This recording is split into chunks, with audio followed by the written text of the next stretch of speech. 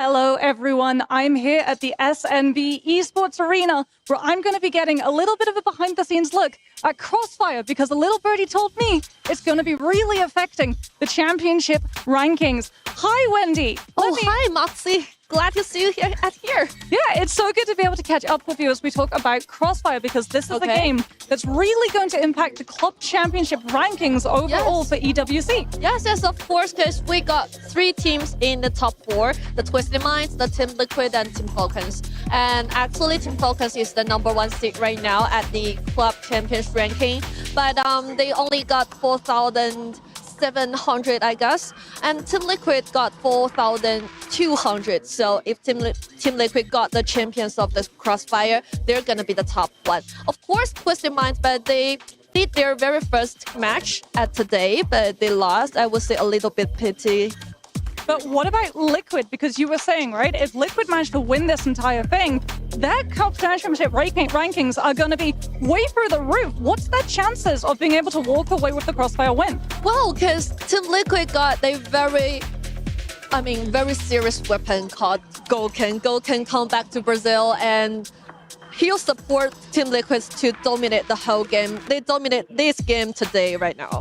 Well, let's see if Liquid can find the win. Keep your eye on Crossfire, and we'll see how it affects the overall standings of EWC. Boy, what a day one. What a day one at the Naraka MSC at EWC 25 Festival. We just finished the solos tournament, and it was just so poetic.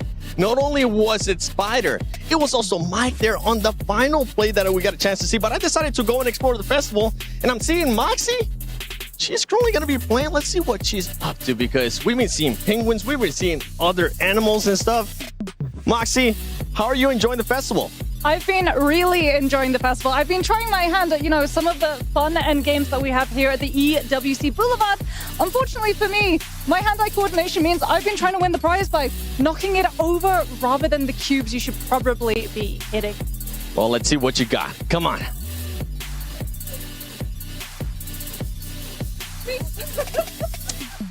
I think we'll just go on with the trios.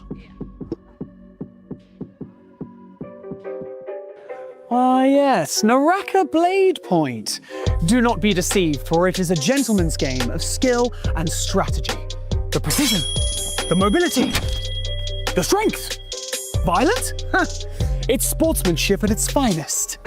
When it comes to teamwork, Naraka is pinnacle. Players working together seamlessly as one, where no quarrel will come between them and their quest for glory. Whilst other games glorify chaos, in Naraka Bladepoint, harmony is king.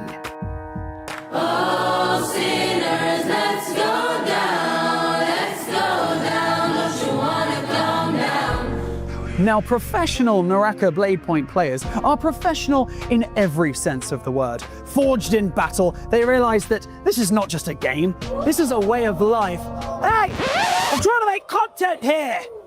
So unprofessional. Who am I kidding? I love it.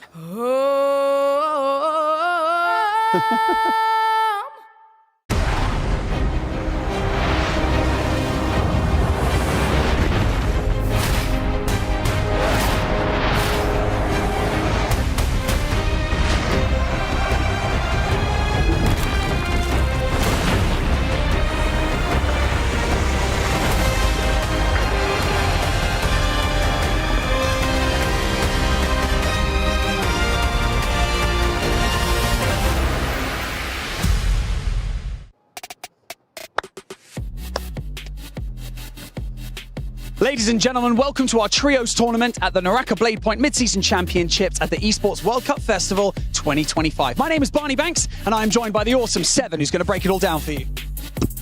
Thank you, Barney. Yesterday, we had an amazing finish to the solos tournament. Spider was able to become the championship, but today is going to be triple the action as the trios are going to be coming in. So let's go into this quick little trios format and see what's going to be happening today. Barney, I got to get to the studio too. For the first time at the EWC Festival, Naraka Bladepoint takes to the stage in Riyadh. 12 of the best teams from around the world will do battle at the Naraka Bladepoint Mid Season's Trio Invitational, fighting for glory and a share of the $350,000 prize pool. Here's how it's all going down. First up, the point system. It's 1 point per kill and ranking points based on when your team was eliminated. In the event that multiple teams survive when the match timer reaches 0, they'll all receive ranking points based on the number of teams alive. So if 3 teams survive, they all get ranking points based on a third place finish, with tiebreakers being decided in order of kill points, survival rankings, and total damage. These tiebreaker rules will then give us our match winner. In addition to this, there is a coefficient points multiplier for the first ranked team's kill score, but only if they're the last team standing. Players will battle across a maximum of 8 maps, earning game points which are a combination of your ranking points plus your kill points. 47 game points is the key. Once a team reaches this threshold, their next win will seal their tournament victory and secure them the top prize, crowning themselves the Naraka Bladepoint Mid-Season's Trios Champions at the EWC 25 Festival.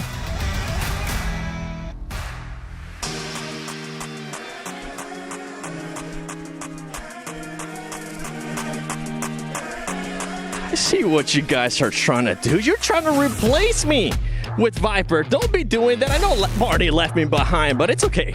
I'm here now. Welcome to the Naraka Bladepoint Mid Season Championship at the Esports World Cup Festival 25. Today, we're going to be crowning a Trios champion. It's going to be exciting. My name is 7WG. I'm going to be your desk host. Now, I wouldn't be able to do this by myself. We're also going to have Hip Rain. We have Seb and the amazing Dunkin' Donuts. But before we even get started into everything, we got to take a look at the players because I've heard that they're currently leaving the hotel, trying to get here in time, trying to get everything going. And this is presented to you by Jamil Motorsports. Hip Rain, how are you feeling today for the Trios? I'm feeling very ready for this. I love Trios. Solos was brilliant yesterday. I think Trios is going to deliver today. I think so too. I mean, the amazing storyline that we had yesterday for Solos, I couldn't believe it. You guys were saying that it was one of the best finished that we have ever seen. Seb, how are you feeling? I am absolutely thrilled to be here, and yet Solos yesterday, one of the most poetic finishes with 2 of our Titan rivals fighting against each other for the win. Spider ended up coming out on top, and it was just a beautiful finish. I mean, we're talking about what happened with Solos. Let's take a look at the Korea top plays from yesterday from the Solos tournament because we're going to be seeing insane action, and I'm pretty sure, Duncan, we're also going to be seeing what happened at the end with that amazing finish between Spider and Mike. Yeah, we certainly are. It was, I mean, you two said it already pretty well. It was an amazing day, and I think that it's certainly going to be setting the tone for today's Trios. You know, all of these players are going to have something to prove and try and secure the win and come away with glory. You know, it's going to be a tough battle. Now, from everything that you guys have been telling me, is that it's going to be absolute madness today. With all the extra players that we have here, Brain, it's going to get spicy and crazy in here. Trios is... Okay, let's start that again. If Solos is a kind of a very refined and organized chaos almost style of game, Trios is carnage. You have 3 times the amount of players because there's 3 players per team. It just becomes complete carnage in the final circles. You see a lot more people at the end of the game as well, where Solos kind of boils down to just a handful of players. It can be really messy. It can be really, really fun.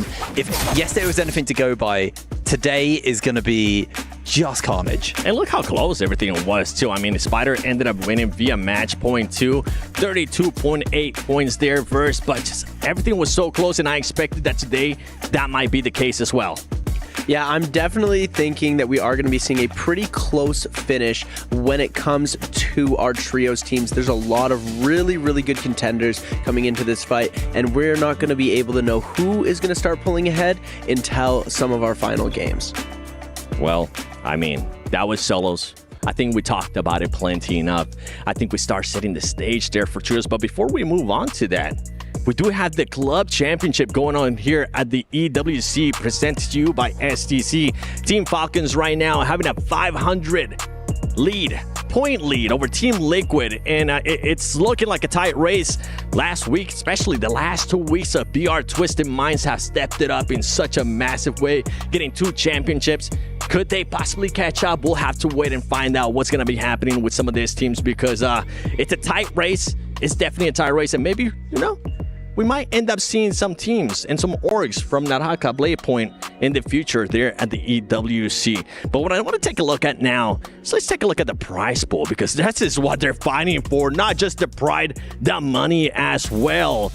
Duncan, $350,000. Oh, that's a lot of money right there. That's a lot of dollars. It's definitely a nice little prize for all of these players. You can see all of those different segments. It's segmented out in that little chart for you.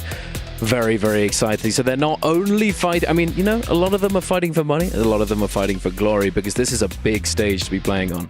Not only that, keep in mind that every single time we get an MVP, we get a winner, they're also going to be winning some money. We saw those 4,000, we saw 5,000, I think we saw 18,000 somewhere there too. And we also going to have not just that, the awards, most damage, most kills, all of that fun stuff. There's just a lot of money up for grabs here, but let's take a look here at just the threshold for the match point. 47 points, a lot lower than what we've seen before. It came down to the match point yesterday for solos. Seb, are we looking for it to come down to that match point as well today?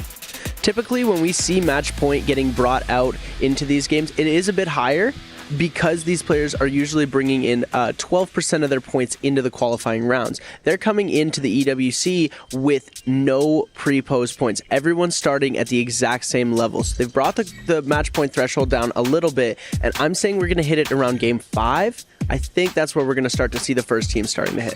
Ooh, okay. Game 5. Could be game 4. We've seen it in the past with OUG, but let's take a look here at the players arriving to the arena. The Kirilla Arena brought to you, the player arrival by Jamil Motorsport. They're going to be ready. We saw none of the players being faced by having to travel here to Riyadh, Saudi Arabia at the EWC Festival. They're going to be ready to hit rain. What are we thinking in regards to maybe some surprises there? I don't want you to tell me your top picks yet. Just hit me with maybe some dark horses.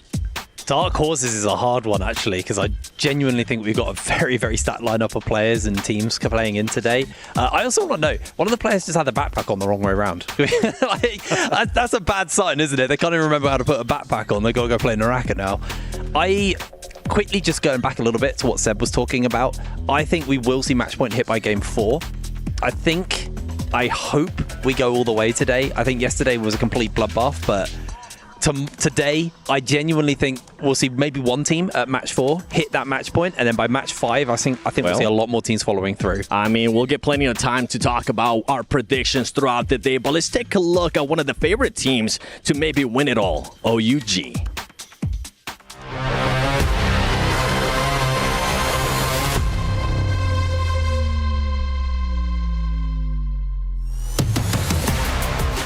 来到电视世界杯季中赛，我们目前队伍状态还是很好的，因为我们刚拿完我们那边赛制的一个小冠军。在之前的赛事当中，我学到了就是比较为队友着想嘛，因为我以前就是那种喜欢让队友来，就是我来当 C 位这种感觉，然后我就学会了现在就是我辅助别人这样子。我认为我们战队就是差的时候特别差，强的时候特别强嘛，就是上下起伏很大。我们跟别的队就完全不一样。Oh my god! Oh my! How's he alive? 我认为我们最强的对手应该是积极吧，成都积极。想跟积极陈江生说，你还是很一般，不如我。有机会，机会挺大的应该。我们粉丝们还是期待我们夺冠吧，我们队伍还是有这个实力。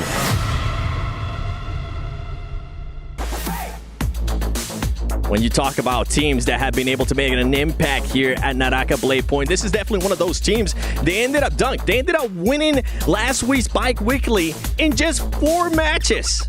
Oh yeah, I know. Like, if you haven't a catcher right there, I was casting it. How is he alive? How did they manage it? Truly, they put on a stellar performance in those last couple games. You know, in the third game, they it was a little bit. Is the stars aligned somewhat? You know, it was definitely rather fortunate for them. They were on a transformer composition with Tianhai, Kailin, and Zipping there, and they were able to dominate the endgame and control it. And then in that last game, in game number 4, it was a Valda, a Valda composition that we weren't really expecting. It was interesting. Valda, Tianhai with Karumi, and then they got sniped out towards that end game, but they were able to pull it off. SS coming out on top in the end. Oh my goodness, it was incredible. It truly was. I can see how excited you are about OUG, and I absolutely love it. Don't worry, we'll still have more time to talk about them. I see your pirates starting to come out there, Doug. But there's another team that I actually want to take a look at, and it's none other than CDGG. 登场的这支队伍春季赛发挥出色，兄弟无间是他们的口号，拿下冠军是他们的目标。欢迎的就是成都GG。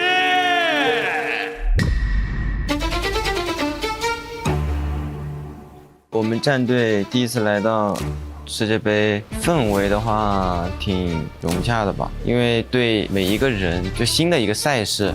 不会充满激情，这可能会让我们觉得我们回到24年，就之前夺冠的那一瞬间吧。2024NBPL 3排总冠军属于成都GG。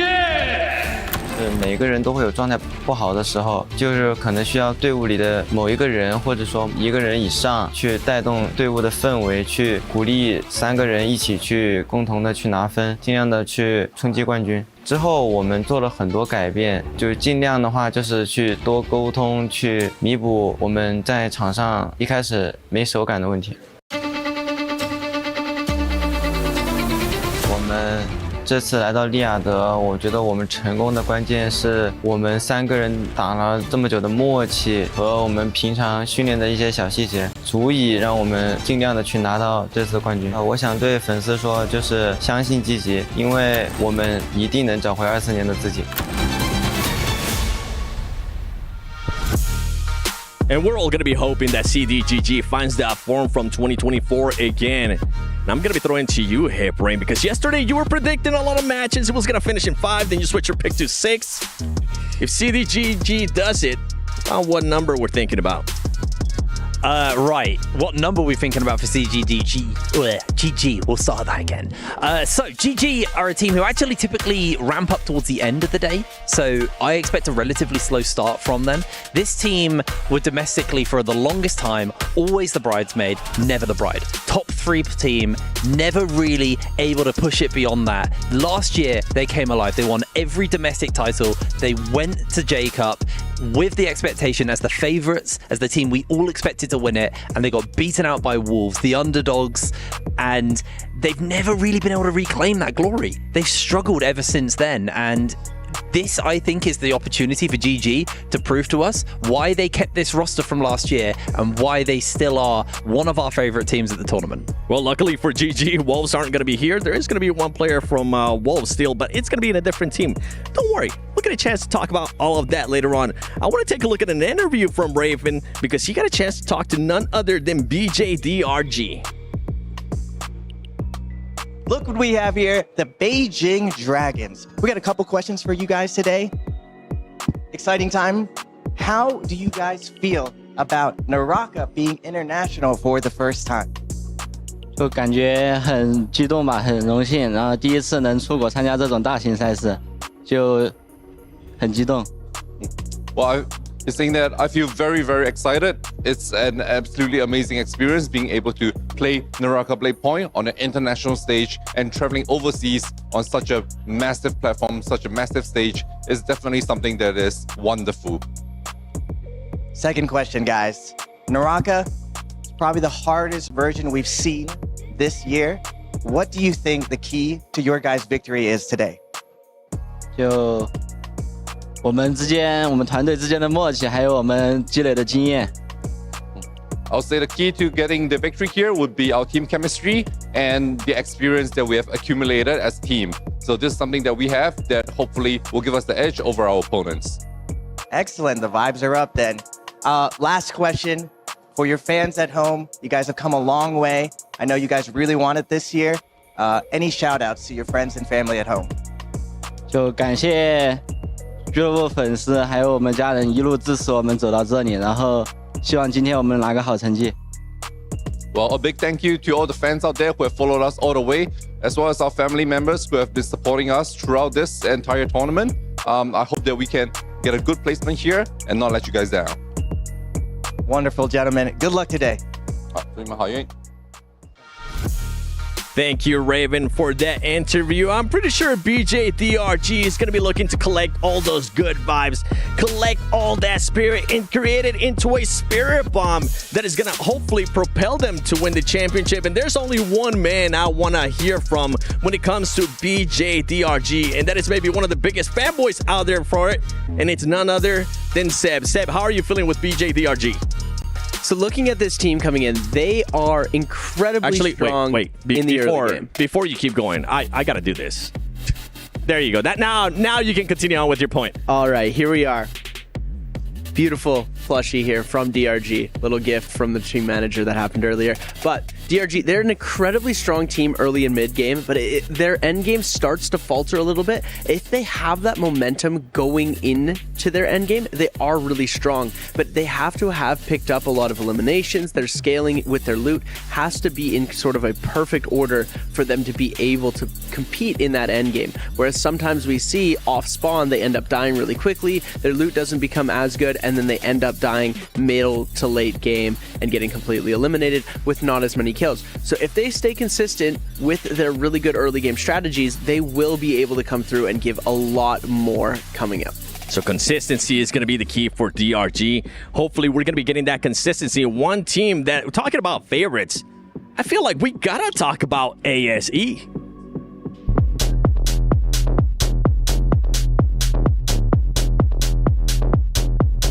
春季赛之前，就是决赛之前啊，我们战队起伏比较大，然后我们能克服这一点的原因，我觉得是3个人就是一起复盘吧，然后去找自己的缺点，然后去学习人家对手的优点吧。当时春季赛最后一把，小韩拆了一个双抓以后，然后那把不是夺冠了吗？然后当时心情就肯定是很愉悦，然后也很平静吧，因为我觉得不管夺没夺冠，已经把自己该做的都做好了。那个时候看小韩很激动，我也跟着吼了一下嘛。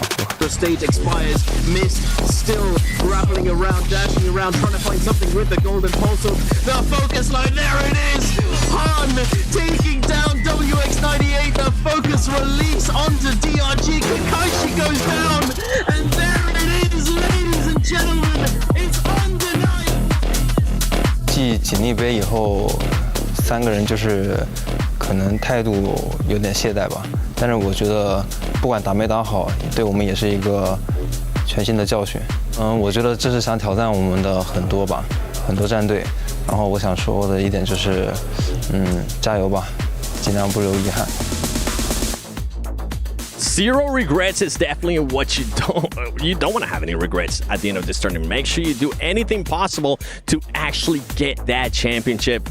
I heard your voice there, Duncan, so I'm just gonna throw it to you. How are we feeling with ASE? Well, it's I said it in that clip that it was undeniable, and it's undeniable that they have the strength and the skill to succeed today. They haven't had the best start so far because we did already have our first bi-weekly of NBPL last week, which was taken away by OUG. But ASE, they were showing signs of life. They were definitely playing solid, but they fell behind. And of course, since it was only a 4-game victory from OUG, very, very fast, ASE didn't really have their chance. So they're gonna want to come in today and prove themselves, because that is gonna set them up for the rest of the year as well. Spring split, it was something, but if they don't perform now, it's going to be tough to recover. We got a chance to talk about all of these teams. I want to take a look at your guys' Aramco power rankings, because I want to see if you stack any of these teams in your actual power rankings and where you stack them at, right? Okay, Hip Rain, I see you hitting there with OUG, GG, DRG, and ASE. So I actually feel like I made a slight mistake here. I actually think DRG, I'd actually drop a little bit lower and put Bowder in instead. I'm a big fan of those guys, and we'll talk about that a little bit later. OUG for obvious reasons. There's a reason all of us have OUG in our power rankings. These guys are smashing it right now, domestically really, really solid. GG, I'm the only one I'm very disappointed in both of you. I've always been a big cheerleader for the pair of them, though. So, I mean, I feel like Bowder's probably a DRG replacement for me. Dunk, I know you just talk about OUG, but you also have ASE, Baoda, and DRG. Yeah, I mean, they're all really, really strong teams. You know, OUG, it's natural, right? They just came off of this 4-game match point win in the previous bi-weekly last week. So they're going to be feeling really good, most likely. And ASE, obviously they have the power. They're gonna... They might need a little bit of startup. They're not on that sort of, they're not riding the high of having just won. And they got Bowder, really, really solid team. One of the most OG names in the league, in Naraka's history. And then of course DRG, you know, you got Dongxing there. Absolute legend. He has been extremely strong player for a very long time as well. So a lot of competition today. And you were talking about Bowder. Earlier, I was hinting there is one player from Wolves that won the J-Cup Trios in 2024, and he happens to be with Bowder now. None other than XEM. Him being able to win that championship, now being here in this scenario, I feel like the nerves are definitely not going to be there. Another player as well, VVV, having one of the best Vipers in the world. Could there be any changes out there? But Seb, I want to throw it to you. Which team are you thinking about? Well, I've got one team in mind, top of my power ranking list, and let's just get it out here right now. DRG.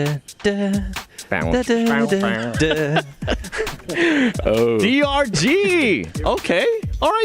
Tell us some more then about DRG. My absolute favorite team in the league right now. It's got some members from our original J-Cup winners at the 2021 and 2020. That's J-Team, Wushin 98. One of my favorite players in the league, especially when it comes to trios.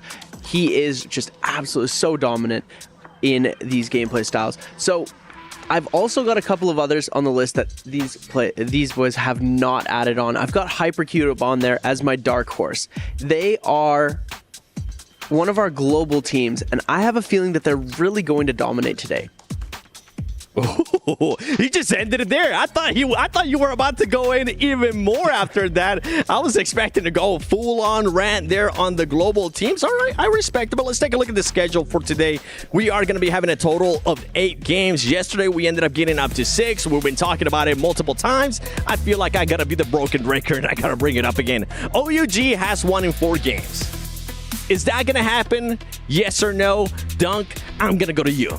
No, definitely not. That is a very, very rare occurrence in and of itself. You know, we don't see that very often. It does end early. It's not like we're going to 8 games every single bi-weekly, every single, you know, final. But for it to end so quickly is very, very rare. So no, I don't think it's going to end in 4. Maybe it'll end. It could end before game 6. Could end in 5. You know, maybe game 6, but not game 4. Okay, all right. The man with the predictions. Hip Rain. Okay. What we got? Oh man, I really can't afford to be an idiot again today. So the reason we got the clown makeup ready, by the way. I know. This time it's all ready for me. The reason I actually don't believe we're going to end in 4 today is there's actually a really big factor in the way we're doing our map cycles, which is different from what we get over in the NBPL. We're starting on the nighttime maps, so Firefly's enabled. It's going to be high tempo games. Well, I mean, the pressure is up. We're getting a chance to talk about all these teams, but I think it's time. We see the players leave the hotel. We see them arrive here. How about we see them enter the stage?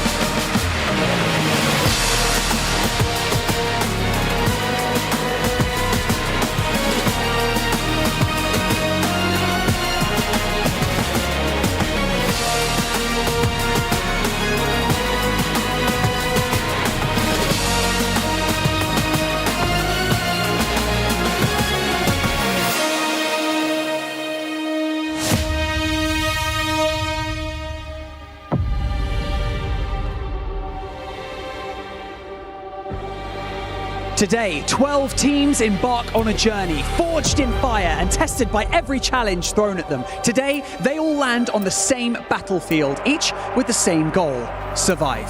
My name is Barney Banks and I am your host, and I'm joined on the main stage by the stunning Leah. Welcome to the Gidea Esports Arena. Welcome to the Naraka Bladepoint Mid Season Championship at the Esports World Cup Festival. Our solos fell 2-0 yesterday until Spider was crowned champion. Yes, he was, but now our attention shifts to trios. So make some noise as we welcome our teams to the main stage, starting with YZG. They are QGG, ZXL, and Gen E. Beijing DRG, WX98, Dongqingnai, Kakashi.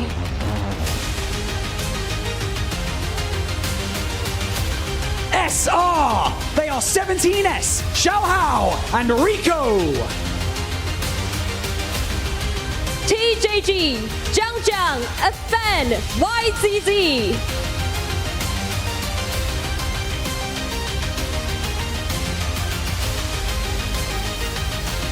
VN521.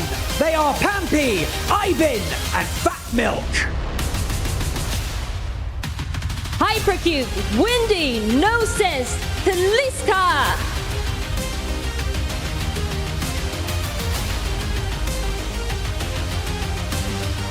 Relax. They are Galbai, Plan B, and Cat. MVP, Shin, Ho, Choice.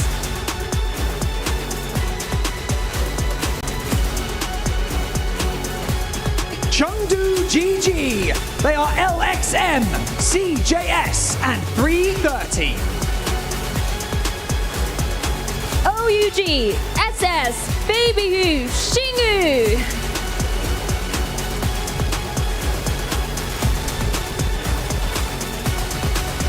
Bowder. They are XEM, BBB, and NY7. Finally, let's welcome ASE Mist Han Xiaowen.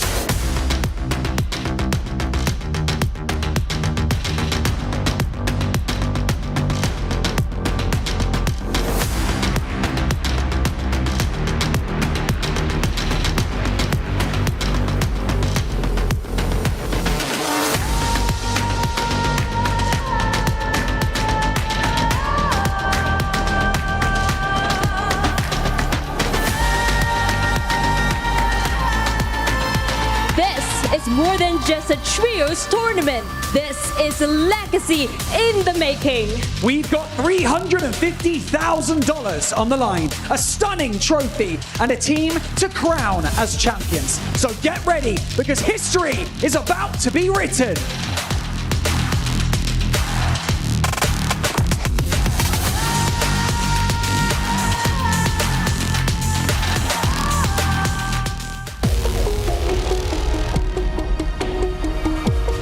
我第一次听说有节目间将纳入世界电竞杯的时候就很激动，因为可以跟全球的玩家进行一场很刺激的比赛，打不过，改变自己的小细节，让自己变得更强，这种感觉让我喜欢上永劫无间的。就是你做梦都在想这个游戏怎么玩，场的时候特别强嘛，就是有机会就会挺大的。我觉得这个阵容对我们来说没有什么风险，就是怕欺负其他对手嘛。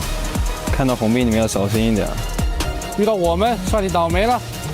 我感觉我们队让别的队伍那么棘手，原因是因为我们的友情力量无可匹敌，就很想赢嘛。你们也太一般了。注意我的天降。王朝重新建立了。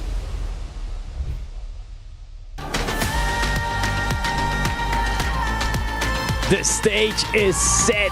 Viper was able to place the trophy in the middle of that stage as the players are getting ready as well.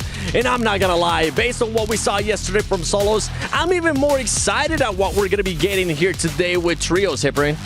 Yeah, so I'm gonna start to be a bit of a salesman for you guys. Ooh. I'm gonna sell you on why I actually don't think OUG are walking away with this. We're starting early, we're starting bold, we're starting strong. This is wait, sorry. This is coming from a person that also had OUG on his power ranking. Okay, I know. I mean, it. they're on my power ranking because they are a powerful team. They're not on my winners ranking. That would be a very different list. Okay, now, tell me on it. The reason actually for me boils down to the map selection. We don't normally start on Moros Isle. We don't normally start on nighttime maps. We're going to have the Fireflies, and what that means is we'll actually see different comps coming out at the beginning of the day. OUG won quick on the daytime maps where the Monk and comps like that were getting played, and they pulled ahead early off that. We're not going to see the same kind of comps coming in here. I think we're going to be starting with your Sand Siphons, your Xiphon comps, and it is going to be a very, very different setting for them. That's why I think OUG don't have this. Well, I mean, I don't agree in that sense. However, I do agree in the sense that it's to do with mentality, you know, right? They succeeded last week. They've been spending that entire time leading up to today, preparing. They're feeling good. They felt good, but the pressure starting to build. Maybe they're a little anxious today. We've got to replicate what we did yesterday. Are we going to be able to manage it? I think it goes one of two ways. I think we either see them crumble under the pressure, or they use that momentum from winning the last bi-weekly to be able to carry over into the EWC and then claim themselves a victory. Ooh, okay. I'm glad you brought up momentum because it's definitely something that we have seen in the past.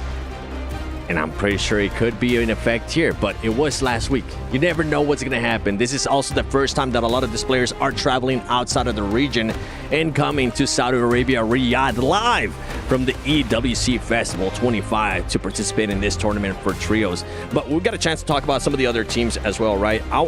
Earlier, Hiprain, I feel like I actually ended up cutting you a bit short on what you wanted to talk about. Yeah, for me, I'm actually a big Balder fanboy.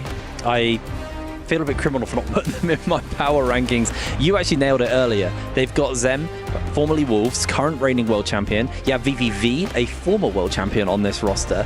It is a stacked lineup, and I have these teams which I like to call forgettable teams. And for a lot of NBPL, I've always found Balder a bit of a forgettable team. They've had the odd split where they look okay, but I've always kind of just forgotten about them and how they, the impact they're able to have on the game. Where I actually think now this is the best form of Balder we've ever seen. VVV, like you said as well, I think, and we've been saying it for a while, that he is the best Viper in the world. Not everyone agrees with me on that statement. I still stand very strongly by that statement.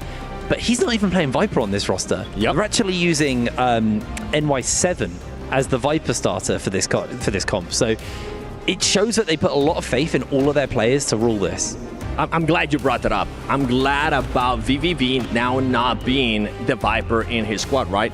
It is going to be a different player. Thinking about that, Seb, do we think that that is the right call for that team, or do we want VVV being as the Viper for that squad? Because a lot of people think that he's the best Viper in the world, except for maybe the people in China.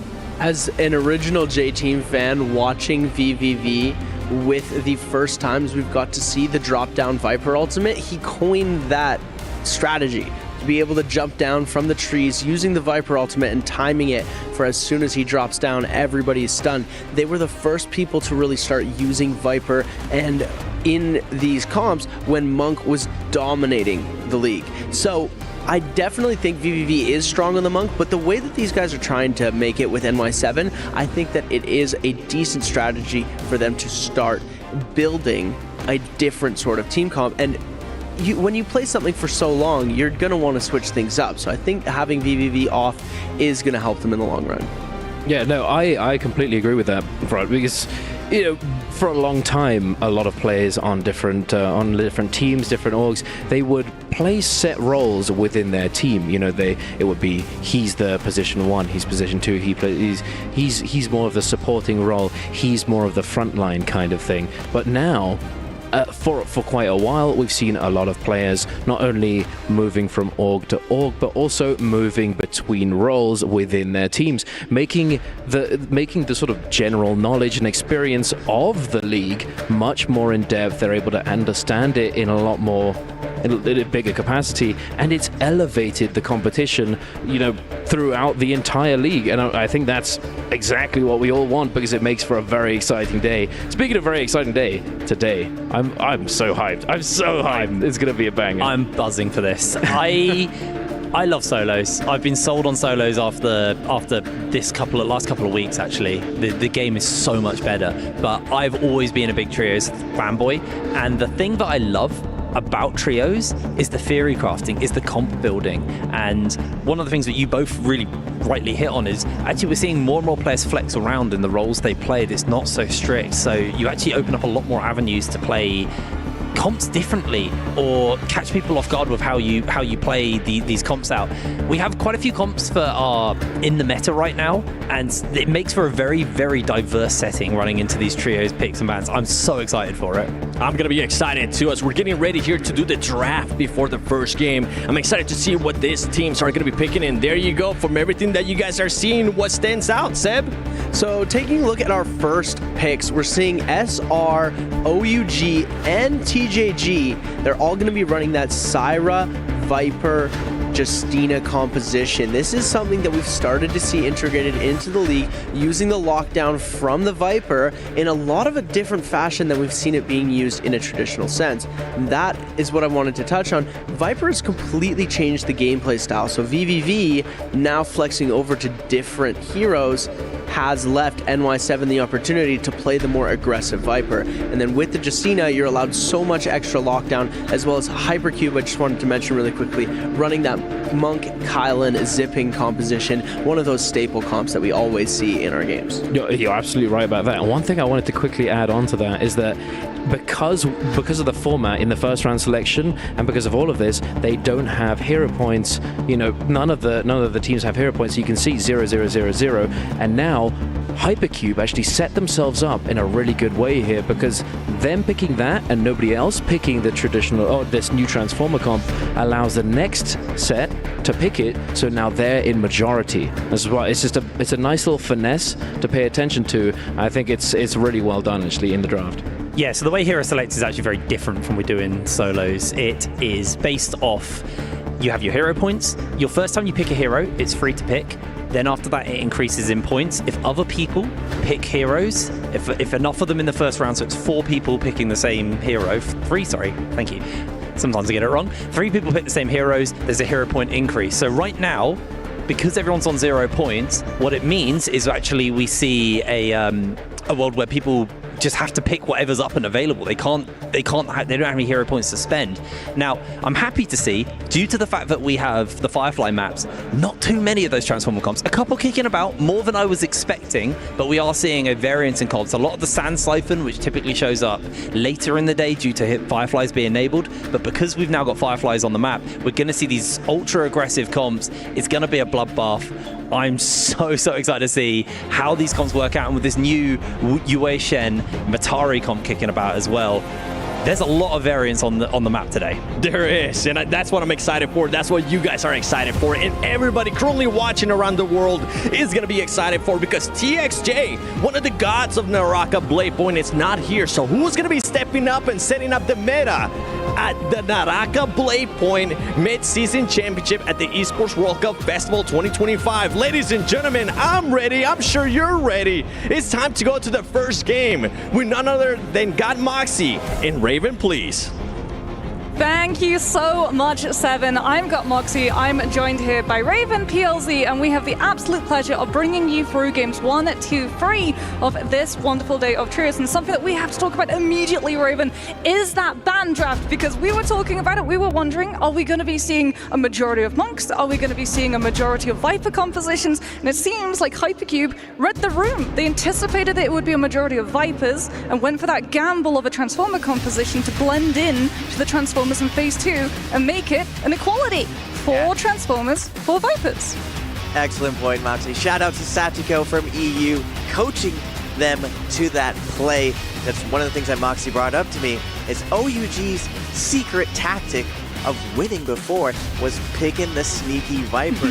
Initially, round one, everyone wants to go with that Monk comp, but they were the only team that went Viper, and they took the majority in the lobby. That ended up being super, super terrible for the Monk teams going into the later parts of the game. Even though they were very scaled up, the Vipers hunted them down, eliminated them, and put them in a tough position. But like the bi-weeklies, week to week, the league adapts, and we're seeing at EWC on the world stage already counter-comping. Yeah, the winds of change are very much here in the air.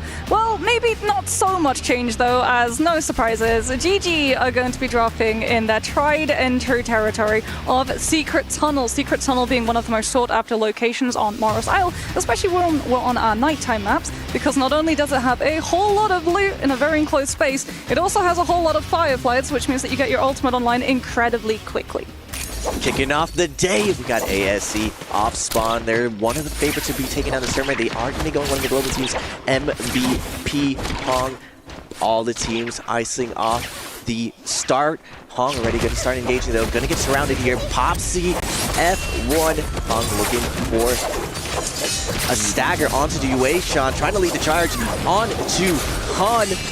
Hong has him against the ropes. Perry's gonna be coming out, but Hong gonna get staggered right now. The weakness of Takeda, but his teammate has an uppercut, and now Miss is put in a tough position. Hong though, 2v2 situation, can't seem to hold it down, and now MVP has a chance to bring this back to a 1v1. Big Perry's gonna come out from Miss, and MVP is gonna get wiped out as the first team today. Yeah, ASE will be able to walk away with that team fight win, but we're not going to be slowing down anytime soon. Hypercube and DRG are going to be fighting as Telesco is able to find a huge parry coming on through. Smolch Ultimate is going to ice off some of that pressure, but unfortunately, DRG's Donkwing is outside of it as WX98 tries to make magic happen in the middle of his ultimate, but it's not to be. The parry comes on through. He's got to use the combo breaker just to try and clip it. We've got a timing attack as the third party from YZG now comes out into the mix, and all of a sudden, both of these two teams are on the back foot.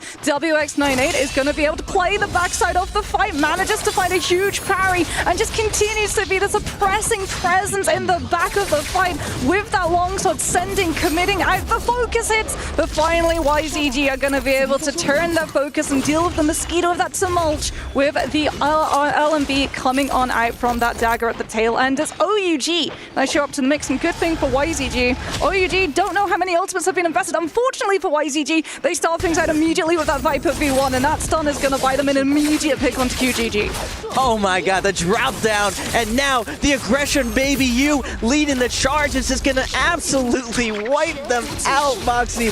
The timing attacks back to back to back, and now YGG's Zen just going to get cleaned up and shipped home from OUG. Man, the parries are going to be absolutely insane today. Shout out to EWC with these super fast computers. Oh my god, the parry timing's outrageous. We just saw non-stop parries that whole time off spawn. Now we are going to be going over to one of the OGs, one of my favorite players, Baudas VVV, repping the new tag. He doesn't have his brother TXJ for the first time. I'm curious, can VVV carry his team to a championship? Because normally it's been that duo dominating the league forever. And who was the true carry? Was it VVV? Was it TXJ? This tournament, TXJ is not here, but VVV has a chance to kind of staple. He was the big carry over the years. Yeah, the fights are going to be starting to slow down somewhat as a lot of these teams have been able to win their hot drop fights, pick up those fireflies, get their ultimates, and get those immediate eliminations. If they've lost their hot drop fights, they're going to be scattering and off to the outer edges of the map, not wanting to get picked mid-recovery. GG, however, one of our normal slow roll teams, have been entirely uninterrupted in their presence of Secret Tunnel and have themselves a whole lot of loot because of it. Kyle and Ultimate is going to be coming on through, immediately putting on pressure onto Jiang. Jiang, who on that Viper is actually going to try and hide behind the haystack, but they track the Viper down. They know that the Viper Ultimate is what's going to be really unfortunate for that Tianhai to have to deal with, as we can see that Peripheral actually cancels the ultimate early to iframe the stun duration of that V1. They have lost the EJS in the meantime, however, and Free gets parried, has to invest the bell for that recovery of a combo breaker, but now he doesn't have it. He's got to try and send out the RMB from the longsword, manages to find it, manages as well to backstep out of the grapple extension coming on through, but TGJ has so many of their players, even with a double parry. The Syra has to invest the combo breaker, however, the numbers are against the Tianhai, and Free, it really felt like he might find that turnaround, is not able to make the magic happen. That's a point for the new school, taking down the OG's GG. Now we're going to go over to EN 5-1 versus SR. Syra ult's going to be popped. Fat Milk in a tough position, but Kurumi ult's going to be popped defensively. Damage is going down. Temi of Iben looking for a spot for a flank here, but the Justino is going to be dashing through, freezing everyone, stunning everyone in place, but Iben getting flanked by Zhao in a tough position. The Justino dash is just freezing them over and over, and 17S is going to take down Iben. Now Pambi in a juggle, getting sent across the map. It looks like the call was made. We got to salvage the situation as SR is going to clean up 5-1 in the north. Yeah, one of the main criticisms of Kurumi has always been how static her ultimate is. There we got to see one of the punishments, right? You only get one recast, which means that you can move the ultimate at any time in the Kurumi's ult. However, the second that you've used it, you can't use it again. So if you have something like, say, a Temi or a Justina who can actually capitalize on those static positions, a lot of the time what should become a place of safety turns into a much more dangerous position for these teams to be in. Speaking about dangerous positions, it looks like Bauta have been able to catch one person as they were starting to trek on over to a Soul Altar and grab one of their players back, and unfortunately Choice, well, made a little bit of a rough decision in terms of map position and gets picked when there's no teammates to peel for him. OUG wasting no time, popping the Cyber ult, forcing out the Monk ult. SS leading the charge right now on the Viper. SS, the IGL of OG for the past couple of years. He's one of the GOATs next to TXJ, a tactician. They have YZG against the ropes right now. Monk, nowhere to go right now. Light attacks are going to be coming in. They are going to clean him up. Man, that initial ult right away, this new Attack on Titan, this new rushdown of 2025, really has no breaks, no chill at all. We're just popping ults. Unlike yesterday, we're throwing out the ults. And they're the ones that get to pop the ults too, because they're running the silence variant of the Viper F ability, as we can actually get to see. There's two variants of the Viper ability. One is a silence and one is a heal cut, plus a lot of damage that scales off of the rarity of weapon that you have equipped when it comes on through. And the reason that they're running that silence is so that they can connect it onto the Tianhais, so that when they use that ultimate to try and find that stun, the Tianhais can't actually avoid it, as we saw GG by utilizing their ultimate and iframing through.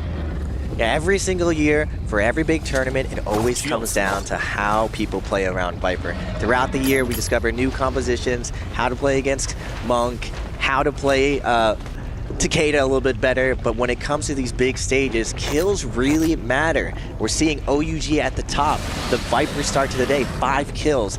YZG Transformers, but both of the Zipping and Monk already taken down. They're at 5 kills, but with all of their teammates down, it's unlikely they're going to be able to keep going. TJG also on Attack on Titan, and we're seeing the new Kebab comp with the Yueishan Motari. We haven't gotten to see a fight today with that double skewer from the Yueishan with the Motari. This has evolved this year as the counter comp to the Attack on Titans. Very, very sneaky. It doesn't really do that well in Transformers and Yang, so I am curious to see, as the strategy evolves, which teams are going to be winning as we go towards our first realm of Yang. Yeah, speaking, like you said, of those Yangs, we're going to be seeing the positioning coming on through. A lot of these teams wanting to just shark out some of these players, potentially grab one of their teammates out with a stun stagger so that you can manage to secure a pick. The Kurumi's even actually going to invest the umbrella so that they can snap it immediately and knock players back up at that entrance, because it's all hands on deck. Who is able to make it on through?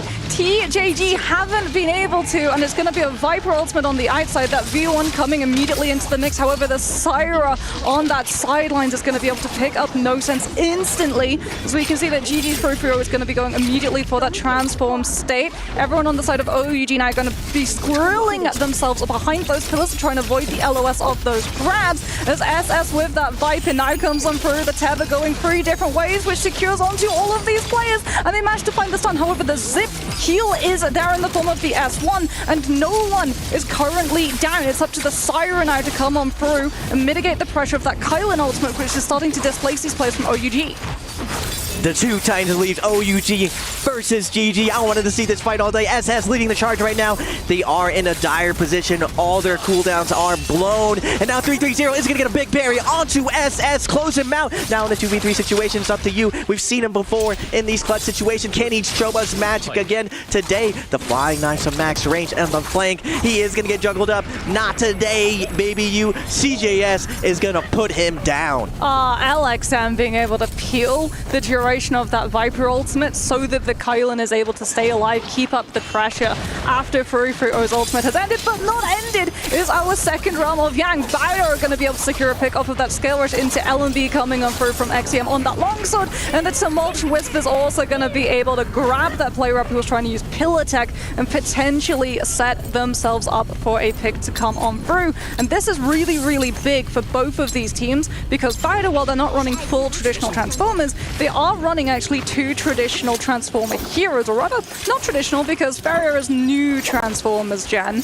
and Yue Shen is old Transformers generation. In fact, it's been a good 2.5 years since we've seen Yue Shen in a trios composition, but the reason why it's so important that these Transformers manage to win these Realm of Yangs is because the damage that their ultimate does and the health that their ultimate has access to scales off of the equipment that they have when they activate it.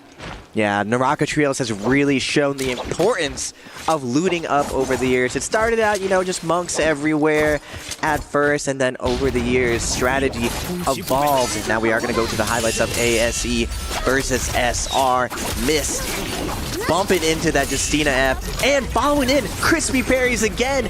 Like all day, Moxie, I believe we're going to be saying more parries. Now moving over to the global 5-2-1, finishing their Realm of Yang. Outside though, Spirit Well action going down. ASC versus GG. Both these teams very, very all in this situation, but ASC does have their millions buff. Not really big risk here. They are going against the Titans. It looks like GG really needs this scaling option. They really need to claim this for more loot, especially because they aren't running that monk. They want this loot, but multiple teams showing up to the party. SR is here, DRG is here, GG is here. We're about to have a mosh pit. Justina Dash is going through, Zipping Alt is going through. CJS is just in the blender, and he gets shredded by all the flying knives. Yeah, every single team is pretty much here. The teams that won their Yang, the teams that didn't and have Yang depletion. Viper ultimate comes on through. It's going to be that stun variant, which is about to snap on off, and ASC's missed. Gets snapped in half by the RMB coming on through from that pulse sword. 17S is also going to be able to find a catch onto GG's LXM. Manages to make it to the outsides of that Tumult ultimate too, covered by his Syra beaming to make sure that no one tries to pressure him when he's trying to stabilize. As we can see, Hypercube also going to be coming in with a Justina ultimate in a matter of moments as Frio is getting focused down, manages to find the parry. The Kurumi ultimate isn't his, so he's not getting any form of that healing. The slam down with the vertical on the spear. He almost manages to find the kill, but Baby U with the freeze from the back is going to be able to catch him. He has to burn the combo breaker to try and recover, and that means he doesn't have it up as OUG come on through with the Viper ultimate to potentially bookend the fight as Jinyu comes on out with that Syra ultimate, microwave beaming past every single person who got hit by the concuss. Yeah, OEG with that Yang depletion, they're looking for a nice pick off here. They are going to fall back. We are going to get an ISO fight though versus Bauda and TJG. VVV stuck in a combo from Jang Jang, going for a ride, put against the wall. See you later, VVV. The all in from TJG going in hard. This is such a change from the previous finals. All the Vipers are laying waste to all the Transformers. This rush down is just too hard to deal with as OUG's SS is going to get wiped out by SR. It looks like the league, Moxley, has settled in that the new Attack on Titan variation is the Viper Syra Justina. Well, we're not going to be seeing any lull in fighting right now as the Adidas rolled into another engagement. ASC also going to be trying to catch YZG on the outsides of that zone. The Kylan ultimate has already been forced. The Kylan guard already burned on through, and SR will be able to pick themselves up a scavenger pick onto DOG, something that GG was actually known for, where they would rotate around the map and try and catch players who were looking to recover, buying their players back. If you're new to Naraka, there are a couple of ways that you can bring your players back. You can either revive them on the body, which if you have multiple people actually on that body, it doubles up the cast speed. If you have a Kurumi, the heal tether, the base app ability, can actually tether onto the Ken and revive a player from distance,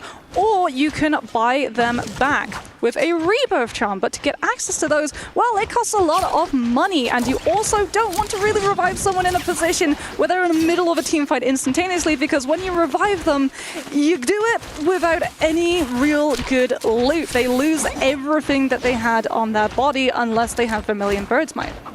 We're seeing the first start of it. The Farias have found each other. The Kebab team's looking to put people on the stick and skewer them. The new Yueshan come.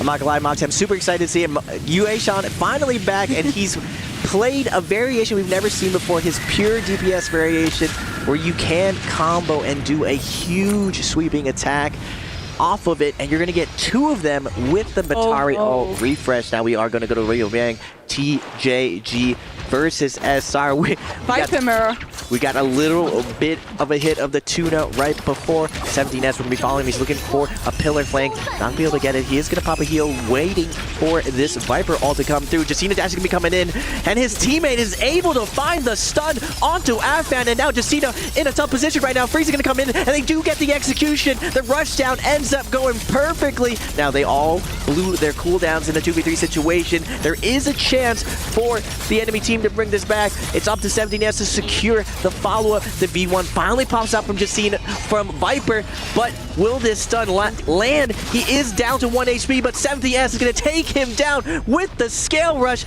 and now with the formality, they're going to keep YZZ alive to try to time out, to extend their bite duration as they come out the Realm of Yang. Yeah, there's a lot of reasons for why these teams don't want to immediately win their Realm of Yang. If they can just time it out for as long as possible, they'll be the team with the longest lasting buff, and they'll also be the safest because they don't have to embroil themselves in a Yang depletion fight where potentially they go out of the lobby early as everyone sees the loot that they have and decide that they want it for themselves. It's the way that the Viper compositions manage to upgrade their loot, is either winning Realm of Yang or absorbing that loot from a team that's a little bit more stacked than them. So we're potentially going to be seeing a lot of attention go the way of the Viper compositions for that reason. So it looks like GG were also able to pick themselves up a Realm of Yang win, second in a row for the Transformers composition, which historically has been one of the best compositions into the Realm of Yang, as it's the weakest into the third-party fight, as it requires so many ultimates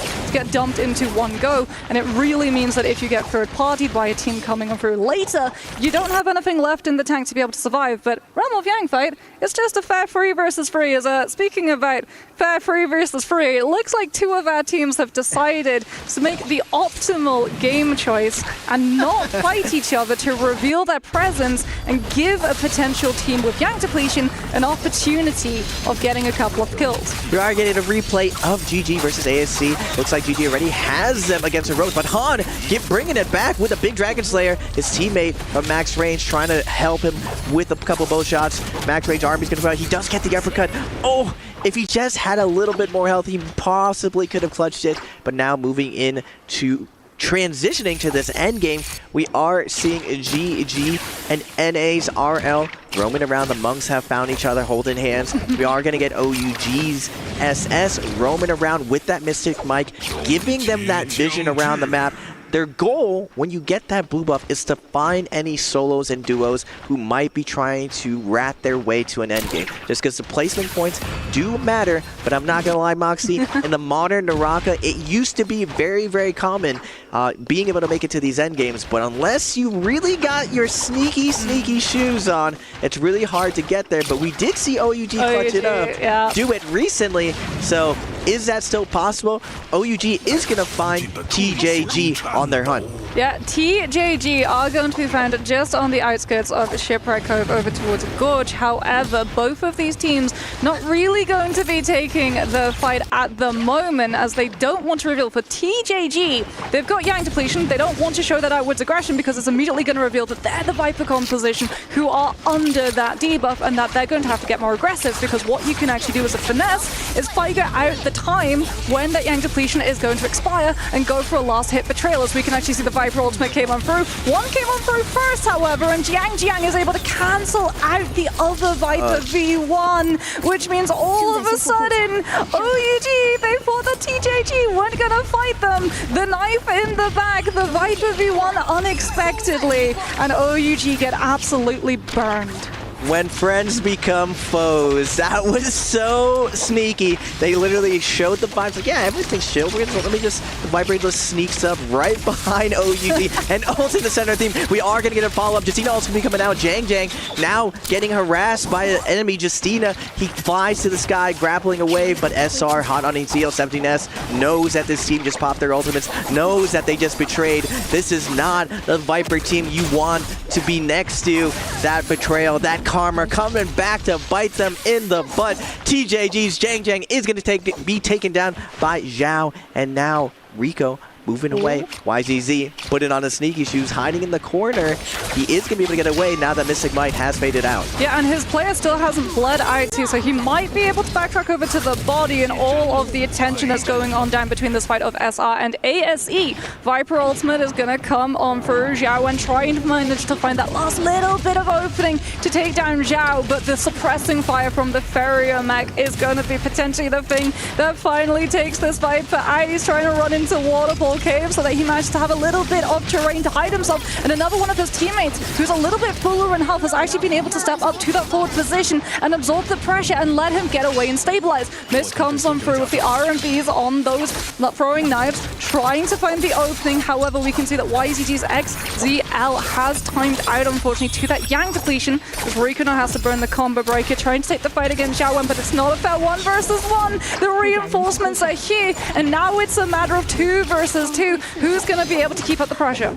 17S has been absolutely insane on the Justina, like a rocket ship. We are going to be on ASC Xiaowen, though. One of his teammates is going to go down.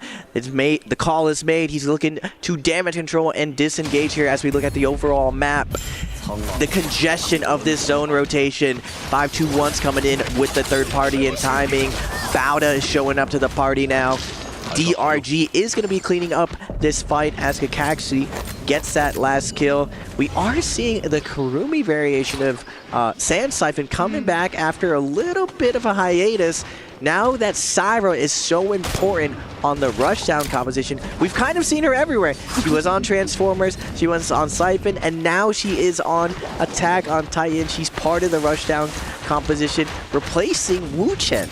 I think we actually got to see as well some teams being very smart. They got some very late picks onto ASE's players, which meant that the Soul Bloom is still going to be up and available before that 2-minute timer comes on through. But it looks like everyone is actually going to be in that zone, so no one is potentially going to be hit by that Yang Depletion.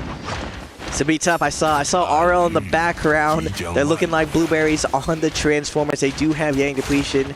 They need to find a situation here. And this is the problem if you do not find kills. You find yourself in this awkward position where the lobby starts checking everyone's health. Hey, what are the vibes over here?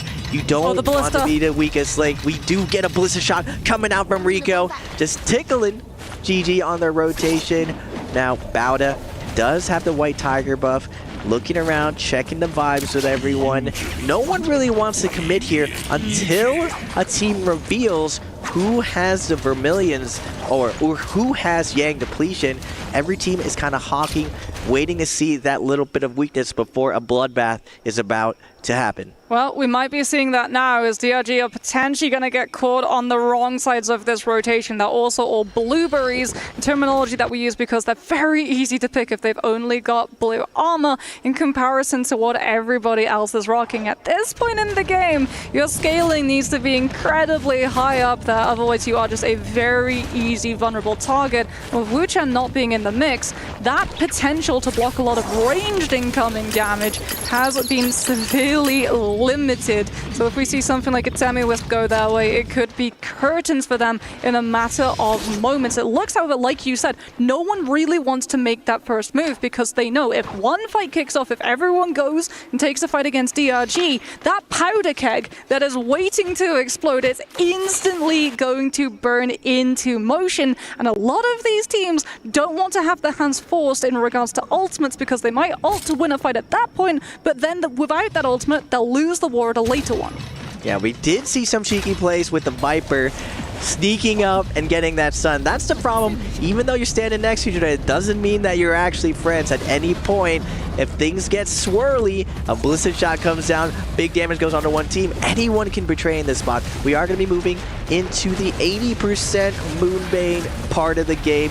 Moonbane comes down, taking up most of the space, and everyone's forced to the corners, and this sometimes excites action. If you get caught lacking in this spot, you could be taken down. HY has somehow survived the situation as a duo. The second a team starts counting how many they have left, look to them to get picked off, but somehow to list... They're playing close to GG. They're costume changing and pretending that GG's Tianhai is theirs, because we see all of the wonderful cosmetics and customizations that these players have. The players themselves don't. So we refer to it in the industry as the costume change, where if you're being chased, then you would actually try and put as much distance between yourself and another team, swap your weapons so you're not easily identifiable. But in trios, what you can actually do is hug another team who have a similar composition and pretend so that they don't realize that you're 2 or 1 against the world. As we can actually see that Furifuro has been forced into burning out that Tianhai ultimate, and instantly everyone is looking to shark him down. The Viper ultimate is going to be iframed, but it comes at the cost of the ultimate rather than the activation of it. And now he's incredibly vulnerable and relying on his two teammates. They're zipping in the Kylan to have his back as they reposition. As we can actually see the Bauda have moved into prime position of controlling that Spirit Well with the Farrier mech and the cannon pressure that it can output onto the players around. Interesting. Bauda moved on to the Spirit Well before GG can set up. GG is known for their Spirit Well play, but just a couple seconds made all of the difference right there as Bauda took control of that Spirit Well. Now the rest of the lobby is going to be rotating out. GG not going to be all in here. We're seeing Bauda in the kill feed. They did manage to take that Spirit Well using the Farrier to push the monks away, and now Bauda has a second momentum. They get to referee this lobby and see who they want to take out, and it looks like SR is going to get another pickup as the zone closes. It's getting a little bit too cozy for the rest of the teams as everyone starts unleashing their cannon shots, poking everyone into an awkward position. Everyone's kept a lot of their ammo saved up for this exact position. Look for a team to get really low here for another fight to break out. I mean, I like the fact that the Sand Siphons have actually laid claim immediately to the highest ground. Seb actually talked about it on the desk, that Viper drop down with the ultimate. They love to find high positions and drop down with that V1 so that you don't have the opportunity of hiding yourself out of LOS to break the tether coming on through. So it makes sense that both the Sand Siphon compositions have hauled themselves up into that position to block the Viper comes from having control of being able to do just that, as the rest of the space has so many corners, so many walls. The Viper ultimate isn't going to find as much value as if we were ending on somewhere like Sunwing, which is famed for the verticality that it brings to those final zones. I'm surprised Taliska has been able to survive this long as a solo Kylan, keeping EU's hopes alive in the corner. But moving to the south, GG, the Titans of the lobby. They're known for this endgame. They're known for being the maestros of endgame. They have so many wins in their back pocket. 3-3-0 on the Monk. Looks like they're going to be claiming this house, trying to avoid all of the possible AoE damage. Out of sight, out of mind. Unfortunately, though, the cannon shots are going to be chipping them through the wall, but they do manage to slow things down. Even though the cannon shots are coming in, a lot of these teams want to hold their ammo down. 3-3-0 is getting very, very low, and on the outside, Rico with their Viper is waiting for that exact time to get that Viper on. And unfortunately for Taliska, he is going to get caught out. He is going to cause the actual mayhem to start. Temiel's going to be coming down. V1's going to be coming down. And 521 makes a play for GG in the house. They're in a tough spot between the Temi wall. Ibin is going to get juggled by the Kylan ult, but the Karumi ult is going to pick them up. Now, this is a mosh pit inside. Monk cannot ult in here, and 521 is going to steal the house away from GG. Yeah, GG evacuated from that house. Now going to have to come out with Frufuro's ultimate to give themselves a little bit of breathing room as everybody else goes to the other side to play it safe. SR holding that position, also going to be holding onto their ultimate as Kakaishi and DRG get picked. A double pick managed to come on through from GG off of a double slam. That Tumultuous ultimate is actually giving Frufuro a window of safety to recover the second that his TNI ultimate drops, because now he doesn't have to burn that combo breaker, as the Tumultuous ultimate was able to block all of the pressure from the rest of the teams. It did, however, isolate everybody else out from a potential double grab coming on through, which meant that GG didn't find all of the kills that they were looking for, and they now have to swap to Cannon to start recharging that rage as quickly as possible off of all of that AoE pressure. We can see that Frufuro is just going to continue to spam that damage. He doesn't have repair, also has to take a little bit of downtime,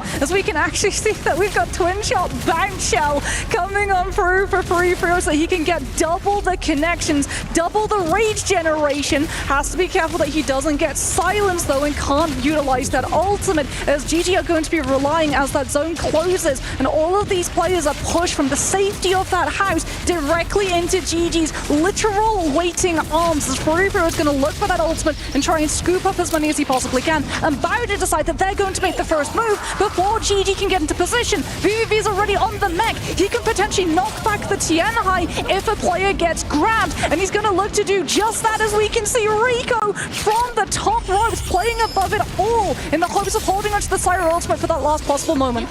SR, the last one to go, their last ditch effort with their V1, not able to get him about a XCM on the Yueshon, putting people on the skewer, getting everyone out there. He's going to hold the center, his health is going down slowly. He does find a big skewer onto plan B, sends him flying. XCM down to his last leg, but in the sky. GG is going to have a couple kills, but it is going to be Rico and GG with the tie to close it out. 19 kills, 17 kills. Crazy end game to start this day. Oh my goodness, I feel like we had a little bit of deja vu. Back when, you know, we had that rule change where it was only the last team standing that got the kill score multiplier, and a lot of teams actually, if they knew that they weren't going to walk away with the MVP, they would purposely leave one of their players alive really pettily, just to make sure to deny the kill score multiplier, especially on these bi-weekly finals, or potentially this EWC title coming on through, where it's so important for kill score multipliers that these teams boost their points up and can hit that match point threshold as quickly as they can. And that's exactly what Rico did on the Syra. He was playing above absolutely everything so that he didn't get forced into burning his ultimate and could hold on to it for when the zone collapsed, and he could go toe-to-toe with the sustain that GG's Transformer composition could bring to the table. We are going to be taking a short break, ladies and gentlemen, but we'll be right back for some Naraka trios. Do not go anywhere.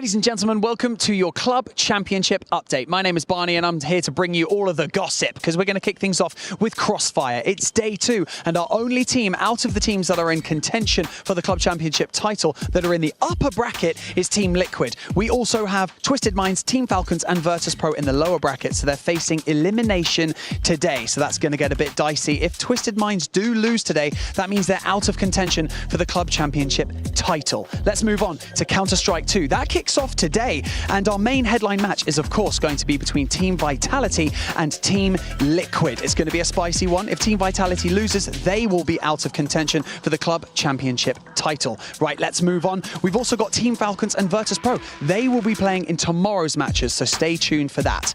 Now, Street Fighter 6. That starts today as well. No eliminations or points are to be gained, but our round of 16 will be solidified and they will be awaiting their opponents. There's still loads to happen. We're still early on in the day right now, so we'll check in with you later to give you an update.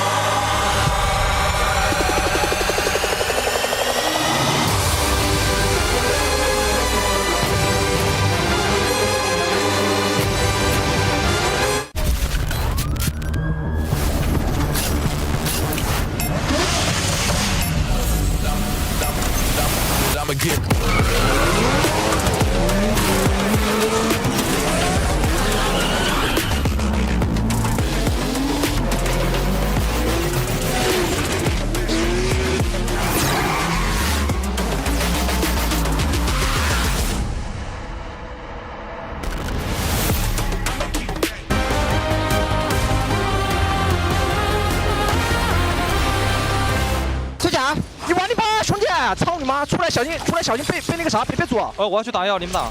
OK， 给我，我来，我出道。连到。OK。打药。他就是其中一队，我们俩其中一队进的。跑快点，我拿金刀了，拿。别，我连一个。我吃完，吃这个，这个花油。走完，走。哎，这收完，几个头这不？我没拿头，我拿了2。我知道。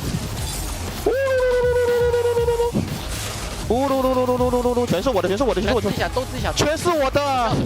平了，应该我们平了。我们多少？我们21分。Nice. We knew the action was going to be hot, and boy, did we get some action right there. But before we go on with Naraka Bladepoint, we got to talk about the Club Championship here at the Esports World Cup Festival because Twisted Minds, I'm hearing that they got eliminated from Crossfire. So any chance that team had at winning the EWC Club, it's not going to be happening. But now let's go back to Naraka Bladepoint because, man, what a match to start off with. We had SR. 19 kills, Dunk. That's just ridiculous. It really is, isn't it? You know, we were talking about it, you know, solos yesterday. It was incredible. It was so amazing to watch, especially those final moments. And then today, it's a different beast. You know, we love to see trios as well. I got a lot of love for both.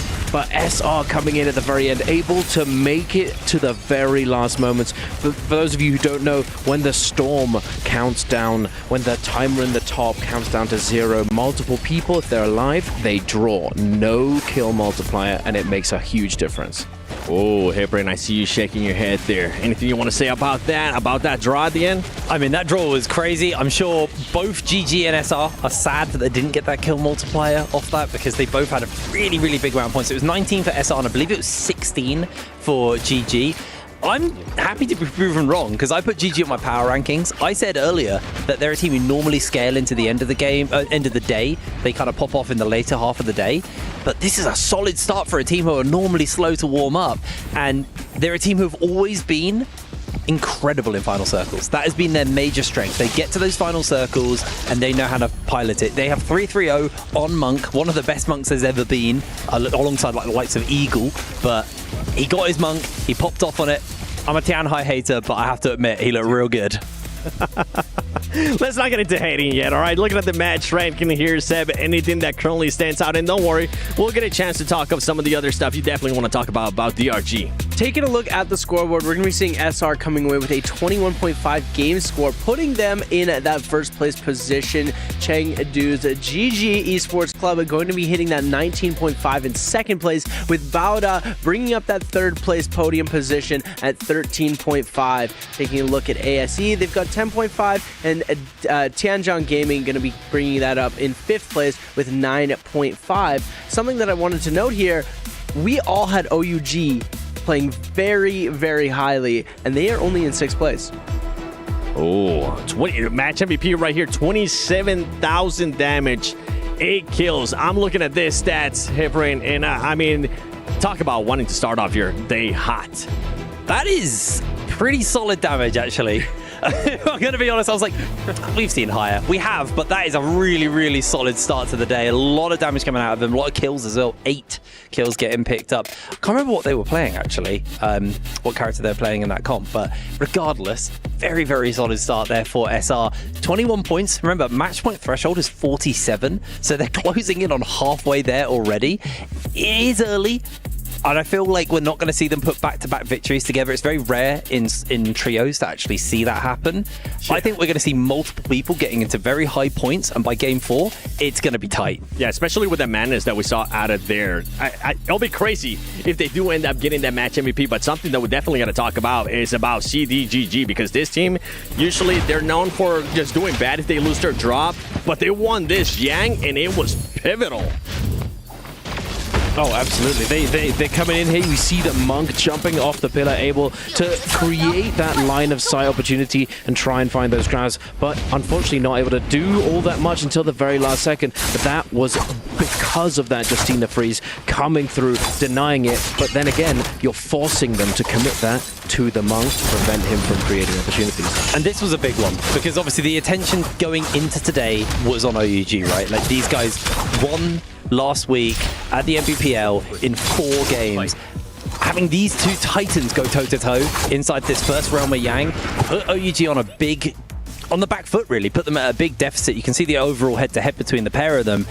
Look at the damage difference between that's OUG and ASE, our two main teams. Yeah, and this head-to-head is brought to you by SMB. OUG losing that one, you guys were mentioning too. For GG, for them to be able to win this fight, it's going to be just such a big momentum booster for the squad. Yeah, and it's unfortunate to see OUG underperforming in game number 1, and I do think that first Yang was the most pivotal point when it comes to their performance in the gameplay. If they were able to make more strides into the rest of the game, they would have had a little bit more coming through, but being on Yang depletion after first Yang, it's a lot difficult to regain that kind of footing. I mean, we've been giving out notes this whole day. I think it's time we go to a little bit of some Dr. Notes brought to you by Dr. Suleiman Al-Habib with none other than Raven in Creatives. You want me to start or you want to start? No, you take it away. Hello, guys. My name is Dr. C8. I'm here with a fellow Dr. PLZ. My notes are saying, Doctor, today that GG, they're on their last leg right now, but they're going to revitalize this league, and they're going to take it. They always start out slow when a new meta, but they're going to go and dominate today. The other hot take, though, the youth of the league, baby you. All my notes say the youth is going to be taking it. He's going to show that baby face and absolutely dominate today and do it 2 times. My notes say differently. OUG and DRG being one of the 2 veterans in the league here in the MSC as well, being able to compete. I think they have a good chance to take this MSC championship home today. I mean, it's going to be up for grabs. I'm excited to see what's going to happen. We have a bunch of games lined up today. Today's going to be a really exciting day, just like yesterday. So let's see how the games go. That's right, Creatives. We're going to have some intense matches. I mean, we just saw that finish there. You guys are talking about maybe SR not getting another MVP. But you, Seb, I see you that we're giving out their hot takes, their Dr. Notes. You got any hot takes out there? I've got an incredibly hot take, and this could go one of 2 ways. It could go incredibly well, and I love the long shot. We love betting on the underdog here. I think we're going to see Hypercube placing in the top 3 overall. That's it? That's my hot take. They're going to get themselves into the top 3. They had a little bit of a slow start to this game. 6th position with 2 eliminations. So they're not doing too great so far, but I definitely think that they're going to be able to bring it back. Okay, all right. I'm just seeing at both of you smiling, so I feel like we have to be fair here. I'm gonna go with you, Duncan, first, because you were like, oh boy, send it to me, 7. Ooh, yeah, no, that is certainly a hot take, Seb. I like it though. I like it. You know, Hypercube coming from EU. I've been playing against these guys for a long time. I know all of them. You know, first time I've ever seen them all in real life, but definitely, you know, they are solid players. Top 3 is spicy though. I like it. I like that energy, and I would like. I hope that they do very well. And the fact that they were still alive. We also had the NA team. We had multiple, you know, all sorts in that end game. So anything's possible today, ladies and gentlemen. I'm hyped. Let's go. With the way you were smiling at me, I thought you were gonna come in and say, I disagree. Oh no, no, you know, no. Maybe Hip-Brain, or do you have your own hot take? My hot take is we should put Seb to bed. I think the heat's got to him, man. Like, there's no way. I would be surprised if they make it out of bottom 3. And I'm not being mean here, but I really have a lot of faith in the CN players. I'm sorry, buddy. It's time for you to put the mic down. We're just going to have to wait and see. This is the global team's chance to get revenge for Solos, and I think that they're going to be able to make waves and make it happen. They've got that energy. They just need to get the ball rolling. As soon as they get one good game under their belt, that momentum is going to carry, and the global region teams are going to come out on top. Relax, Hypercube, all of our global teams, MVP, 521, we are going to be seeing them do very well. Okay, well, you threw that one out there. Let's kind of talk about another global team that is now a part of the NBPL, and it's none other than VN 571. It's known for being a consistent team. I feel like they had a good showing here in the first match. Dunk, I'm looking at you. How are we feeling with that team? 5-2-1, definitely really solid. You know, we've seen them playing in NBPL on that stage for quite a while now, and they've been stepping it up every single week. You know, early on in this year, it wasn't, you know, the tippy top, but, you know, previously, last week, they were in first place overall after the 2nd game. So they've definitely done something to level up their game. Oh, we started off their draft. You can see VN 521 Esports, their picks right there, Hip-Brain. Yeah, it's a lot of the kind of crowd control heavy comps, the ones that will bring a lot of CC to fights, lock people down, can be really hard to deal with in those late game circles, and they're actually probably one of the harder teams to third party into unless you time it right. You need to make sure that you see the big ultimates get used and then jump in, but if Yuashen still has the Terracotta Warrior in the pocket, then it's very hard to deal with him because he can buy so much space for his team. A character who typically was played in the original Transformers comp as, hold on, Bowder, they jump for a Hardy? Oh my goodness. Spicy. You know, for those of you who know, or those of you who don't know, Hardy was a force to be reckoned with for a very long time. He dominated the meta, solos, trios, everything. But then he got severely nerfed and he fell out of the meta. You know, his face was on the side of a milk carton. Have you seen this man? He was nowhere to be found, but now we're seeing him come back, you know, a little bit here, a little bit there. You know, we saw him last week, once or twice. Is he going to make a splash today? Maybe. Post-nerf Hadi is absolutely cooked. There's no way that the Hadi teams, and I'm not saying this just out of my own personal opinion, I'm saying this because watching these games when Hadi plays, they do not perform well. Maybe Bauda has some secret tech that they've been waiting until the EWC Mid Season Championship to bring out. And we're going to be taking a look here at Hypercube, and look at this across the board, almost the exact same comp. I'm not going to laugh in the face of innovation. We've seen multiple times where people have pulled it off here in the NBPL at least. I think that Hardy might be a bold pick, but it's Bowder. If there's one team I trust hit this tournament to pull something crazy out and play it well, it's going to be Bowder. But like we expected, a lot of similar picks in all of the orders there. Oh, we got some surprise picks from you guys. You guys are definitely surprised by it. We got that action in game 1. I know we're ready for game 2. So God, Moxie, Raven, please, how are we feeling about some of these picks? Thank you, 7. We are feeling excited at the major shift of this meta. Viper at the last second before this tournament has shifted into that first pick, and we're seeing the success of today depending on how you're playing the rush down comp of Naraka. Viper being paired with Syra, being paired with Justina, you're seeing this high action, high violence coming in off spot. Now, normally we saw Viper really just like play on Firefly maps, but now we're seeing her inside Realm of Yang, and it's changing the landscape of Naraka trios. Yeah, talking about changing the landscape, we might need to update that milk carton, as I'm sure Dunk actually will remember this, because he and we had the opportunity to cast the last bi-weekly final, and it was actually Alliance who tried the Hardy composition, just like we're seeing Bowder. Now, it didn't do all that amazingly. It lost into a Realm of Yang fight, and then we didn't really see it make any more momentum because they had Yang depletion and just got zoned out of the rest of the map. But let's see if Bowder are going to be able to find much more success with this composition as we head into Padoria. Padoria being our latest map coming on through in the Naraka Bladepoint pool.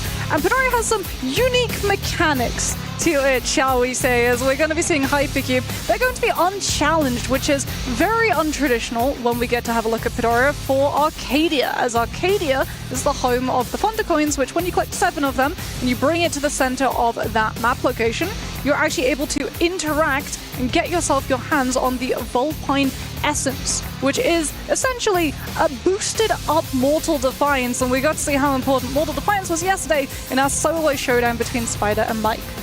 Shout outs to Satiko leading Hypercube to be landing on this position. I know after talking to him before today, he said the main thing they're going to be working on is their off-spawn strategy. Now, normally, like Moxie said, this position is one of the S-tier positions on Padoria because it gives you that last hit potential, that fatal blow protection, setting you up for that fair 3v3 in the Yang. But normally this is contested. I believe that Satiko probably scouted out that the CN teams who normally land here weren't going to EWC, and he set his team up for success, leading them to this spot. What do you think about the fact that we're actually going to be seeing a fight go down in Imperium? What are the chances that we actually get to see the Extreme Longsword come into play? I mean, with so many Vipers in the lobby, Moxie, everything is possible with the timing attack coming in. We are going to be going over to DRG versus OUG. Tough fight for DRG. Kakashi is going to be taken down, and now in a 2v3 situation, moving over to the opposite side, looking for the flank, and now YCG is going to be joining to the party. Big Perry's going to be coming out, now moving back to the center. MVP versus 521, and Bowda. 9 players all involved in this mosh pit. No one wants to be monkey in the middle right here. We got to get out of the center. Yeah. Now, slowing down. They are 5-2-1 though on that Viper comp. Look for them to rush down and get these kills. Yeah, 5-2-1 have actually already got a Matari ultimate if they feel themselves getting pressured. Bella's also going to be running to give information of everyone's location around them, as we can see Fat Milk coming on through with those dual halberds. Now gets a refresh of that F ability, which is going to burn, but not find the connection onto MVP's Hong. He has been able to isolate, however, Hong out of the fight entirely for the rest of his players to be able to pick on him. And oh my goodness, the corner hold with the flying knives follow up. The Kylan stands no chance. 5-2-1 in shambles right now, but they still have a little bit of hope with Fat Milk looking for the res, but Bowda is going to make their way across. NY7, new position 1 for Bowda. He was a fragging monster on Team Alliance, now paired up with VVV. I'm looking for these guys to have so much horsepower to run over the competition today. Hong, though, on MVP is going to be able to find the kite, find the cut of line of sight, and make his way out of there. NY7 does hit the bell, revealing his location, but it looks like MVP was able to create enough distance that Bowda now is going to slow down, try to loot up, claim the center of the map, because there is so much loot they are ready to consume. Yeah, 5-2-1 are still going to be drifting around the area to see whether or not it's worth coming back into that fight. However, with Bowder being on a Transformer composition and already having 5 of those eliminations, like you said, they're going to be looking to just slowly scale on up uncontested, as we can have a look and see ASE, but no, it's going to be DRG going head-to-head against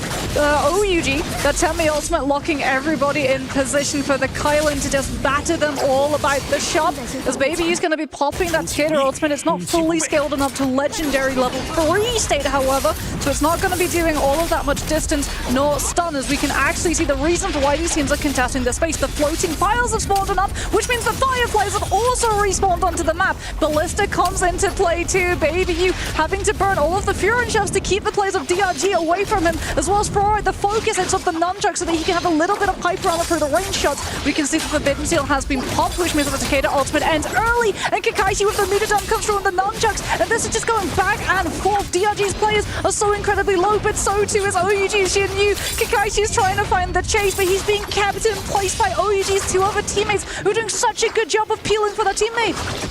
Oh my goodness, the trap of the Forbidden Seal plus the Ballista turning the tides in the favor of DRG, as OUG is gonna get locked down right as they went into that fight. Baby U was holding his ultimate to try to turn the tides, but the Forbidden Seal, a little bit of oversight of OUG. Twice have they been outplayed by something very, very sneaky. Forbidden Seal gonna steal away Baby U's Takeda ult, the strongest ult of that composition. All of the offense runs through the Baby U, and unfortunately, he had his legs cut out from under him. Yeah, Baida's still going to be slow rolling up over in Imperium, getting ready for this composition to go into that first realm of Yang. We can see that the armor is going to be on NY7, and it's likely going to be sticking on him too, so that he can have that scaling in his ultimate.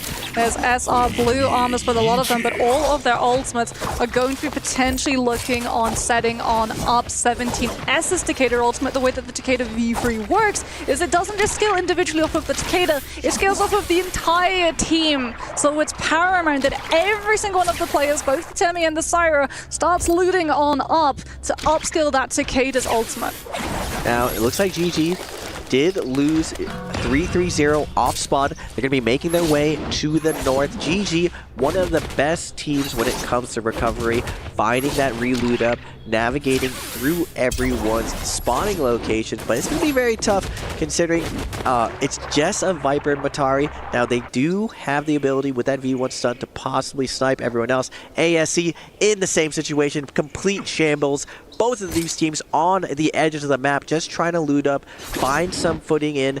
A lot of the comeback mechanisms in Naraka, if you're just watching, happens to be the Spirit Well, caves around the map, and different looting locations. Now, you ideally want to go to the first phase where you're going to go into the realm of Yang, just like DRG is set up right now. Purple armor, blue armor, Jades to the max, so you got that melee reduction and those plus attack. But if you don't, if things don't go your way, there are different ways to find your footing to bring your game back. Yeah, we also have our prayer altars, which you can see Kakashi interacting with here, and then utilizing that jump to animation cancel out of the animation lock for the emote, as the first time that you hit that interact button with your emote actually automatically spawns up the loot that the altar holds, so you can then just cancel it and go back-to-back 3 times before that altar is entirely bankrupt from giving you consumables, and that means that you get consumables for things like armor, powder, and Vitalia, but it could also sometimes drop you the odd soul jade too.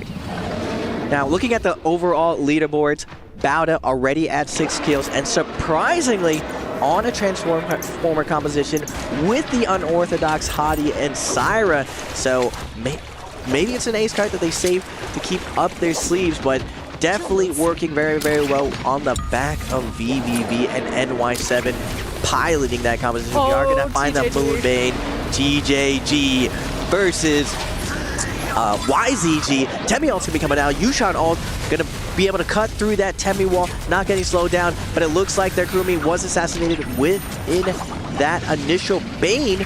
YZG, though, has to chase down his targets. It looks like ZXL is going to be called back. Instead, they are going to let him go, but big third party and value off this Moonbane. Oh, that's really unfortunate, TJG. Oh, the Temi's a sliver. He's trying to run away from the LMVs of those fist blades, but he's already down the combo breaker. Kite side into one of the buildings of Arcadia. Scale rushes out of the window, but I mean, Mitari's got the app.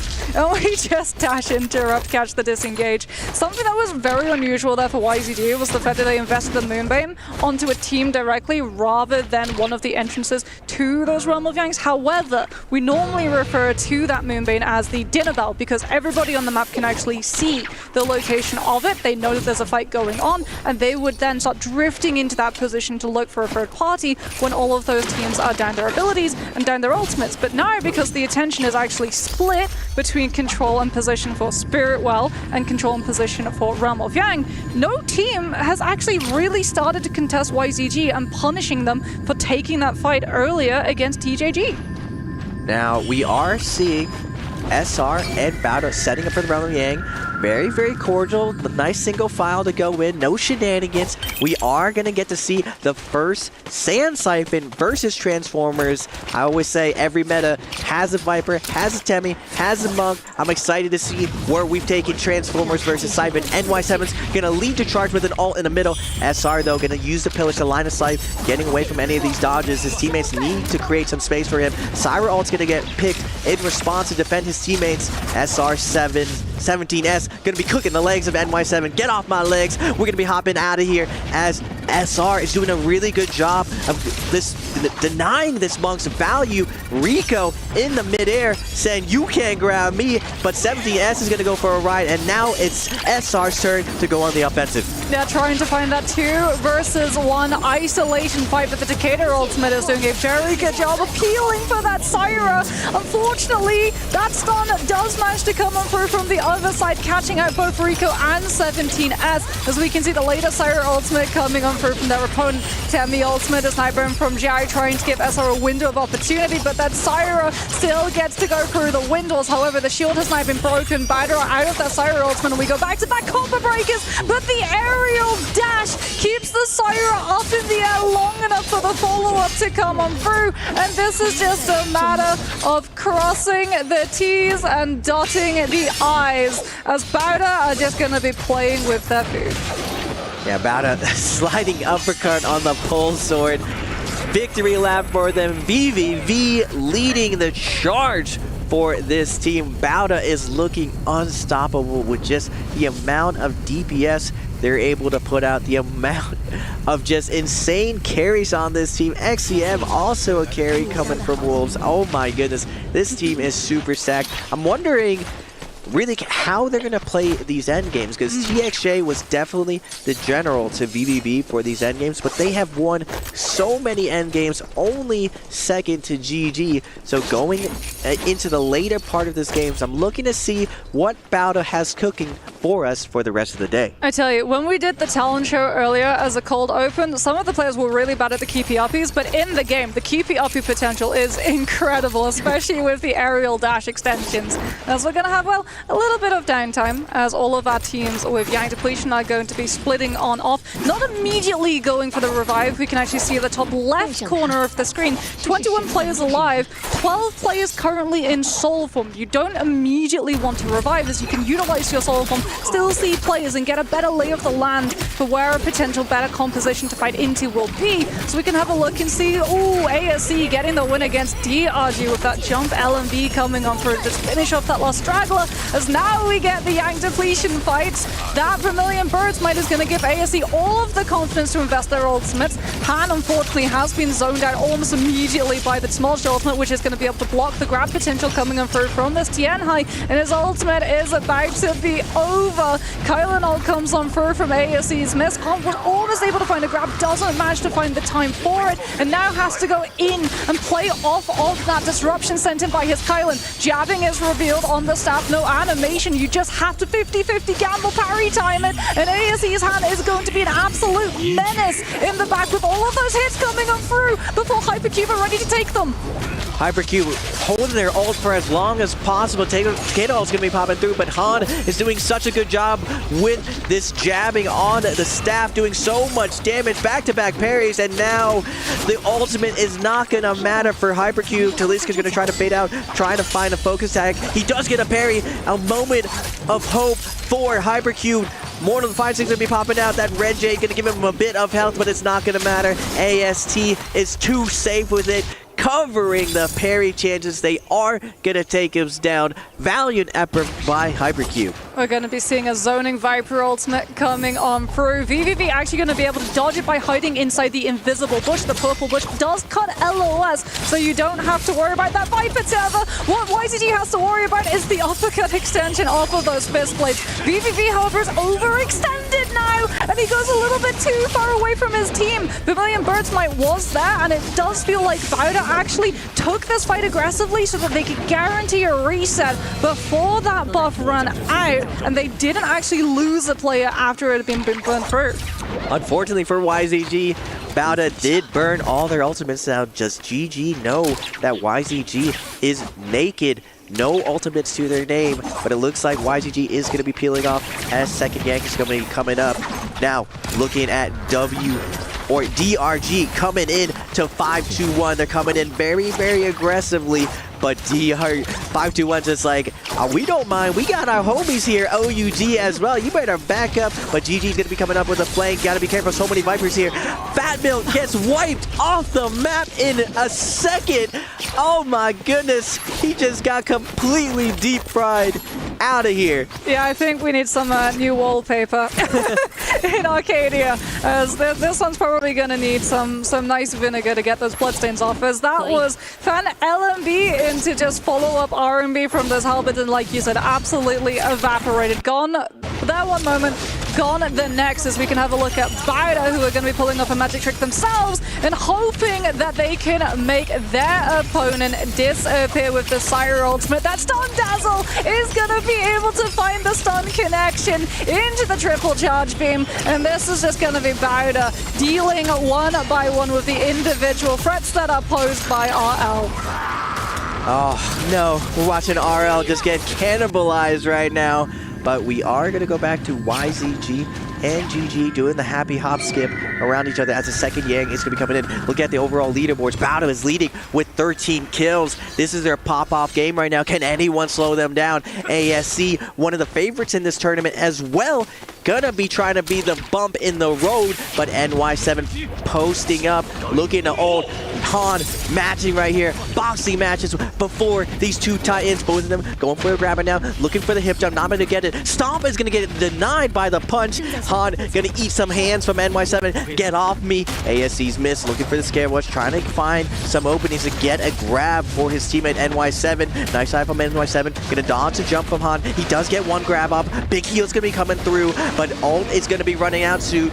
But unlike the other time, we are gonna see, Moxie, how Hotie's gonna be doing here. Yeah, Hotie comes out, but so too has Kylan come down from the other side to be able to keep up the pressure. VVV Syra ultimate isn't gonna be in time to save his player. It's just gonna be ASE now potentially taking down the Tianhai, having to watch out for the stun dazzles on the sidelines of the Syra, as they are going to be able now with that Kylan ultimate to still disrupt the Syra. And once again, it's gonna be a play with the food to kite out that buff. Syra used to be absolutely unstoppable in these kinds of fights because she was unflappable. You would not be able to stagger her out of her ultimate outside of anything other than a direct monk grab. But a couple of patches ago, they did go after her, and now things like that Kylan ultimate are still able to stagger her even in her V1. So unfortunately for VVV, yeah, Bowder are just going to let him go back and forth between the pillars and do, well, nothing much of anything else.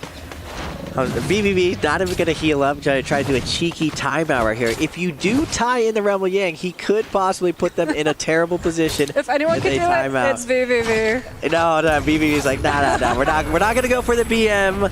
I see respectable gentlemen, VVV. Me personally, though, we're for sure healing up, letting them know, hey, man, you can't be caught lacking here. We may take you down, but look at the overall scoreboards. Bowder was just like absolutely dominating these scoreboards. We are going to see Draco Storm come out. We haven't seen a lot of Draco Storm in the past. A lot of times teams opt to go White Tiger since Draco Storm was nerfed. So a little bit of a meta shift again at EWC. People pulling out all the stops, getting sneaky strategies, and we are going to move over to GG and YZG with the White Tigers buff. Yeah, YZG, like you said, with that White Tigers, potentially going to take blows against GG. but it looks like a truce has been somewhat called, as everybody just wants to make sure that they have enough resources before we go into these final zones. The less of the map that these teams have access to, the less resources, because they've already been picked clean by others that came through previously. So when we get to these really jam-packed 20 players in one singular space, the only way that you can start picking up anything new to keep your health bars up is, well, absorbing it from the cans of fallen players. And that's why we're going to be seeing a lot of these teams really prioritize stockpiling up things like the repair kits so they can have repairs for their cannons, and also the armor powders and vitalizers. We can have a look at the replay coming on through. OUG here with their Sun Siphon composition. Immediately the Tumult ultimate looking for the isolation, the follow-up with the Furin shoves as well, as the Staff Stagger does come on out, but he's able to just go for the double roll reaction to avoid getting full staggered, and OUG will be able to come through on top, picking the much mortiform meta coming on through of that Mystic Might buff. We are going to go over to 5-2-1 and OUG rotating over. And one of the things we saw today, during these lull moments, we saw OUG fall victim of you think we're friends right now, but if a Viper gets close to the right person that she wants to silence, she wants to get that 5-second stun on, you could get caught lacking. And if I'm any team and I'm looking, my coach was watching the feed, he comes back and is like, we can no longer trust these Viper positions, just because for the first time in Naraka history, Vipers are consistently going into the realm of Yang, and now we're getting these Yang depletion weird situations that potentially a Viper team could have Yang depletion, so they're willing to all in you out of nowhere. And we're seeing to the left, the red squares indicate who has Yang depletion. Unfortunately, it's NA, RL. They do have Yang depletion right now, but they are at 6 kills. If they do that same sneaky play as SR, they can find themselves in a good position. And again, they are finding one of the Titan teams right now. They are right next to GG, and GG doesn't know that this team has Yang depletion. Yeah, no one wants to get Julius Caesar. It was, what, 57 knife wounds? I think was what ended up taking him. It's not exactly 57 knife wounds as much as Viper Ultimate, meaning that you can do much of nothing else as you watch your health bar 100 to 0 in a matter of about 3 moments or so. But as we can see with all of these teams with the Yang depletion, they've all been drawn into the outskirts of Imperium, which is normally the center of the map. However, the zone is actually going to be forcing a lot of a reposition to come on through. And we're actually going to get to see one team put into the pressure by enough players around them that they're forced to burn the Transformer ultimate, and we can actually see the full jump investment. He's not looking for grabs. NY7 is in full disengagement mode, and I think he's taking it upon himself to be the sacrificial pawn for his team. He was trying to be enough of an attention draw that everyone looked at the Tianhai and didn't look at the rest of Bowder's players, and they get an opportunity to escape the horde that is chasing them, as Naraka isn't at the moment a battle royale as much as a zombie chaser, as poor Bowder find themselves absolutely encompassed by players that are out for their blood. Yeah, Bowder also in a tough position. Yang depletion to them. Nice job from RL to pick the perfect team to attack. The Viper team's all looking around them and licking their lips, ready to claim some more kills. Bowder's BVB, last one left side, standing, trying to find the staggers on to these attackers. He is going to find GG's LXM though. Big kills been coming through, looking for the Soul Bloom to keep this fight going. BVB has 27,000 in his inventory. He could possibly rest his teammates. He is going to back off here as YZG and RL is going to be rotating and picking those bodies clean of all the loot. RL able to get a ton of money off of here. Even though they have the Yang depletion, they can back off here, possibly res their Justina, and it looks like you see their plan B grabbing that res to res their Justina. Nice job from RL to clutch it up in that tough situation. VVV is about to run into 5-2-1. No, VVV. We're about to see him pop up, I'm sure, on the right side of that kill feed in the wrong potential moment. As it does actually look like he's been able to survive and still kite out 5-2-1. As we're going to have a look now, that Yang depletion is going to come on through and hit both ASE and DRG as well as 521. So a lot of these teams going to be hand-forced into having to use that aggression, and DRG are definitely going to be the opponent that everyone turns on to. As, well, other than ASE, they're the only Transformer team still left. For ASE, they don't have the Yang depletion, but it looks like with DRG picking up that buff, they're not going to be able to have that Yang depletion for long. They have been able to find a cleanse. ASE's miss going to be fading out there. They have Mystic Might. Another great thing about Mystic Might, we talked about the buff being used to give you that ESP, seeing everyone around you, navigating this really, really congested side of the map allows you to see which compositions are around you. You don't want to wander into the Viper territory. You don't want to wander into the Siphon territory. You want to stick to your side of the map as the zone closes. Now we are going to see OUG. They're looking pretty stacked on their Sand Siphon. Baby U, he's had so many clutch moments on that Takeda just because that character scales so much going into the end game. The ultimate gets stronger and stronger, basically making it a mini Viper stun. And now that he's super empowered, we are going to see how this endgame's going to play out. We have a cliffside endgame, and this is really where Takeda shines because they're able to hold their space effectively with that Temio to cut up the map. It's going to be really, really tough for these monks to find value looking for grabs going into this endgame. Yeah, those Temi ults being able to just force you into either playing closer to zone so the Fury Shove pushes you out of it literally, or like Raven said, cutting up that map so that you have less access to space, get potentially kited onto another team who are then going to engage against you so that you can take control of that territory, as we're going to be seeing the Moonbane coming on through, and now we get the player stacks. No one wants to be in the middle, no one wants to take one hit of those AoEs, and ASC see that OUG get a little bit too close for comfort. Thread a Cloud Weaver just so that OUG understand if they do try and stack up and play buddy-buddy, someone's gonna get nabbed up into that Soul Jade. Looking over at Moonbane, that 80% Moonbane coming in. It just takes up 80% of the map, forcing everyone to the edge. This is where a little bit of drama evolves if you wander into the wrong spot, but it looks like everyone's going to position correctly. Sitting DRG, OUG, that's Takeda, and it looks like one of the monks. This is wild. Yeah, the Sun, Siphon, and Transformer teams. Yeah, there's a little bit of stacking with each other, because I mean, if you count 1 Viper, 2 Viper, 3 Viper, 4 Viper. Oh, and 1 Moonbane in the middle. The Vipers rolling the dice, trying to set up for this Spirit Well third party. It looks like 521 is going to be the first team to go on there. Yushan Matari going to be able to deal with any type of Viper third party, and it looks like DRG's Kakaxi jumping in with the Monk ult, and the first Viper ult is going to be going down. Ibin from 521, going to pop it up, get the stagger on everyone as everyone retreats from the center of the Spirit Well. OUG binding his time, waiting this out. Shinyu's going to pop the first ult, and now ASE is going to take the center with their Monk ult, but Baby U doesn't mind. He's going to the outside looking for kills, going back to the Spirit Well though. ASE going to be claiming a ton of loot here, just investing 1 old musical chairs on the Spirit Well, and it looks like ASE is going to be the last one to step in there. They are going to claim the buff, and this is a big point to the Monk teams. Can they survive the Viper Horde? There's no way DRG are able to find this revive. No way they picked him up. Everyone's running away from ASE with the buff. Unfortunately, picking him up means that he's coming back with incredibly low HP, so the Zip already has to go for the ultimate, and he might just have had another kill in. However, OUG just cleaned house against GG. They saw them so close to that zone that they moved directly in for the kill with that Cicada ultimate, and there's nothing that GG can do. Palm Lightning comes on through from the Flying Knives as well as the Moonshot Storm, and OUG are just full controlling the tempo off of those 2 Soul Jades attached to that weapon. By being able to take down GG, they've bought themselves a nice little corner of safety that no one is going to be getting close enough to challenge.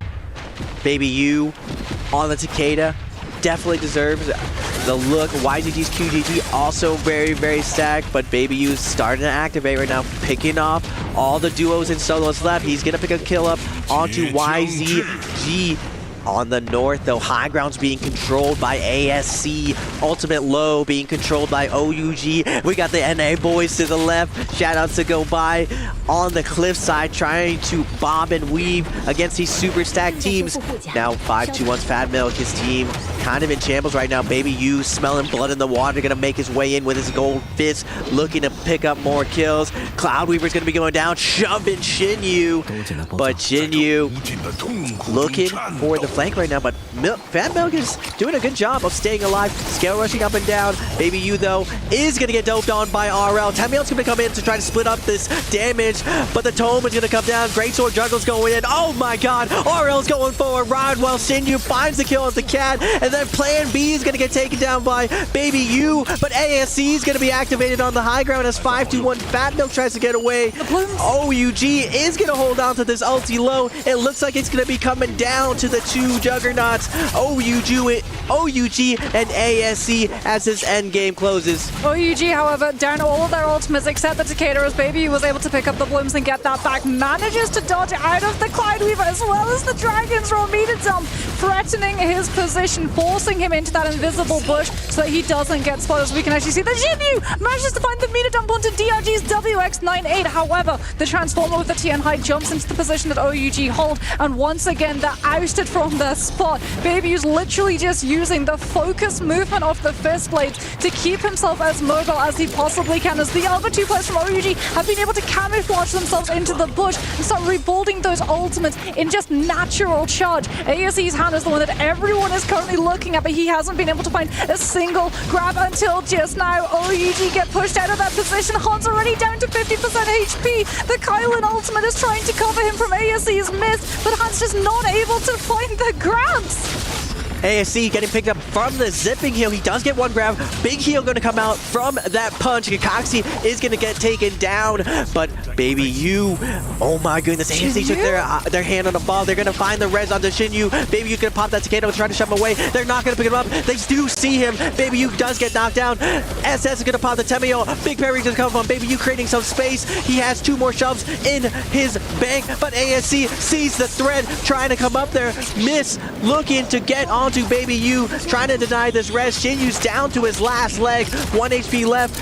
OUG's SS moving around on the bottom, but ASC has their crosshairs locked on him. They don't want to give him a chance. Shinyu is going to be fallen in the skies. Everyone is trying to stall out, but it looks like ASC is going for their victory lap. ASC going to have to deal, however, with DRG's Kakashi's Monk ultimate first. Out comes the scoop, up goes Mist, and out he goes off this lobby. DRG have so many players, there's no space to be able to hide. We can see OUG's SS, a callback to the bi-weekly finals, is trying to play above it all and hold on for OUG's kill score multiplier as the zone starts to close fully. We've got 8 seconds. Is anyone going to be able to outlive, or is it going to be a draw? DRG and OUG still have players standing, and the kill score multiplier is denied.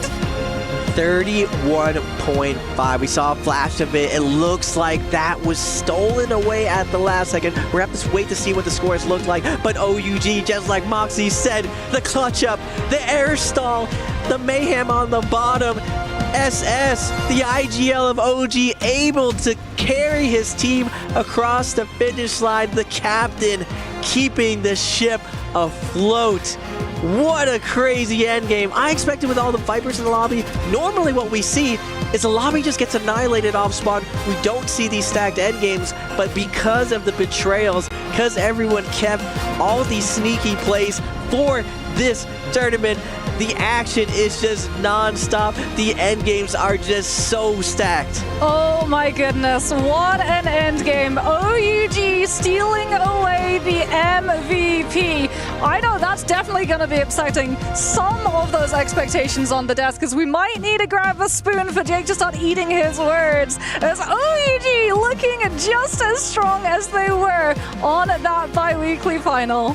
Yeah, Jake definitely needs to have a couple scoops of humility when it comes to picking these teams. You don't know what's going to be happening. OUG is going to be proving everyone wrong. One game is not enough. And you're seeing as these points evolved, I was concerned at how low the threshold is, because these teams, when they pop off, even a 40-point game has happened in Naraka's history. Now, because there's not as big of a multiplier, it's a lot more rare, but still possible. We're seeing just what happens when a team who plays these scaling competitions, plays Transformers, plays Takeda, is able to snowball their games out of control. Yeah, we're going to be tossing now to an interview on the stage with the team of SR. Take it away. After dominating game 1, encountering a few hiccups in game number 2, we are here with SR17S to ask him a few questions.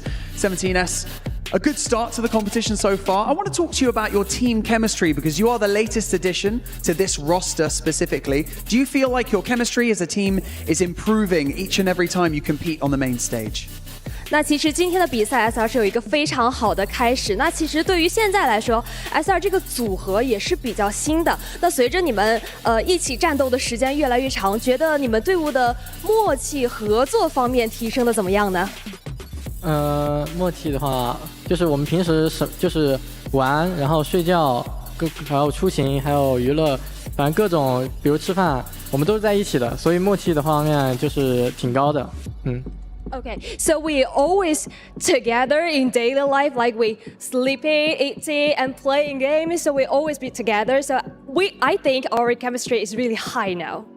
Also, so we mentioned about you have a really good start with game 1. So what is the biggest problem you think for game 2, and how will you deal with it, like before the following games? 那我们刚刚也有提到，今天 SR 在第一把有了一个非常好的开始。那么你觉得在第2把的比赛当中，出现了哪一个是最大的问题？又打算在之后的比赛进行之前怎么样去处理它呢？这一把的问题的话，就是我们沟通没有做好。下次我们已经做出了改正，就是在每次进去回阳之前，我们再重复一遍自己要做的事就好了。Okay, I think we have a little problem with our negotiation. We already fix it. We will do that like before we go into the yawn. We will repeat what we're gonna do like before that, so it's gonna be better. Well, thank you so much for joining us here at 17S. We can't wait to see what you guys bring to the table in the next few matches. I'm going to have a spud from you. Let's go. Nice one. Okay, and for now, we're going to head over to a very quick break, and we'll be back for match number 3. Bye-bye.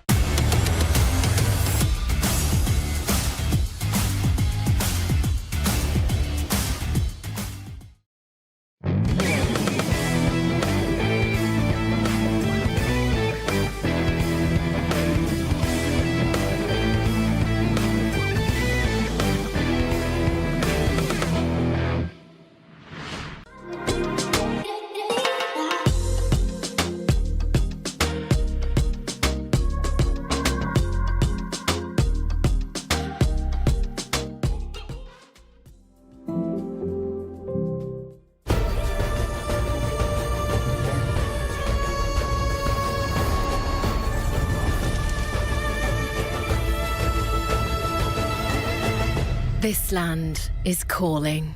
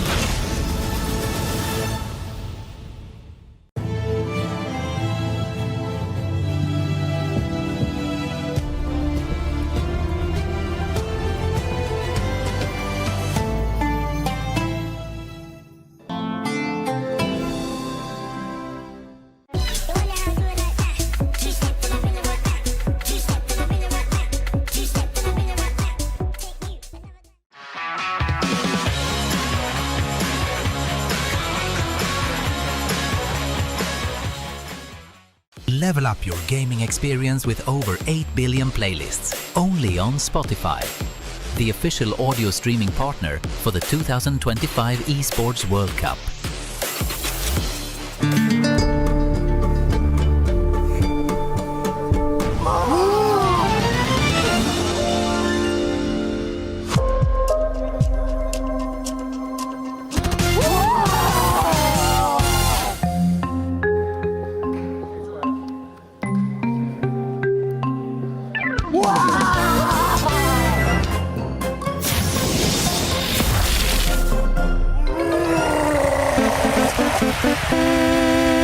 十几个了，K 了一个，好像。我们第二，OK， 可以了。你不用跑，小雨，你得直接过去打旭。确实。不该跑，我跟你说。不要说我碰一下就是，我他妈还吃毒了。你他妈你跑也是碰一下去打怒。我95的大，我只能放，我必须要放个蓄力，我可能才能打出来。 What a match, too, that we just ended with. I mean, we were talking earlier on about maybe seeing a 20 bomb. Boy, did we get that in some hip rain with OUG getting 21 kills. I mean, we almost got 2 20 bombs as well. ASE, I think they got knocked out with just about 18 points, so they almost made it over that finish line. Crazy final circle. OUG, I'm starting to eat a bit of humble pie here. They're looking really solid, and I think they've bounced back. Dunk, how are you feeling after that match?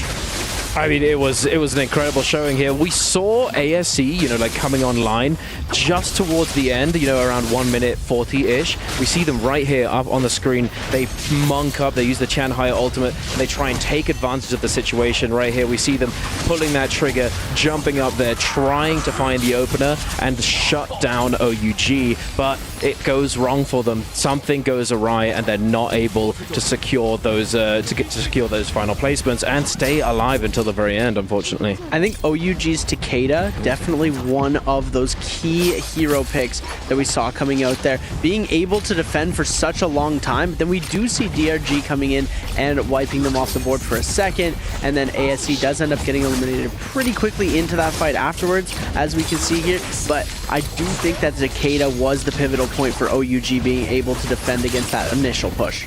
Yeah, I feel like Takeda is almost a staple of OUG as a team. I think it's Baby You who normally plays Takeda for them. He's so clean at this character. When they first came back into the meta, Baby You was always the person I thought of when I think of Takeda. But what I think is made OUG better and why we've seen so much growth from them over the last couple of years is their ability to play more than the Sand Siphon. They're a team who are very capable of playing all of the meta comps, and you need to be consistent, especially in these first 3 games where you have 0 hero points to work with. That is a nasty scoreboard, oh my word. There you have it right there. OUG at the top with the most points. But then you also got to be looking at DRG. DRG being able to just come in and steal that kill multiplier from OUG. That was big, Seb. That's my team right there. I'm excited to see DRG getting themselves up into the top levels. And this is only game 2. We still got a lot of Naraka left to play, so there's still a lot that can be left out there. And one thing I did want to touch on, Relax, able to pull up and get into the middle of the pack there. Yeah, we're going to be looking at the Sony match MVP. 26,000 damage, 9 kills, Dunk. That's a lot of damage. Very nice to see coming out from here. The OUG. Oh, I just cracked him up. He's loving that one.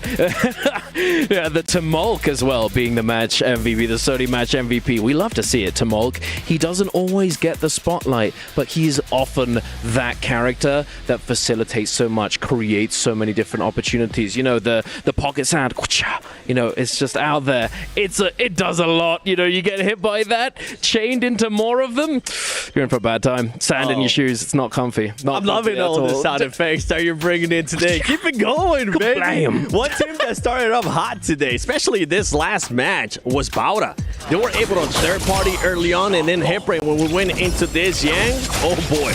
Yeah, this round was really fun because first of all we get to see the Hardy comp from Bauda, which was one we were all a little bit hesitant on. Didn't end great for Bauda overall in the whole state of the game, but they did knock SR out, put them on the back foot off the back of this Roma Yang. SR winning game number 1. It's a big denial for them, and it was quite cool to see the Hardy actually, you know, in a trios game again, functioning not quite as hot as he used to. To be fair, that team did end up with 14 kills. So I feel, Sam, I feel like maybe it didn't work in regards to they weren't able to get MVP, but 14 kills, not bad. But did they win? No. Okay, all right. Hadi is just so giga nerfed. As a player who used to abuse Hadi when he was very strong, I think that seeing how the meta has shifted, I don't think there's a place for Hadi in this current meta. Oh, okay. You decided to wake up and choose violence there on this. But I want to go into something that you've been wanting to talk about for the longest time, Dunk, because we had this Spirit Well in ASE. I mean, they were just able to get the Mystic Might buff. Yeah, they were. Now, if you see right here, so initially on this clip, we see DRG posturing up to try and secure it for themselves. We see the Tianhai going into the Vajra state with the big arms, you know, looking for those grabs. But then they get split off and they scatter and they lose one of their players, if only for a short time, because they do end up coming away with the dub. You know, they get the placement, not the MVP, but still. And then we see ASE going for the calculated entry, going in for that second. You don't always want to be in first on that Spirit Well because you're going to be the focus of all of the players surrounding. So once they find someone that they can split up and separate, take them down, you know, they're not going to be focusing on the second team coming in to go for the Spirit Well. Unfortunately, because it was Mystic Might, it doesn't give them huge fighting and combat power, but it gives them a lot of awareness as they're able to see where everyone is, and then they can control the end game and stay, you know, hidden until those final moments. One thing I did want to touch on, being able to capture that Spirit Well, it relies on a lot of things. We see the Vajra state. We also see a Soul Jade being used by one of these players on the dagger. They had that dreadful whale Soul Jade, one of the legendary Soul Jades in the game that's going to attack, modify, and allow them to just cover so much space and prevent anyone from even trying to drop down from that area. After 2 matches, we're looking at the overall ranking here. You can see OUG currently sitting at the top with 31.5 points. Just to remind everybody, HitBrain, that match point is set at 47. We're actually a little bit of a ways off still, but it's trios. Points are higher than they are in solos, so it's very, very likely that we could see OUG or ASE cross that threshold in the next game. But one thing I want to note is at least half of the lobby are plus 20 right now. We have a lot of people who are actually scoring incredibly high in all of these games. So I feel like we're probably not going to see that Game 4 end. I think Game 5 might be realistic. I'm hoping for Game 6, maybe into Game 7. But we're going to see one team cross through. Like I said yesterday, the first person through is going to get focused out by the rest of the lobby. And it's just going to be a mad dash to get to that match point threshold by the end of their next game. And it comes down to how these teams can carry that momentum, because we saw SR start off really hot, Dunk. And then on this last match, only 1 kill eliminated super early on. Yeah, it's exactly, you know, it's the mentality. You know, you come in, you do well, boom, nice. We got that huge performance. Game 2, it doesn't go very well at the beginning. Oh no, what's happening? You know, you're going around in your head, what can we do? What can we do? Can we do this? No, it's a struggle, you know. Mentality, super important, especially when it comes to team games. Your team is only as strong as the weakest player. If one of your teammates is tilting off the face of the planet, it's going to be a tough grind to succeed moving forward. Yeah, and as we're getting ready here to see the draft for game number 3, one thing to mention, especially on that last match, was like when we talk about Yang fight, especially in Yang 2, we saw ASE versus Bauda, and ASE actually came out on top of that. That was insane to see because Bauda was carrying that momentum, Seb. And once again, we're back to Hadi is not viable in trios.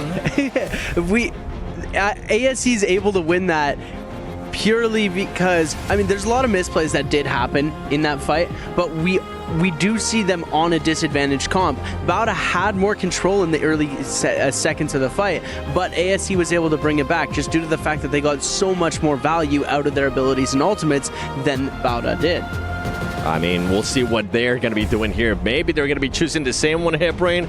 I don't think that's going to be the case, especially with having last, even with the kills. I mean, it actually can't because we're still on 0 hero points. So actually going into this game, they'll have to play something different.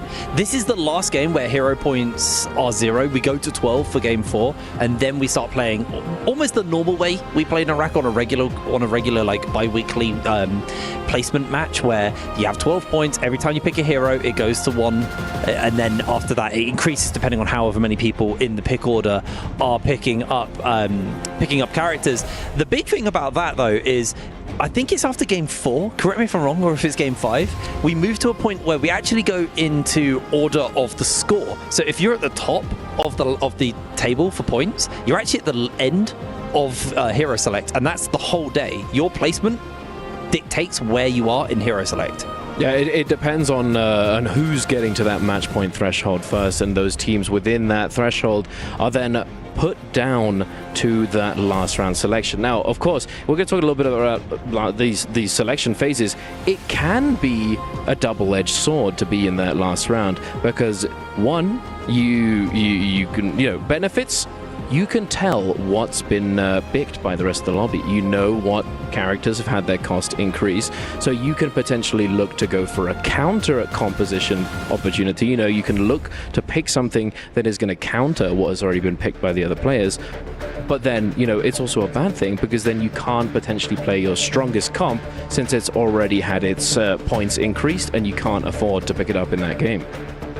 Yeah, I agree with that. I think oftentimes as well, we do see the comp sniping coming out is when you have the first team picked, the second phase is now going to see what the bans are going to be. So when you go from that first to second phase is going to make their picks. Second phase will be like, okay, we know that the match point team is on XYZ comp, whereas when they're the last one, nobody is going to have any idea what they're playing. They might have some idea just due to the other bans, but they have less of an idea coming through. And I'm going to be looking at this next match, especially something that you brought up earlier, Dunk, and we can kind of go back and forth here with Hivrain as well. The Spirit Wells, because we saw them coming in play, especially there with the highlight that you were able to see. Early in the last match, we saw OUG secure some Spirit Wells. We saw ASC, especially early on, secure those Spirit Wells, help them out too, as we're looking at the first rounds here of the draft. Yeah, no, absolutely. It's very, very impactful. It makes such a huge difference. But you know what might be making a big difference? The number of Vipers going into this lobby. Oh my goodness, that's a lot of silence. I mean, Viper, kind of an S tier pick right now in trios. Very, very potent. It's great to see the Zyphon return. We actually, during the first kind of section of the trios for the bi-weekly finals at MBPL, Zai actually didn't get picked up that much. Towards the end and actually towards the finals, we did see more of these Zyphons. It's a really, really fun comp. The Matari resets her Meteor, which is her F ability. This time running with the Viper though, so you don't have that sustain. It's just full force, go for it, fight, and I'm a happy boy. I hate Monk, but I got my Valda comp, so I can't really complain. OUG picking in a very, very potent comp off that. This is the comp that they did win the bi-weekly finals last week, the Valda Monk Karumi comp. So it's a little bit different than your traditional Valda or your traditional Monk Kylan zipping comp. You're relying less on the mobility of that Kylan, you're relying more on the control of your Valda.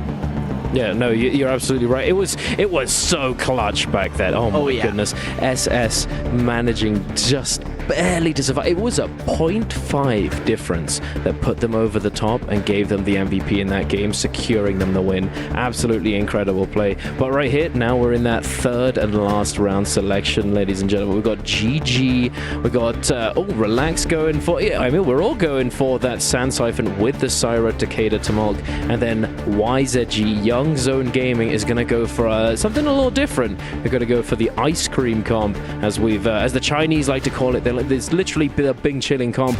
It's definitely been very strong, but it doesn't see too much play these days.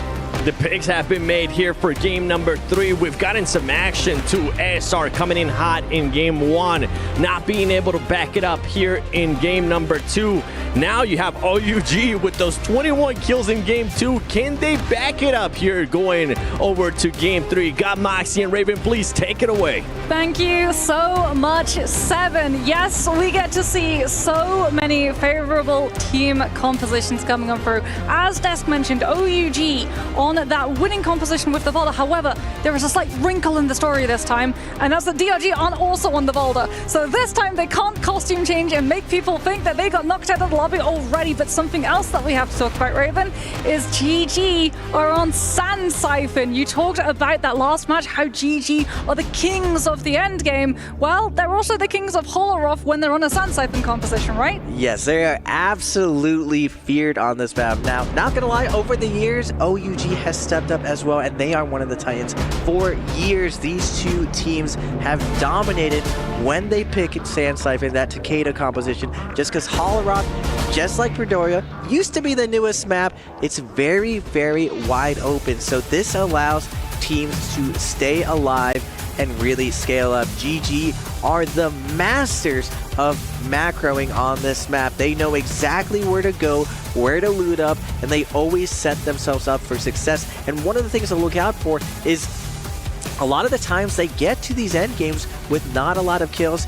They actually even get there sometimes very, very scuffed, yet they find ways to win. But now, I'd have to shout out OUG as well because of my man Baby U on the Takeda. Like Hipbrain said, he has been such a menace to the league. There's been multiple times they've been so close to winning worlds on the back of him, finding 1v2s, 1v3s when he's played this position 1. It's funny to me, Moxie, hearing him talk about his journey as like, oh, now I want to play around my teammates, because when I first met him, he was position 3, he was a support player, super, super humble. It's been exciting to see how much he's grown over the years. Well, some housekeeping that we have to get out of the way as we head into Holoroth. We've got Salvation Podium, which SR are going to be dropping incredibly close to, and that means that they're going to be trying to solve that puzzle and get themselves those legendary drops that you can get only on Holoroth this early on, which is absolutely crucial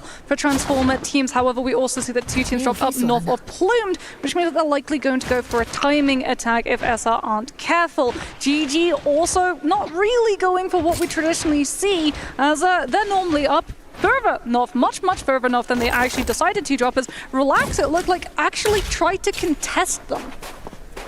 Now, off spawn, looking at the scores here, the top 4 or 5 teams, they're all in striking distance of getting over this match point. 47, not really the highest amount, but teams have been absolutely crushing today. We are going to get ASC's miss, going to get executed. A little bit of a split looting situation. DRG's trying to take advantage of this. Han, though, with the flank, with the peel, trying to get his teammate out of this situation. Donkey is going to go for a ride by the fist uppercut combo, but Donkey going to try to pop a heal, fade back, able to dodge that nice focus. Excellent dodge coming out of it. Kakashi as well, now peeling off Han. Xiao Wen there, Justina is going to fall. Miss on the Viper. Still with Han on the Syra. Can they find the tag team to take down WX98? Nice kiting coming out from WX98. Kakashi is coming in with the flank. Han having trouble locking anyone down, but Miss is going to get supported by the Syra, taking Don Q for a ride. He is going to find the kill, and Miss going to eat that soul blue, picking up his health.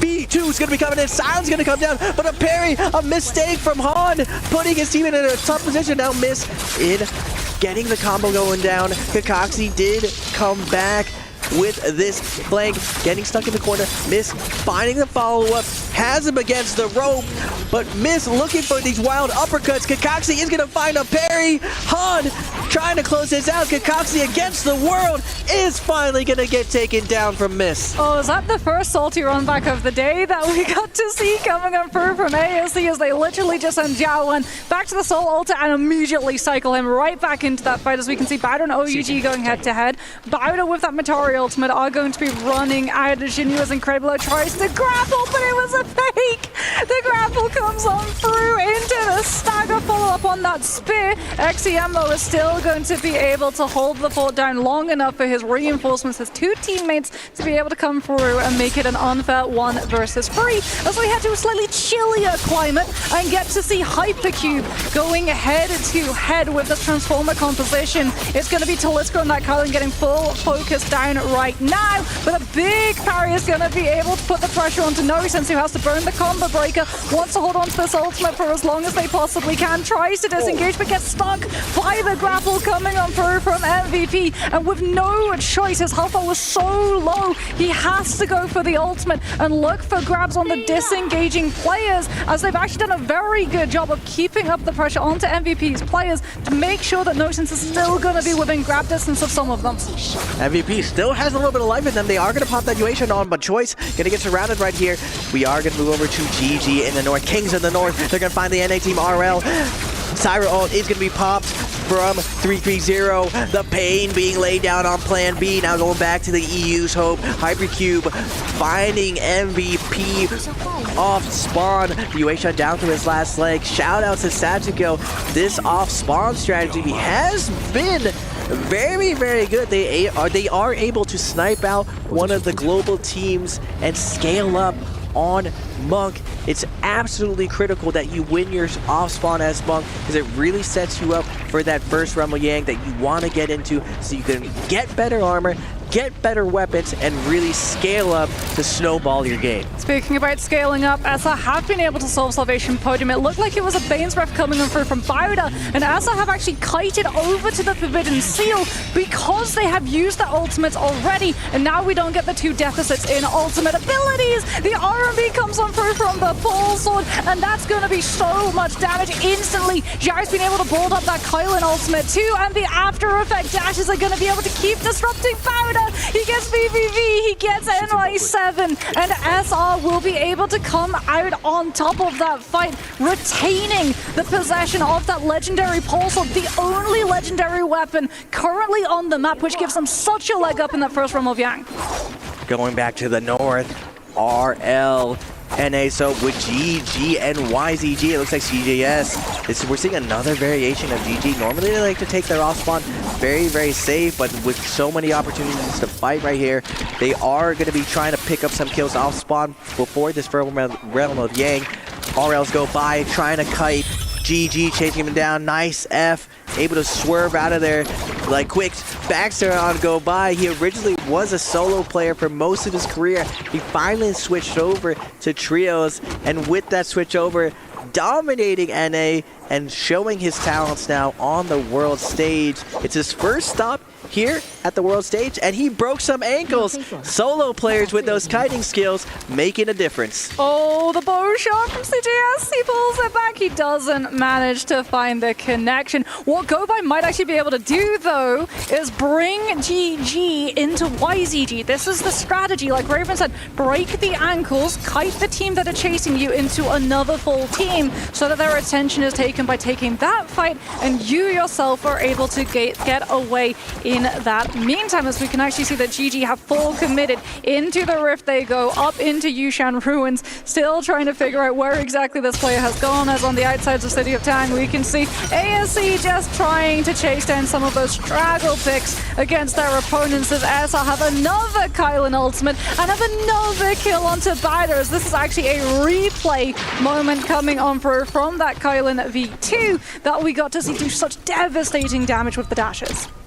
ASC scoping out OUG. You gotta watch out. ASC is showing some hostile behavior as they try to hunt down SS. Wait a second. Yeah. All of OUG is dead right now. SS has to get away if he hopes to res his teammates. Now, same thing would go by. It looks like SS with the movement gonna be cutting noise and making his way out of there. Miss, wondering where he went. He's gonna have a brief moment to see him outside the doors. Did he see him though? He did not, and OUG is gonna make it out. Now, we are in a point in Naraka where it is incredibly hard if your team goes down to find res, just because at this point in the game, all of the loot is just absolutely dried up. You have to have sneaky ways, and this is what really separates the top teams from everyone else. When they're against the wall and they shouldn't win, true champions always find a way to bring their games back. But one of those things that you can do on Hollow, which you're actually getting to see, is the ghostly mist has come on through. And normally what Raven said is correct. All of this loot would otherwise have been entirely picked up, but when a weather effect comes on through from Hollow, all of those troves get refreshed, which is another reason why we're seeing all of these players on those blue armors instantly gravitate over to that area so that they can try and pick up those resources without having to go up against the hyper-scaled up teams that are going to be looking to position into either Spirit Wells or Realm of Yangs. And speaking about Realm of Yangs, we've got our first portals and we've got our first players through. GG might be on blue armor, but they do not care. They are going to take the fight. They instantly move into that portal. Yeah, if I'm GG as well, most of these teams fear GG. There's very few teams in the league that hold an over 50% win percentage in the Realm of Yang. We are going to go over to TJJ versus Bauda. Bauda with so much horsepower under their hood, multiple carries on this team. XCM's going to be on the Yushan ult, but TSG, look, TJG looking for the grab right now. Jang swinging over and over, but XCM doing a good job of peeling this Skyline off. Ultimate is going to be coming down. Viper stun does go down. They aren't going to catch anyone out in the open, but XCM is going to slow down a ton of these offense. 2 ults are down. We're going into phase 2 as now Matari ult is going to be popped. But it's out of sync with the Yushan. He didn't get 2 casts of the Impale on his ultimate. He's now just got 1 cast of that everybody refresh. And off of the back of that, it feels like it's just going to be open season for the Yushan.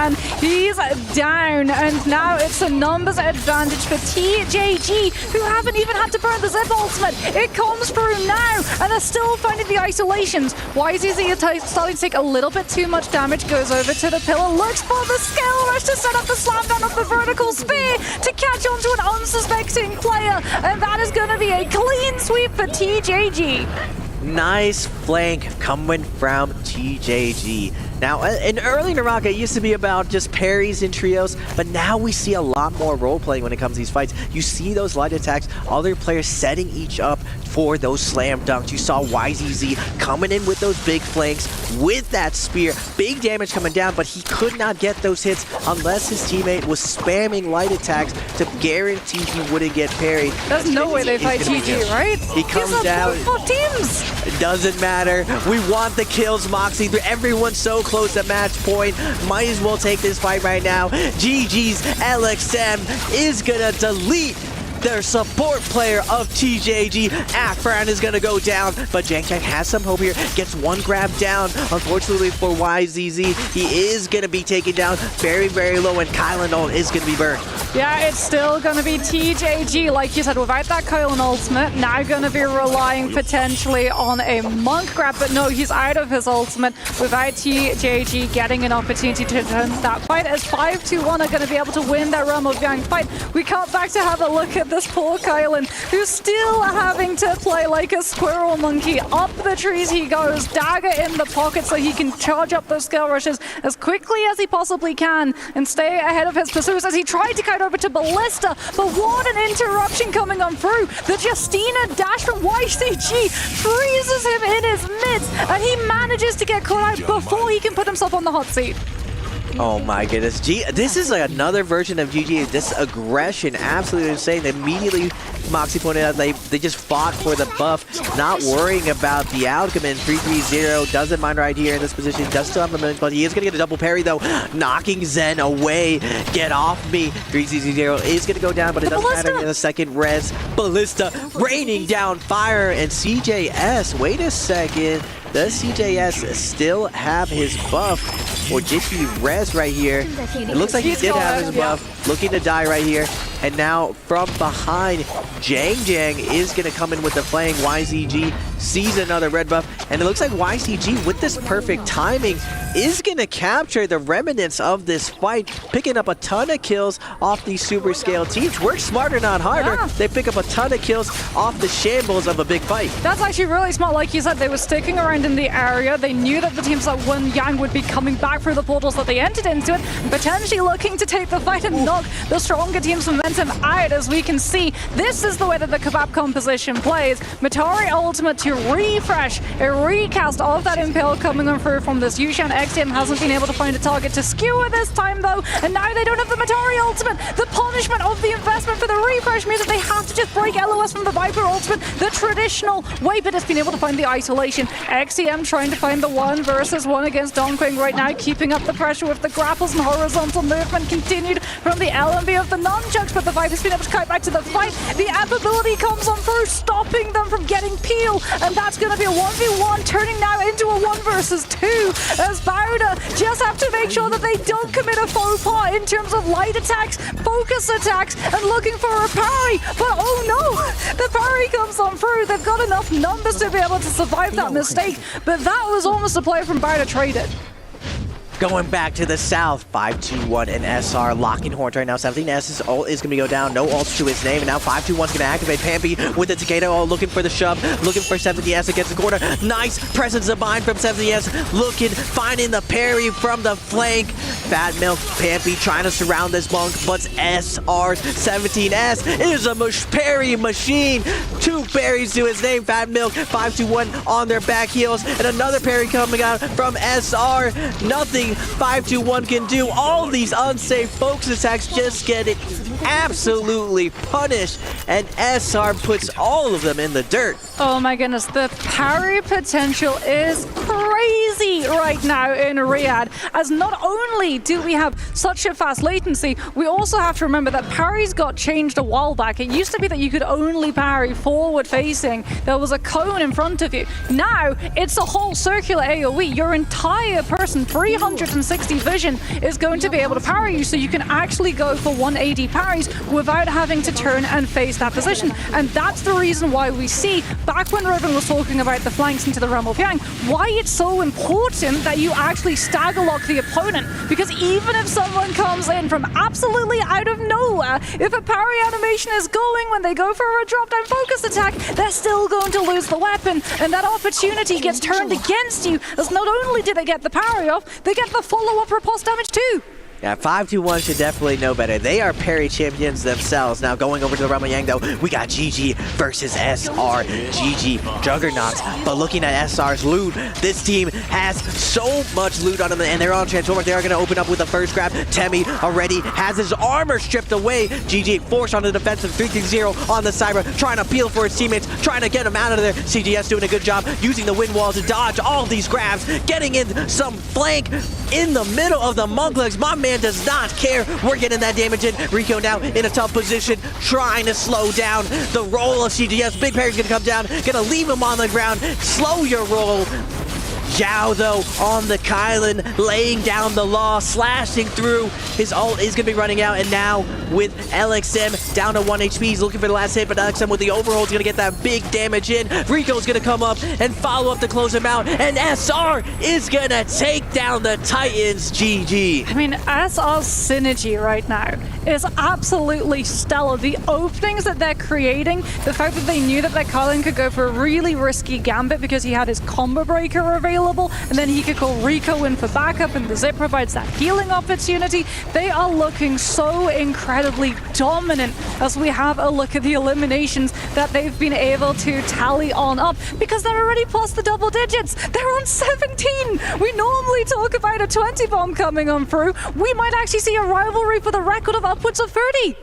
Yeah, oh my goodness, 17 kills. They definitely have the most kills of the day. Will it be for the whole tournament? Already at 40.5, closing the distance for that match point threshold. Now going over to Bowder, we're seeing the musical chairs of that armor. Very interesting stuff. I was going to be surprised if they put it on the Yueshang. Yeah. What day? Yueshang never gets the best armor. Usually, you're seeing straight blue, green, and purple. You want to put the armor on your squishiest character. Now, Viper, even though We've talked about her ultimate, we've talked about her silence, and we talked about everyone running away from her. You also run towards her because she is a balloon. You can pop her really fast. She doesn't have many tools to get away from focus fire.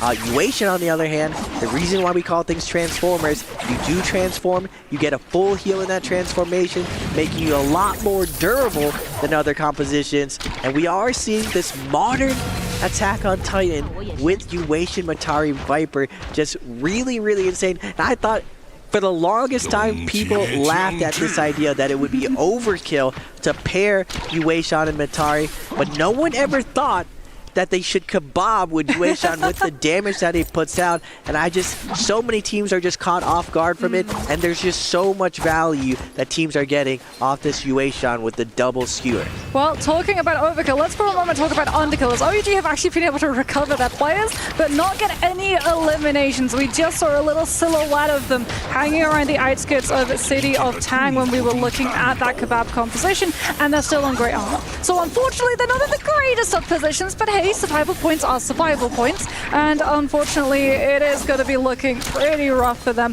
if they do have to take a brawl fight. They're probably not going to be surviving all that long, so they're going to be playing very much out of sight, out of mind until we head into some more of those final zones, as we can have a look at City of Tang, because Bowder with that legendary armor on NY7 for that Viper are going to be looking incredibly strong right now. Unfortunately for them, it's not a great position for a Viper ultimate to come on through, as we can see from all of the tight corners, the door frames, the windowsills. GG are going to have a lot of terrain where they can use to just break the ankles and get away from that Viper ultimate, as SS has actually been found out. Hold on a minute. OUG, SS, did we take a wrong direction now? Satnav, why are we in the middle of City of Tang when the rest of our players are rotating incredibly far away?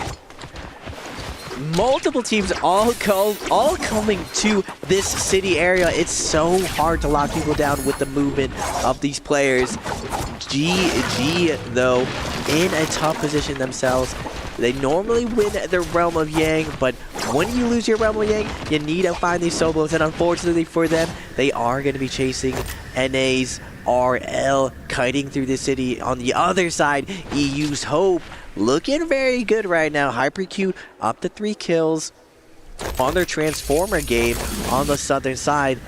Staying safe. I know rotation super important when it comes to this Yang depletion situations. Multiple teams all looking around, and we have one of the Titans, GG, trying to find a kill. I just don't know, Moxie, if finding a kill in this location is going to net any value for GG as their time is ticking away. Yeah, well, we have Sandstorm ticking away as well, and you can actually see all of the turrets in the area have been refreshed as a result. So a lot of these resources now going to be up for grabs, as it looks like it's going to be a full final zone in City of Tang. So lots of verticality, as everybody is just going to be, you know, gathering at the Rift dealers, making sure that we have everything that we want to, but you know what, piece has been broken. MVP managed to come on through with a Viper ultimate and paper it. GG instantly, the verticality of those flying knives, being able to find the descent damage onto the players below them, and off of the back of that, I'm sure they're going to be able to follow up into this Yushan Terracotta Warrior. It's just a matter of dealing with the last little fragment of Hong's health bar, and there he goes, and GG will be able to pick themselves up both the kills and the soul blooms, which means that it's just that Cicada now who is going to be afflicted with Yang depletion, forcing them to have to fight a little bit more aggressively. Beautiful play from GG, really displaying the triangle of like the rock, paper, scissors in Naraka's compositions.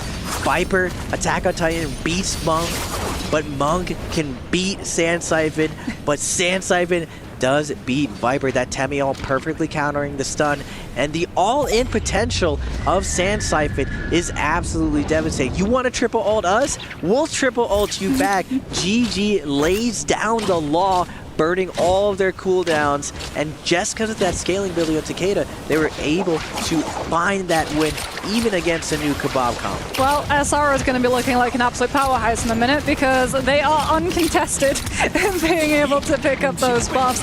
Every everybody else now plays to the tempo of SR's tune, and we're going to be seeing a lot of teams cannibalize their positions so that they can make a team weaker, more appetizing for SR to turn onto, and their own skin can be saved as this is just full rotation. No one wants to stay too long. We've also got that Sunwell flag going on for these players who have that depletion. They have one way to be able to cleanse it other than getting a kill, and that's grab that flag and transport it over to the altar, hold it there for 10 seconds uncontested, and you will be able to cleanse that depletion for the entirety of your team. But I don't know if they're going to go uncontested, Raven, as a SR actually come on through with the interception. 17S goes through with the Tianhai ultimate. He grabs the player holding the flag, and SR have been able to use the capture the flag mechanic as bait. It's Capture the Flag, Naraka edition, and we see 17S, Monk wanting to eat. All these players trying to cleanse right now. Hypercube making their way to the left right now, letting SR know, hey man, we're not that hostile, we're both monks right here, because SR is the absolute juggernaut of the lobby. They are snowballing out of control. They could probably build a snowman with how many kills they have. 18 kills to the name, 41.5. If they keep getting more kills, they are absolutely going to pass this threshold if they manage to take the MVP with that 1.2 multiplier. Now Bauda on the edge right here. Now they are not one of the monks teams. They're not friendly. The age-old enemies, Viper versus Monk. The Titans letting them know you're not going to be laying down any planks on us today, NY7. OUG, it's still just constantly at the back of my mind after that bi-weekly finals. They might actually come on through. They've got a Tianhai and a Valda. You don't need scaling to hit your ultimate. They might literally just go for the petty play of denying the kill score multiplier to SR with those two ultimates, just giving them such a huge bolster of alpha when that zone collapses. And that's going to be something that SR are definitely going to have in the back of their heads, because they heard a Valda ultimate go off in that fight against City of Tank. They know that there is a Valda somewhere on this map. They know that they took her out. They might not know, however, that OUG were able to bring her back, as it looked like SS was once again that distraction force coming on through in City of Tang, make them think that the Valda has been removed from the fight, the way that they utilized the RG in that bi-weekly final, so that you don't have to worry about a Valda and hunting her down, forcing that B2 as the zone closes on through. This is a very sneaky play from OUG, where they're not going for a lot of kills or a high-scoring point game for themselves. What they're doing is they're griefing the teams closer to the top instead. Yeah, OUG, they're like cockroaches. You can't kill them. They said SS managed to get away in the early game and find a way to rest his two teammates. Now, Moxie brought it up before. OUG was able to clutch it up with one of their Valas able to stall in endgame. Can they do it again right now? Because there's still some scraps that they can feed, and getting over that threshold, super important. Now, first Spirit, well, we got Bauda and TJG gonna be banging it out, but it looks like the Monk able to push his little brother Yushan out of the circle.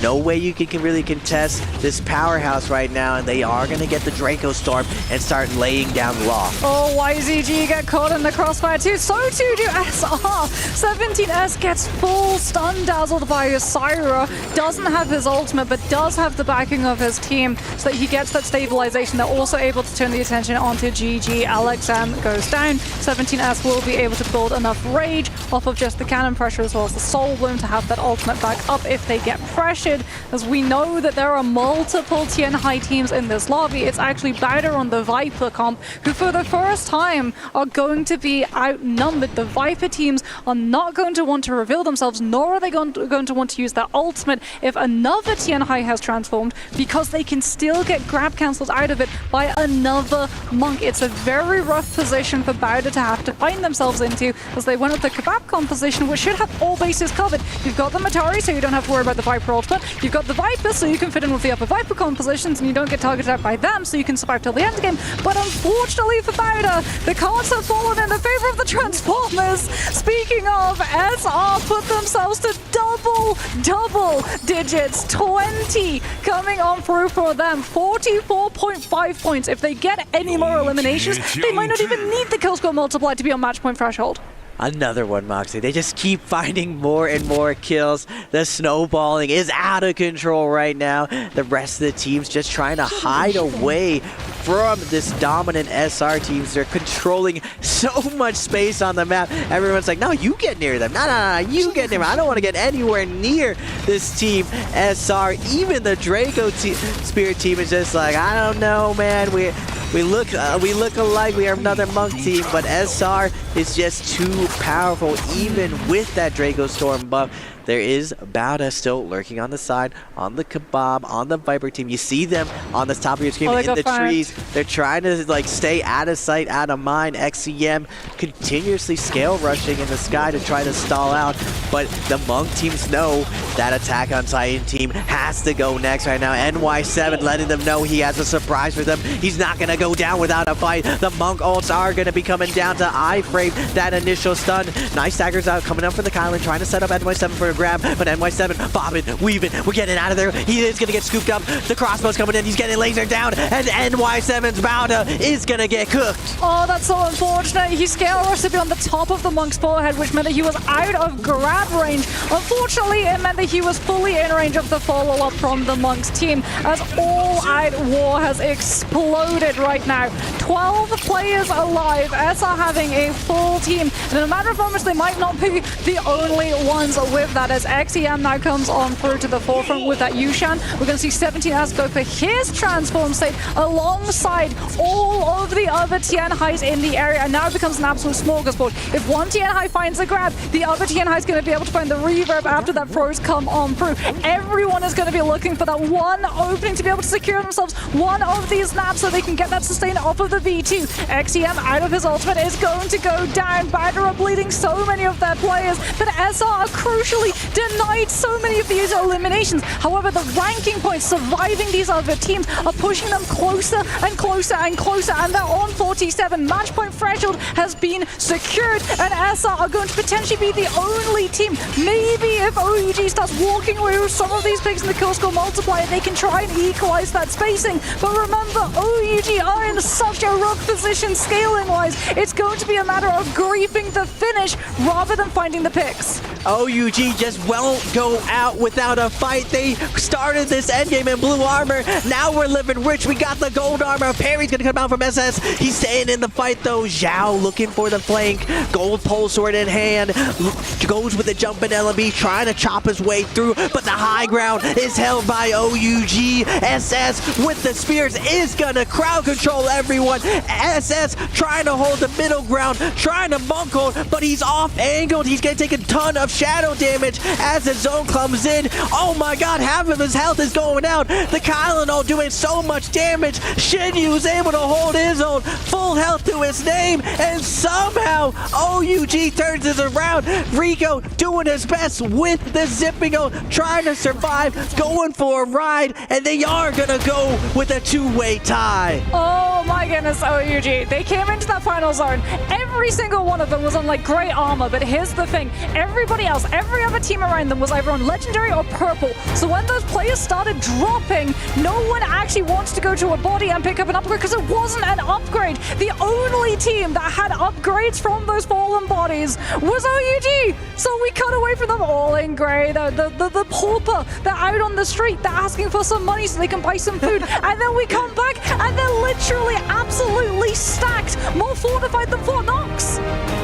Oh my goodness. Yeah, that's what I was saying, Moxie. True champions find a way to win games they shouldn't. Now, the OUG didn't win that game, but remember, off spawn, they had nothing. SS barely survived, and they were able to get to that end game and stop, critically, SR from getting even more points. This may pay off later, but you cannot understate how crazy SR's performance right here. An absolute 20 bomb. Oh my goodness. SR going to be celebrating as they get the news. We'll see if they can walk away with the win after this short break. 「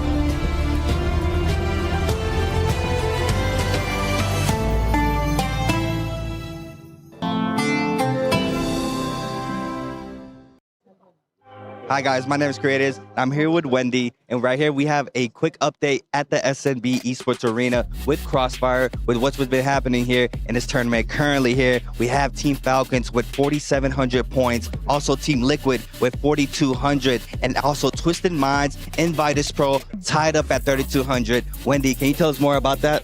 Well, first of all, Twisted Mind just eliminated from the Crossfire, so they just, you know, maybe they got no chance to climb higher from that ranking. And Team Falcons, they got their elimination game in the upcoming matchups, so they still got their final chance to do something. Or the Team Liquid, although they win the very first game in the yesterday, but right now they lost when they face against with the Q9, so Team Liquid still gonna struggle by this. Okay, thank you so much, Wendy, for the update. We will keep you guys updated at home. Thank you so much.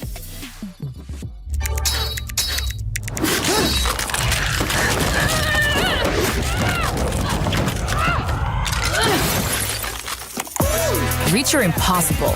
Lenovo Legion.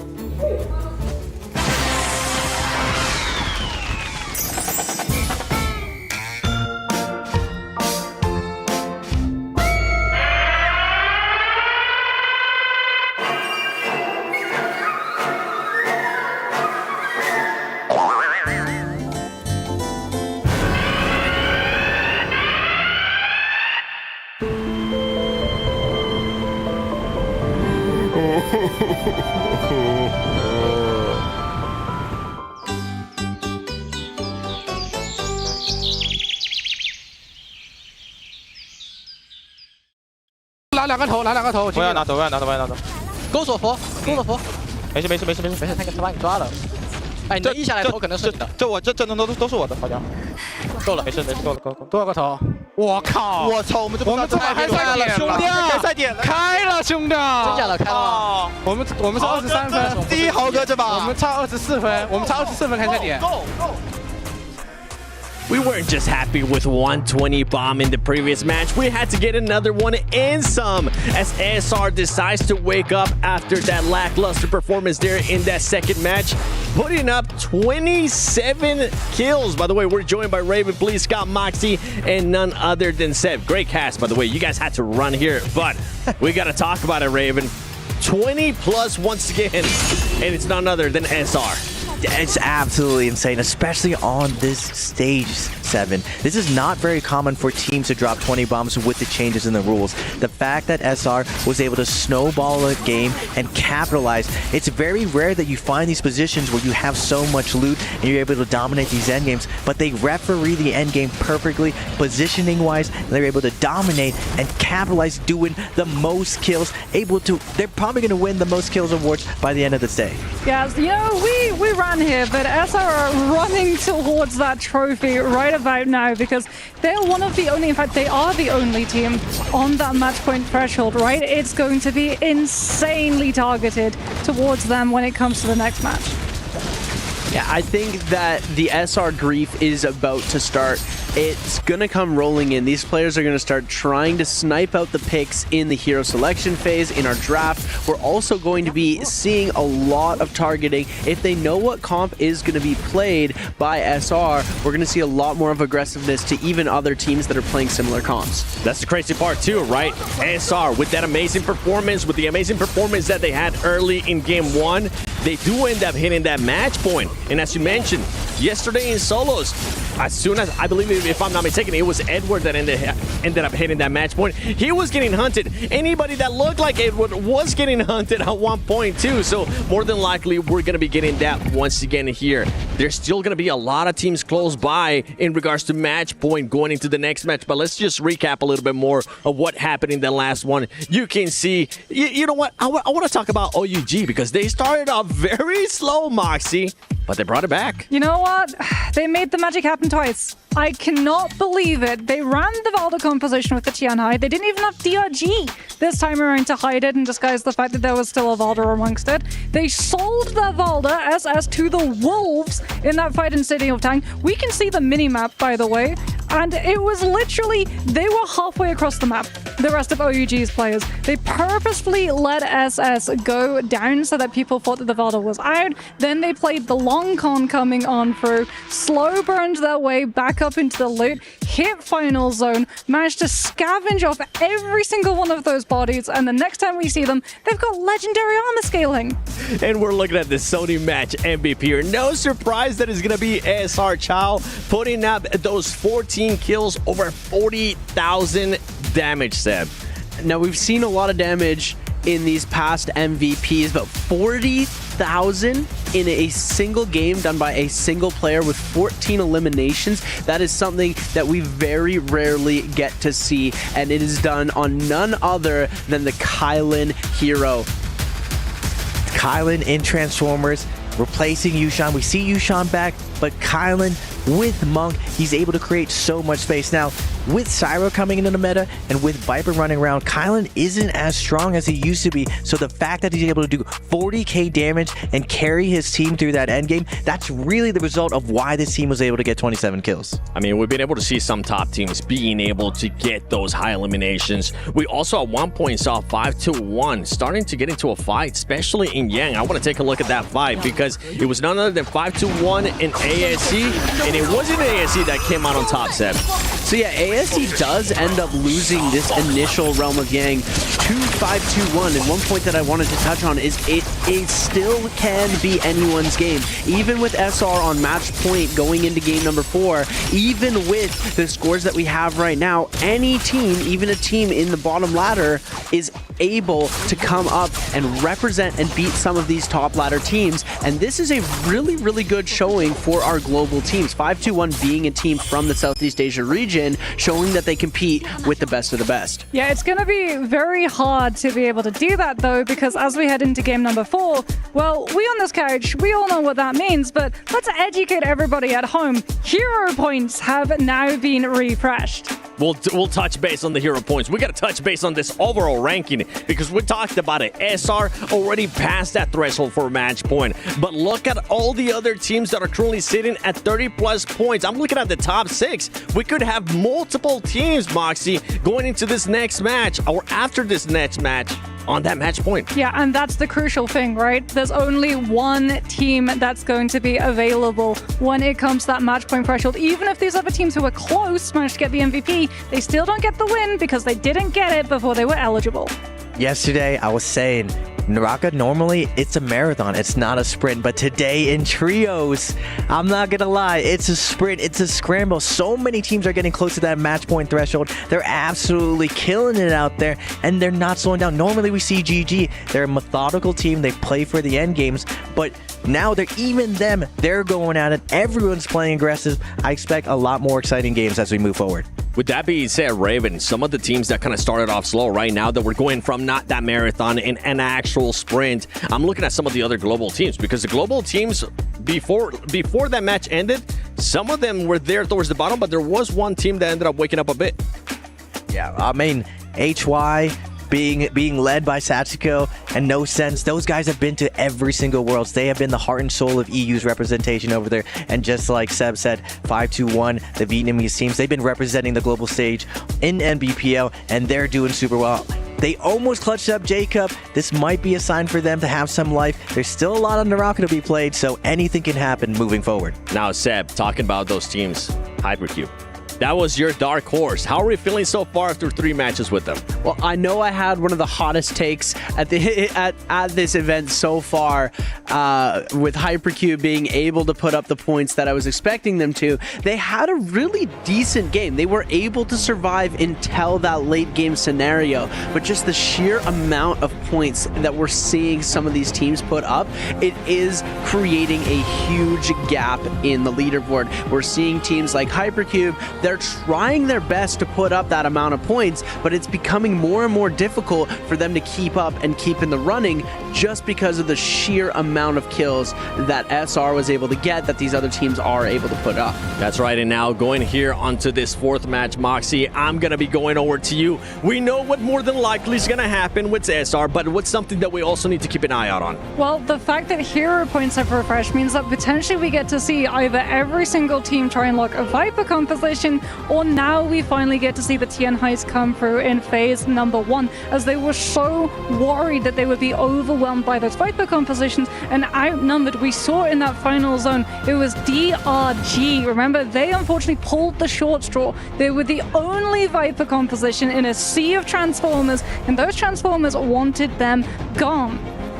Yeah, and it's something that's unfortunate to see with DRG. They had such a good game too, then coming into game 3, they weren't able to pick up too many kills in that early game. I'm pretty sure they didn't win too many of their Yang fights, or they weren't able to go into Yang based on what their comp was, and it just turned into this end game where they're getting targeted out, not allowing them to pick up as many points as they would have liked to, and falling further below in the rankings. But they've still got a good shot to jump it in as we're jumping in to these picks. And Raven, we're jumping into the first round of the draft here. Anything that fully stands out from you right away? It's a box of chocolates, Seven. We got a mixture of everything, multiple strategies going down. We got the Viper comp coming out. We got Big Chilling, the Justina comp coming out. Building off of what you guys are saying, the end game. You see what happens when you let these macro teams flow out of control. The snowballing is absolutely insane. What you're looking out for is these Viper teams. Just like other games, power spikes are important. Viper, very, very strong in early and middle, but late game, that's all Monk and Takeda's territory. It's up to Viper to slow these teams down, and when they are not successful going into those Yangs, going into that second Yang, you're gonna see these Cicada teams and these Monk teams drop these 20 bombs. Yeah, but that box of chocolates, the variety of compositions might leave a sour taste in the mouths of these teams, because when it comes to counter-stratting, they don't know. They got no information. No composition was picked multiple times. Nothing was made more expensive. And so we get to see that variety followed on through in the second phase, because they have no idea who the majority holds. We're looking at the second draft here, and I'm just looking at your face, Sam. What are you looking at? I'm looking at DRG's pick. I'm loving Viper, Matari, Zai. We haven't seen that comp come out in a very long time, and I'm loving the energy that they're going to bring through with this. You know, where we see the Viper, Matari a decent amount, but we haven't seen Zai making its way back into like a staple in a minute. We've seen Zai sort of shift out and Yushan kind of come into that comp. And look at this, Bauda running the Hottie again. And you already know what I'm going to say. This doesn't seem to be working too well for them. I don't know why they're running the Hottie. Maybe they need to just work out some of the synergy, the coordination. Hottie Ultimate does take a lot of coordination, right, Raven, when it comes to setting up that Q? He used to be so strong, but the fact that they took away from his healing, you've really got to execute with him. I still think he's such a strong character, and Bauda definitely has something up their sleeves. We're going to see if they're going to be able to execute, though. The stage is set for that next game. We have gotten so many eliminations, so many high kill games, too. I'm wondering if they're going to be able to keep it up, and I'm going to be sending it to the people that ended up abandoning me. Hitbrain and Dunkin' Donuts. Thank you very much, Seven. Sorry for abandoning you, but we are in our nice cold box, ready to get into game number 4 here. Duncan, quite an interesting draft there, seeing Bauda going back to the Hardy. It's nice to hear Raven kind of give his thought on it. You know, it comes down to execution. That's where the nerf really hit him. Yeah, you're absolutely right there. It's like, it just makes it so much harder. Now, if you want to use Hardy, you have to be maximizing him to the nth degree, because he cannot heal while he's flying around in the air. He can't get those resets. The cube isn't as good as it once was. If you don't know what the cube is, he basically drops a mechanical cube in the sky that allows both him and his teammates to teleport to it as an escape utility, making him, it was absurdly good. But now, all of it being toned down makes him a much easier character to deal with. Oh, here we go. We're getting ready to go into this fourth game. Drop spots are going to be dropping on your screen momentarily. I'm having a brief look at them right now to see where everybody is going to be dropping for this game at number 4. Now, the one for me that stands up was we got a couple of death spots. Lots of people dropping in somewhat closer areas. You can see Bowder, SR, Relax all in one area.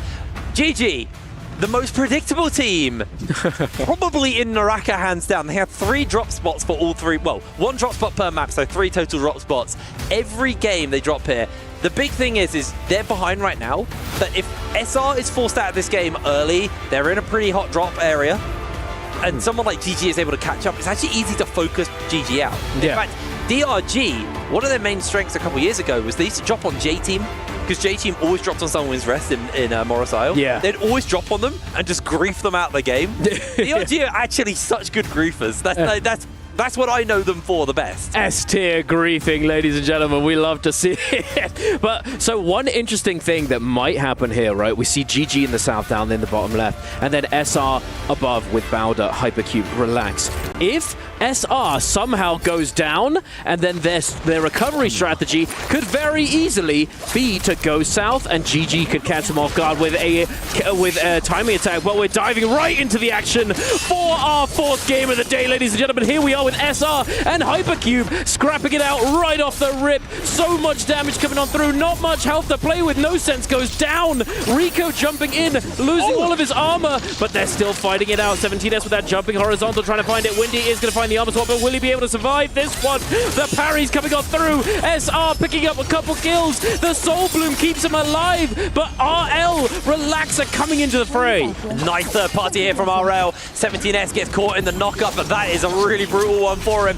Bowder also jumping into the fray. The Meteor Slam, able to get the damage. Cat takes so much from the spear. He's going to get picked up. Third party into fourth party into the end of SR. They're able to secure 3 at the beginning, but they are brutalized by the third party. There is a bunch of purple armors on the map. RL looking to finish up Bowder into the parry. The Zai Chain Scythe absolutely cuts him to pieces. Down he goes. RL, what a start for them off the back of this one. As Bowder Salty running in his back. It looks like they are. They want to jump forward. VVV with the flying knives, trying to find a little bit of damage onto RL, but I think they are not interested in staying involved as VVV is going to throw the ult out.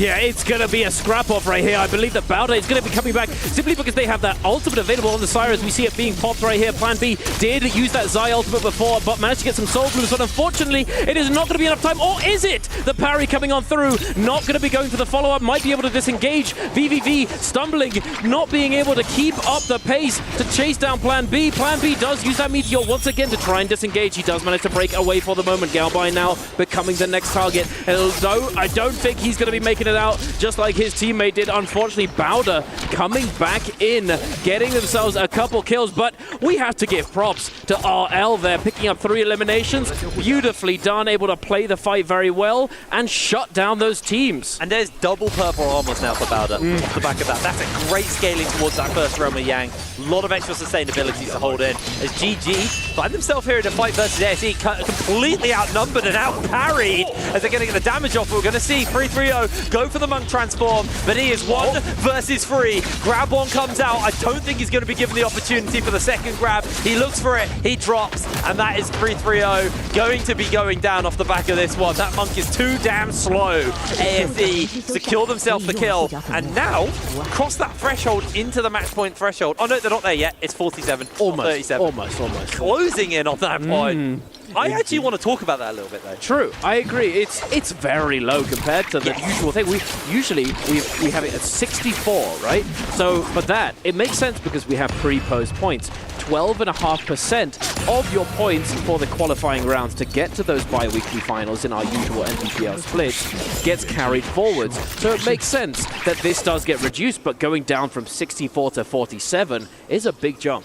Yeah, it's a really, really big jump. The one thing I want to note as well is, we talked about it a little bit yesterday, I think it was Raven who talked about it, where a lot of teams or players in solos, when they get to that match point threshold and they're first across the door, they freeze up, they panic, they don't want to lose the pressure they've built.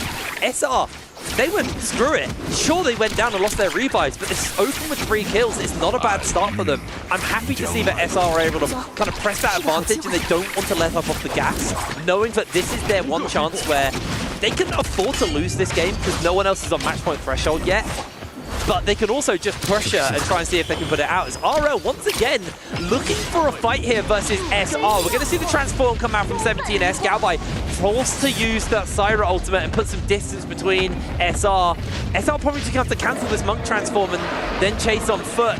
Not going to be able to find the grabs. It's going to be way too far off. Galbai, though, incredibly low. And I don't think they're going to throw any backup here for Galbai. So that's going to be kill number 4 over to SR. As Galbai's trying his hardest. Scare Rush is going to secure the kill. Yeah, that's a sacrificial lamb scenario, ladies and gentlemen. You know, if you're just caught out, outnumbered, not able to keep your footing against the aggression of that team that's approaching you, you sometimes just need to give it up, take the L, and lose that player, and then live to fight another fight later on. But here we are. Speaking of fights, we've got a huge one breaking out. OUG going up against DRG SS, currently on the front foot, but the parry coming in. Unfortunately, though, a little bit too far away. Kikaichi not able to get that follow-up on to SS, so not going to be able to take full advantage of it. We do see the Batari now looking for that empowered dash. Not going to be able to find it. Does get parried once again. Going to get knocked down, and we do have those third parties coming on through. YZG looking to dive into the fray. Bowder are coming online right now. Jinyu goes down. OUG falling apart at the seams. Are we going to be able to recover this? Bowder, their third partying has been absolutely stellar today. They opened up on that drop with SR, jumping into the RL SR, jumping into this one, getting some extra kills. Bowder up to 7 right now as ASE missed, throwing out the ultimate, able to find the lockdown on to RL. So they're now down to just that singular player, and there's been so much action, there's been so much blood. We still have 3 minutes until we get onto that first realm of Yang, so we still got a lot to go in this game. It's going to be... I've used Bloodbath so much today. I can't think of like another way to word it, but it's going to be a bloodbath. It really is. It's going to be a spicy. It's going to be an oogly one, isn't it? It's oogly indeed. It's oogly indeed. Speaking of oog, we've got Oog SS on screen right here. OUG being chased down by Bowder. Unfortunately, he's all on his lonesome. He's not going to be able to survive this one right here, and his teammates nowhere to be found. It is what it is, but Bowder looking pretty good. We've commented on the Hardy not being useful, but they're making it work, and they're up to 8 eliminations. It comes down to execution. I think they're executing on it well, at least early. But you kind of expect that from a former world champ and a current world champ. You put them together on this superstar team. Bowder opening off the bat very, very well. We'll see how well they get tested, though, once they jump into that realm of Yang. I'm going to make the assumption that they're going to want to be in there. Yeah. Double purple armor. They're scaling up already quite strong. I think these Realm of Yangs are going to be very definitive and set the tone for the rest of the game for Bowder. Oh, absolutely. So here's one of these things. You've got these, we saw GG, right? They landed in the bottom left, kind of isolated, right? But they're on that new Transformer composition. These new Transformer comps, they've got that Tianhai there, they've got the Kylin. Their objective a lot of the time is to scale up. Their abilities scale based off of the loot and the rarity of the loot that they have. So with Kylin, his damage on his ultimate slashes scales based off of the rarity of his weapon. Monk, the Tianhai, his slam damage scales off of weapon, and the amount of health that he has, his total health pool, in ultimate, scales based off of the armor rarity. So it's really, really important, and a lot of teams strategize around scaling up early on and not going too ham at the very beginning. I really like, though, that we've got a lot of comps that can handle these Monk comps. Lots of crowd control, lots of ways to deal with it, because Monks want to get in the realm of Yang. They want to get the golden weapons for, like you said, the extra damage onto the Monk for the extra health. Everybody's just going to be diving in. YZG get left behind, unfortunately, as DRG trying to get the last member in. They are denied. Heartbreak for them, but we're going to see Bowder inside their realm of Yang versus MVP. Let's see how they're going to perform here on the Hardy. Everyone goes aerial off the bat here as VVV flying knives in hand and a purple Hong sword to work with. Got himself that Syra ultimate, again scaling off the weapons he's got, jumping forwards. MVP losing a little bit of that armor, going to be forced to throw the ultimate down, but VVV gets caught by the dazzle, instantly presses the Hardy cube to break away as we see Hong get up inside that mech, trying to put some pressure down with a cannon fire onto the backline to try and keep his team alive, but VVV is going to pop the ultimate, throwing down dazzles as Shiyun loses a lot of HP. His ult's going to time out, and they're going to immediately launch onto him, looking for the grabs, unable to make the connection, but that's the opening. That's going to be the slam down, and two members of MVP are going to be caught out as we do see NY7 going to find himself one last slam choice. The ultimate times out here onto VVV, but the freeze comes through, and MVP actually have the members to turn this if they want. VVV finds the knock-up though onto Hong. We lose the mech, not the mech, the Monk, that's the word I'm looking for, is Hong solo on HP, caught by the flying daggers into the parry. Scale rush unnecessary. Bowder looking crisp and clean. Beautifully done. It was looking dire for a second there, you have to say, that Hardy going down, but VVV and NY7 able to come in clutch, the Monk doing work, the Syra being able to sit there and fire away with that beam. But this is a big fight, ladies and gentlemen. We got SR going up against GG. I believe we saw SR in the kill feed taking down Hypercube in the realm of Yang, so they do have that buff to play around with right here. So if they go down, they're not going to be going down permanently. S17S trying to get a little bit something out of that ultimate, not able to do so unfortunately, and now Zhao is going to be going down as well, but we have that Vermilion Bird's Might. They're going to be able to go elsewhere, resurrect themselves with all of their loot, so it's not over just yet. It's not over just yet. I was just thinking, SR on a Monk comp, I would be terrified playing any Monk comp right now because everyone wants to focus and make sure that SR are taken out. And everyone playing this game have no idea which team SR are. They just know it's a Monk comp, so they're going to go looking for them. It could be a brutal one. Very one-sided realm of Yang for them off the back of this one. But Bowder, Vermilion Bird's Might in hand, been playing very well. 11 kills under their belt. ASE also got 10 kills, so it's pretty tight between our 2 and 3 spot right now. Both of these guys just trying to cross that distance and make it to the match point threshold for the game at number 5. Yeah, no, it's oh, wait a minute, it's kicking off right here. Speaking of that 2 and 3, we've got ASE going in, absolutely gaming. The stun is going to come through, and Hong, he can't play the game. Can I please move, senor? No, you cannot, he says. ASE, ruin him. He goes down. He's not getting back up, ladies and gentlemen. They have Yang depletion. If you go down with Yang depletion, you cannot be resurrected. So even if one of them was able to make it out, even if they were able to turn it, they would have had to have gotten those rebirth charms to be able to bring themselves back into the game. But no, sir, it's not happening. ASE extend their lead, going up to 13 kills. Man, flying knives they're fine and balanced, aren't they? They're very fun and interactive, aren't they, oh boy? Palm lightning from this, it just gives so much damage at like a pretty comfortable mid-range. Yep. Absolutely brutal. No way they were going to survive that one. Bowder have been now put into the sights of 521. This could be scary for Bowder. They have the revive, but they only have 35 seconds left on it before that buff times out. So they actually may have no interest in fighting. 521 on the other hand though, also no debuff on, so they don't have to take this fight.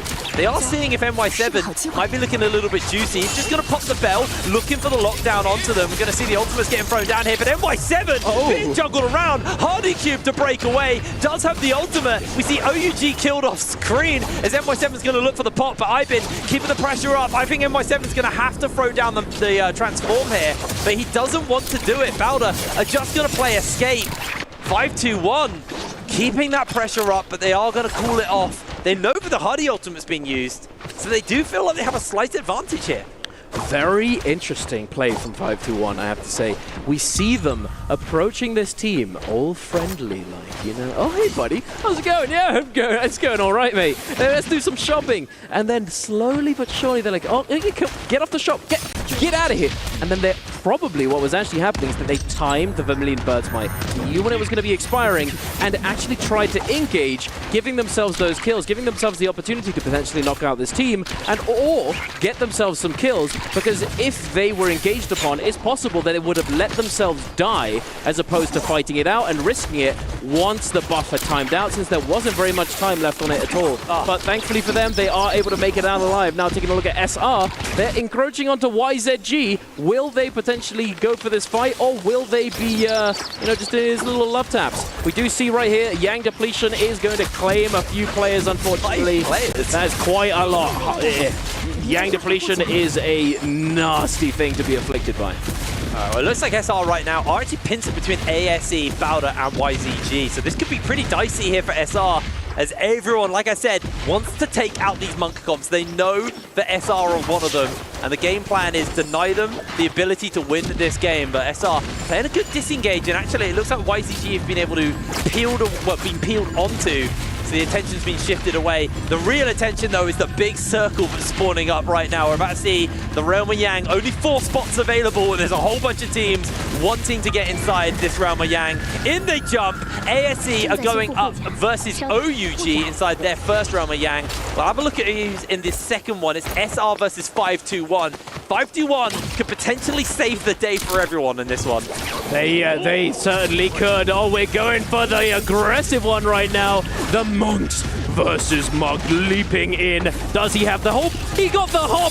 Beautiful! So there is a dynamic right here between the Tianhai's ultimate fight. We got the rock, paper, scissors back and forth. Does he go for the hop? The little shift forward. Does he try and catch it? The re-grab onto Ibin. The slam. Can he get the ult off? No, he cannot. He goes down. SR on the front foot. 5-1. Lose flat milk going into the sky, but the Monk is going to be coming out of that ultimate state. He's going to be able to potentially peel, but the bell has already been utilized. Got no armor to play around with. It's not looking too good for 5-1, ladies and gentlemen. It's going to be turned around. Fat Milk is going to be, you know, the attention. He's going to try and claim it. Get out of here. Leave him alone. But MP trying to make it away, but I don't think this is going to be salvageable. And he goes down 3 versus 1. It's a formality at this point, ladies and gentlemen. Fat Milk, try as he might, he's not getting out of this one. A minute to try and buy some time. 1 versus 3. Not happening. No. SR continue their dominance on today and take 1 step closer towards locking in the victory here in game number 4. They've still got their work cut out for them, though. ASE and Bowder performing incredibly well. We'll see how they do inside their Realm of Yang. It was actually ASE who won over in their Realm of Yang, so running around with that Mystic Might. Both of these teams are going to be aware of each other off the back of that one. Actually looks like SR potentially thinking about engaging onto them. Nope, it's just a bit of shopping. Everyone's going to jump into the shop, grab themselves some goodies.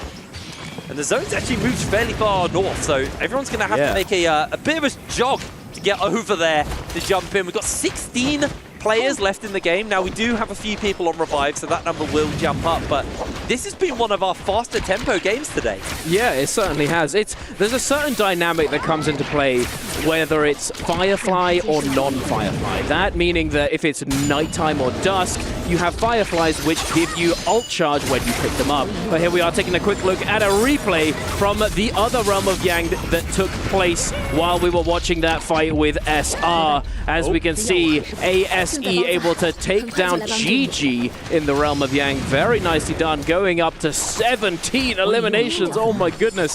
Speaking of eliminations, we got Bowder on 11, SR on 10, GG on 5, OUG on 0, fully knocked out. Unfortunately, DRG on 5, but knocked out as well. YZG on 4, 5-1 on 3, TJG on 1, RL on 3, Hypercube on 0, and MVP on 2. I feel like ASE are the biggest hope right now for the lobby. If people want to keep this game going, you need to be cheering for ASE. Bowder, there is a world, I think 11 kills is plenty right now, but 18 players left in this lobby, 3 of which are going to be going out due to the Yang depletion, whether or not it's those with depletion or the people they kill. So this number's going to go down real low. We're actually going to see a probably one of the smaller circles at the end of a game we've seen all day. They've been kind of playing out for the long game. This time around, not quite being the case here. Zone's going to be closing up. ASE have TJG in their sights. Draco Storm onto YZG as well, also in the area. But on the other side, 521 are taking a fight versus GG. They're looking to try and get themselves cleansed up. Pampy's got the grab, but it's the double coming in from Pampy. He's going to have to go for the slam and try and play into Rush. But the clap comes down, and CJS will fall. Everyone's in the zone. 3-3-0, unable to find a connection on the Fat Milk with those hands. LXM, low HP, no armor to speak of, as GG 3-3-0 forced to use the bell, but the Kylin will keep him grapple locked, and down he goes. 521, find 2 cleanses, and LXM should be short behind. 521, their day is not done yet. No, it's not, ladies and gentlemen. What a fight! We see that Monk dynamic coming on through. They get the double grab, beautifully done. Now, we're taking a look here. We see SR encroaching onto 521 inside the storm. Send out a quick cannon shot with that flame breath as well. I think they may have recognized that it's another Tianhai composition. Will they look to fully commit to this fight, or will they be friendly? It looks as though the friendly hops might be coming out, and there it is. SR as well as 521, they know that if they end up being the only Tianhai compositions, the only new Transformer compositions left in this endgame, that they will be focused down, and SR certainly want to try and get themselves as many points as possible. Yeah, so just taking stock of where we're at, we have ourselves, I believe, 5 teams left in the lobby, actually, 2 of which are those non-traditional monks, because traditional monk is Yuei-Shen, but the current new era of the monk with the Kylin. We've got, obviously, Bowder, who have this very bizarre Syra Hardy monk comp, which is actually working out for them. And then ASE and TJX, both running those heavy crowd control comps that are going to be really good at handling these monks in the final circle. A while ago, we actually saw a change to the way ults are played out in Naraka, where you actually have a lot less time if you're transformed, or if you have an ult that has a longer effect, that time has been reduced heavily. Crowd controlling a monk really shuts him down, because he loses a massive chunk of his time to be able to find those grabs, to be able to transition those into kills. Same with the Kylin and his dashes. So crowd control comps a lot better at handling these monk comps. As we're in what I like to call the Buccaneer phase, where everyone pulls out their cannons and muskets and starts like old pirate ships, just shooting at each other, building up rage charge to get those monks ready to go to the transforms, and also burn the pots and the resources of the enemy teams. Yeah, absolutely. That's super important as well. Having sufficient resources to survive in these endgames is one of the most important things to manage. Right here, we do see a little bit of aggression.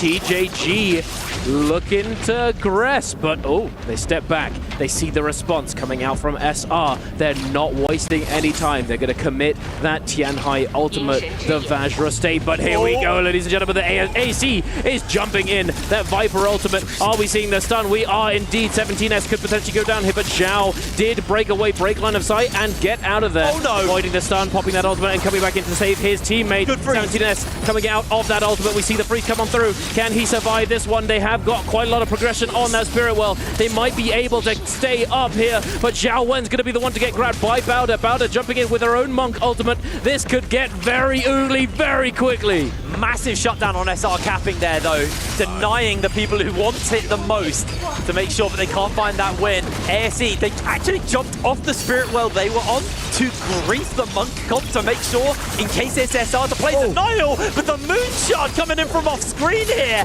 Massive play from Han. SS is going to get knocked back. Sorry, 17S is going to get knocked back. His health bar's low. That's the kill for Mist. SR lose their Monk as we cut over to Zhao. Pampy, he finds Mist with the grab, though. SR going to find the pickup, but they're interrupted. The Draco Storm is being a menace for them. ASE are not going to play the Denial, though, as SR looking to cap. The health bars are low. Pampy's just looking the wrong way. He will not play the Denial. SR get the Spirit Well and put Yang Depletion on the rest of the lobby. Absolute insanity. We do see 521 jumping in, and their focus was not on SR, it was on the Justinas, it was on everything else, as they don't want to be isolated in the lobby. They had the Draco Storm buff, so they were able to have full agency in that scenario. Now we have SR being forced to use their ultimate once again. Are we going to see the grabs? We are indeed, but it's on to NY7 on the Tianhai. He gets slammed, he gets cooked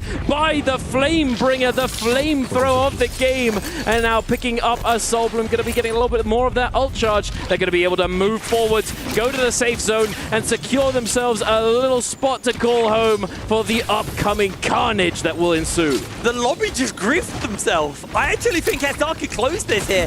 ASC have 19 kills, but they only have one player alive. Han is in the zone right now. He got jumped by TJX. Whilst they were actually trying to buy a revive to get one of their teammates back up. This is rough. No, he's dead! Out 19 kills over to them, and they are knocked out of the game. Bowder, one player left, the only hope for this lobby. Maybe 521 could put enough kills together to play Denial. SR only 2 kills ahead right now, but they've got the buffs, they've got the members to work with. This is an incredibly dicey situation. We could see SR pull the victory out here in game number 4. Everyone thought it was going to be OUG, but SR right now, they have the tempo, they have the control, they have scaled into this final circle. Bowder Zem could get found in this invisibility bush. He's the last man standing. He has Yang depletion. He's hit by the Bane's breath, and S17 are just going to get the knockback in and find the kill. This could be SR's moment. They could take it all. They certainly could. It could be fitting. No, we had Spider yesterday. SRR Gaming, ladies and gentlemen. 17S looking to aggress onto 521. Their former friendlies, you know, we were friends before, but no longer. We're jumping in with that cannon. The Flame Breath is doing damage directly to those health bars. We see that ultimate pop up. The jump in from the Mock, from Pampy. He's trying to get the grabs. He doesn't find one. Ivan gets scooped up. He might go down here. The knockback. He's not able to stay alive. Ivan goes down. 17S is standing strong, ladies and gentlemen. They still have the buff for another 20 seconds. And Fat Milk, wait a minute, out of nowhere, Jang dropping out of the sky. The drop down. 17S able to iframe with the D-transform. They might be able to salvage this one, but it's getting very aggressive. And TJG might be able to stop SR in their tracks. This could just be the hero play from TJG, but they're going to see Fat Milk getting caught by the parry here. 17S applies more pressure. Can TJG turn the fight around? Zhao takes out Fat Milk. They're up to 14 kills. SR, they're closing in. Draco Storm in their pocket. 6 players left in the lobby. I think they're just going to close it out right here, right now. Pampy taken down. Another kill into the pocket of SR as Afan is on his lonesome, being run down by SR. Afan has nowhere to go. Zhao secures the kill onto him. 1 player remains. SR, they will have done it. Jumping into the zone. The denial was too little. It was too damn late. Oh my goodness. Do they do it? I think they've done it, ladies and gentlemen. SR with so many kills. There you see it, the celebration coming through, the emotion. You can see it on their faces plain as day. Ladies and gentlemen, your champions here off of 4 games. Is this a new trend? What is going on? I cannot believe it. SR. We said it, everyone thought OUG were going to be the guys to do it. SR, honestly, a forgettable team last year. This year, it has changed dramatically. They look so crisp, they look so clean. That was a dominating performance from them, opening on a strong game in game number 1. They played consistently for the next 2. And then when they needed it, they pop off. They find the game 4 victory. Specific reaction. Such a good victory here at EWC. Oh my goodness. I'm reeling from that. I was there last week in Burst by Weekly for MBPL. OUG takes it in 4, and now we have it back-to-back in the next tournament. What on earth here in Riyadh at MSC EWC 25 Festival, ladies and gentlemen. And it's across the board too. Spider, yesterday. It's as if it's scripted, ladies and gentlemen. It's like the stars aligned. You can see it on all these other players' faces. They can't believe it. They can't believe it happened. Double wins for the org. Both days they pull it out. Really, really impressive stuff from SR. And honestly, I have to give it to them because TJG were trying to deal with the Monk comps. They knew that SR was one of them. And unfortunately for TJG, they accidentally took out the wrong comps. And SR, this is honestly to their credit. They hid in the mess, they hid in the chaos. They were unable to be tracked, unable to be found. They put the kills together. They're going to approach that trophy. An absolutely phenomenal performance from SR. Lining up, ready to lift that trophy. It is raised on a plinth for them. SR, 3 victories today. They only gave up 1 game to OUG. They deserve it. They played so damn well today. As here they are approaching that trophy. An absolutely beautiful day from them. No one came close. It is absolutely deserved. Give it up. SR!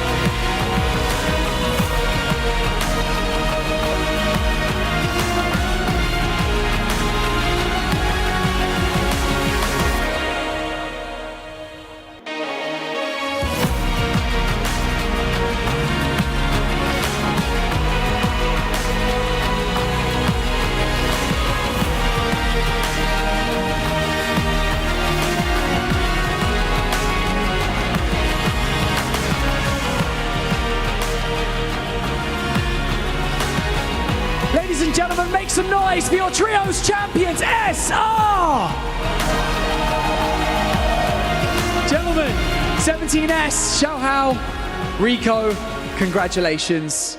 Let's talk about how you did it. Doing it in that style, 4 maps, 4 games, it was phenomenal to see. Just talk us through the emotions you're feeling right now.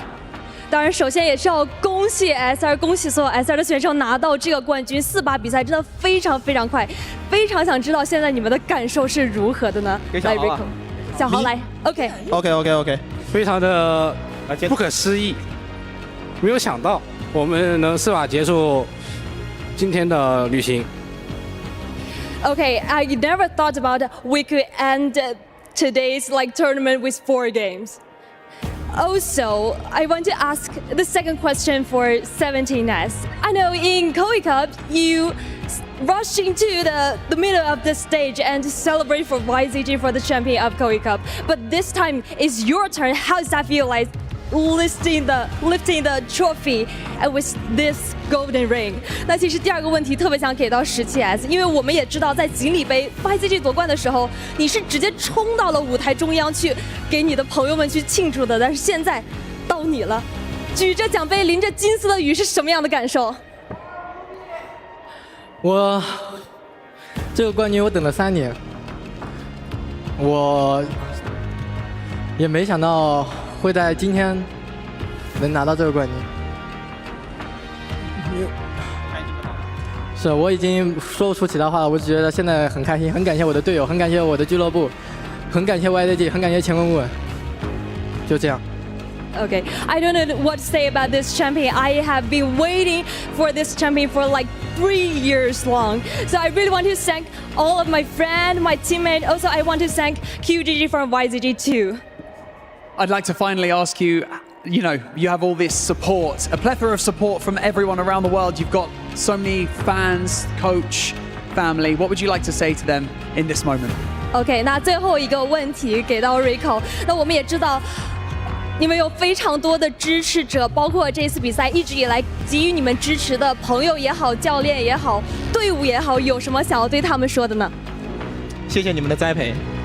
无论是在当初的 OUG 冠总以及谷总给我们的支持都非常的重要。他们两个应该是我们的贵人，把我们组在一起，一起打这游戏，然后获得这个冠军。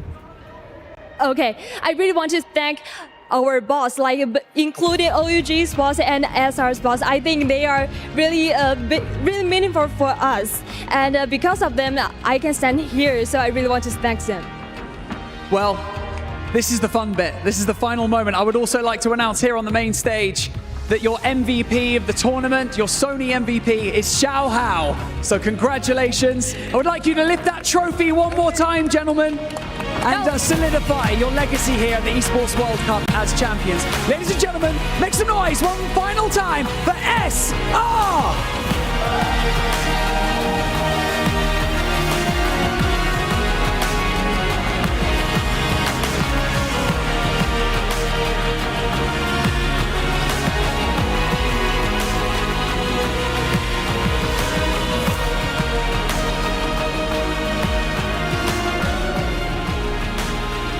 Everybody thought it was going to be OUG after the performance they had last week. SR came in confident, came in with just absolute dominance, setting the pace from game 1, slowing down a little bit in game 2, but just making sure they got 3 out of the 4 MVPs. And that is why this squad is the Naraka Bladepoint Mid Season Championship at the Esports World Cup Festival 25 champions of trios. An insane performance, Raven. I was not expecting this type of dominance out of SR. I don't think anyone really expected. They were one of the favorites going in, but something that they did that's super surprising. OUG, they did it with Viper. The league adjusted their sneaky play to snipe all the Transformers. But over the years, what's defined Naraka Trios has always been your Monk. And SR showed that Transformers still to this day dominates, and they end it in 4. Seb, you've been talking about monks. We've been talking about monks even watching the games. Those double slams. I mean, they proved that you can definitely win with them and dominate with them. In my opinion, one of the most entertaining things in all of Naraka is the double grab, double slam. It's one of the most exciting things to cast. And speaking of monks, making this game a whole lot easier for SR to win was Team Bauda. They were able to come in and peel for SR, allowing SR to get the revive in the middle of endgame. We rarely see that happen. And Moxie, I know you got words for this. Yeah, we saw it when we were looking at, that giraffe phase coming on through. We were like, oh, it's going to be really hard to counter strat and try and figure out what's the majority of this composition and what exactly is SR going to be playing. And like you said, Bauda absolutely had no idea the team that they were peeling when they came in for that Spirit Wall to stop that Viper composition from knocking one of the Transformers out and weakening the Valkyrie comp as a whole as the game continued. Was SR the only team on match point eligibility? The crazy part too is that we saw SR getting pretty much grief at the start by not just one team, multiple teams. But I feel like that Yang 2 with 5-1, once we saw that, we're like, okay, 5-1, you got to be able to stop this. That wasn't the case, Raven, because SR just came out and smashed them too. Yeah, it's just incredibly hard to stop this Monk team. Remember, before this game, they had a massive Transformer game. They had all the momentum, and they were able to play the composition again. It's really hard to start on a composition cold, and when they're red hot, they just kept that going and stole this tournament away. And there you have it. I mean, no questions. Specific reaction, SR, 75 points. What a gap when we talk about that in regards to first place and second place, Moxie. Yeah, we might need to be renaming as Specific Gaming, more like specific position taking. Back to back. First place across the board for both solos and trios.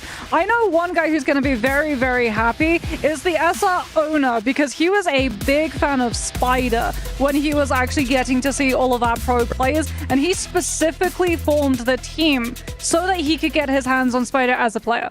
Yeah, they decided to put Spider into this team, invited him on, and created a trios team, built it around Spider coming through. So having Spider there, winning the solos, and then SR's team coming in and winning the trios, it's really the cherry on top. We've been talking about ASR. I feel like we got to take a look at the Sony MVP of the Naraka Bladepoint MCS. Oh my goodness, hold on. I just want to see. Okay, Xiao, no surprise to be honest, and he's gonna be not just the winner of the Sony tournament MVP, he's gonna be the winner of just about everything, because this man was just putting in an insane performance, Moxie. Yeah, his Kylan performance was so incredibly strong. We talk about, the strength of the Transformer composition, the grabs were huge, but the follow-up displacement dashes, as well as being able to catch when the Monk went for that slam with that next follow-through dash, Xiao was able to convert those opportunities that his team provided. And being provided by Amazon post-match, he is going to be your kill leader. On top of that, he's going to be taking home, based on what he just won from winning everything, at 12,000 to that as well, Seb. And add the damage dealer as well. He's got the kill leader, the damage dealer, the most amount of MVPs is going to be going to SR, as we're taking a look at some of the highlights that they were able to come through to win this game. Yeah, inside Yang, SR was an unstoppable force. And I was saying the key, just like in solos, in trios, you gotta win that second Yang. You gotta be a Yang team. And Transformers has always been the most dominant Yang composition. Off spawn, they were locked in, setting up for their first Yang, getting that loot. Now, when you play Transformers, the name of the game is to get a lot of loot so you can snowball and survive that Viper composition and endgame. And unlike the previous finals, we see that SR came with a game plan to really lock in and navigate these endgames to pick up so many kills today. Yeah, speaking about how dominant we got to see SR being, does this make SR the record holder for most amount of MVPs? Picked up and wonder if we go by percentage, because they only actually dropped 1 out of the 4 that we played. I think that is a record. One first thing, we've seen, this is our second time only ever that we've seen a trios go to 4 games. And so close together too. Literally 1 week within each other, which is insane. It definitely comes from the current rule set, and like you were saying, Seb, SR, 2 games, $500,000 on the line. The owner has to be juiced up and super happy for his team. He really wanted Spider to win it. Spider's story is absolutely insane. He's been struggling against Mike, and the owner absolutely believed in Spider's performance. And the cherry on top, his trios team is also dominating, taking first. I know that after party, when they get back home, it's going to be amazing. Not only do you win the solos, you on top of that win the trios. You get to take the most money possible too out of the Naraka Bladepoint tournament that we have had so far. I want to take a look though at the Korea top plays from this whole tournament, because I'm pretty sure we have seen some amazing stuff just for today. By the way, this is just for trios, and it's gonna be no surprise. I'm pretty sure we'll end up seeing a lot more SR in here. Taking a look, this is gonna be GG in the realm of Yang versus ASE. ASE did end up falling here pretty quickly, but as we're taking a look at some more of these highlights, we're gonna be seeing 17S pole sword scale rushes coming in at full throttle against OUG. And OUG, a team that we really expected to perform a lot better today, and SR just had their number. Yeah, SR, absolutely dominant. 17S leading the charge on the Justina. Now, Xiao, the MVP on the Kylan. You're seeing him do the work, facilitating his team and also securing kills. Normally, Kylan has been on that double charge, cleaning up the trash, but today, he is a trash collector, and he's going to be collecting so much cash as the MVP, and his team claiming all the MVPs. That's half the pot. In 4 games, they just take it all away from everyone. Well, ladies and gentlemen, it's been an amazing tournament so far here at the Naraka Bladepoint Mid Season Cup Championship. And I just want to make sure we get to say bye with everybody. So guys, come on in real quick, because not only did we have an amazing solos performance yesterday out of Spider, today the whole squad for SR was able to put up the numbers, put up the dominance. So a huge special thank you to none other than NetEase, the publishers for Naraka Bladepoint, for everybody at EWC, for production, and for everybody standing here. Raven Please, Scott Moxie, Seb, my man, Hip Rain, Duncan, the Pirate, and then you got Creative, as well as Barney and Leah. Take it away.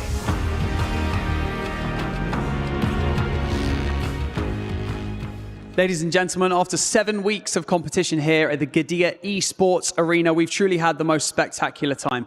One thing that I would like to do is to give a few thanks to everyone that's been a part of this 7-week journey at the Esports World Cup.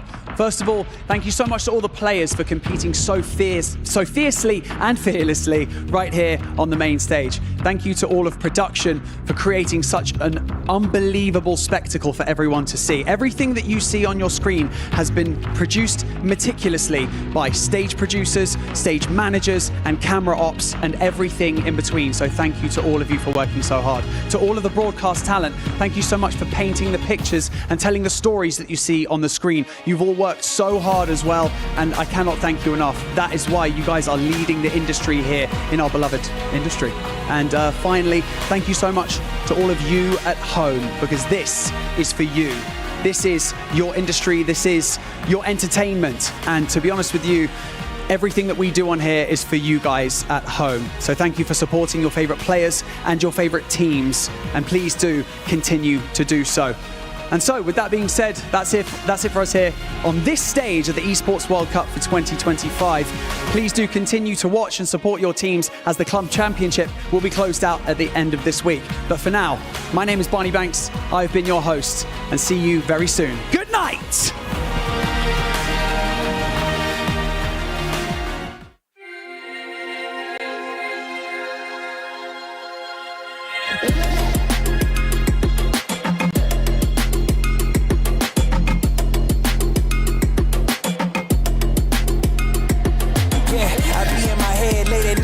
Contemplating all of my goals. Look, will I fold or will I chase them? I got adversity, two options. I can handle it purposefully, or I can let it murder me. But sign up for war, point out the target, show me the giants. Hold your applause, just getting started, sending the lions. Ambition ain't for the weak, I see it before I speak. Ready and willing, is you ready for me? With or without trying, oh, you try to make me say, no, there's nothing you can say, 'cause I'm flying away. With or without my sins, oh, you try to make me say, no, there's nothing you can say, but I'm flying away.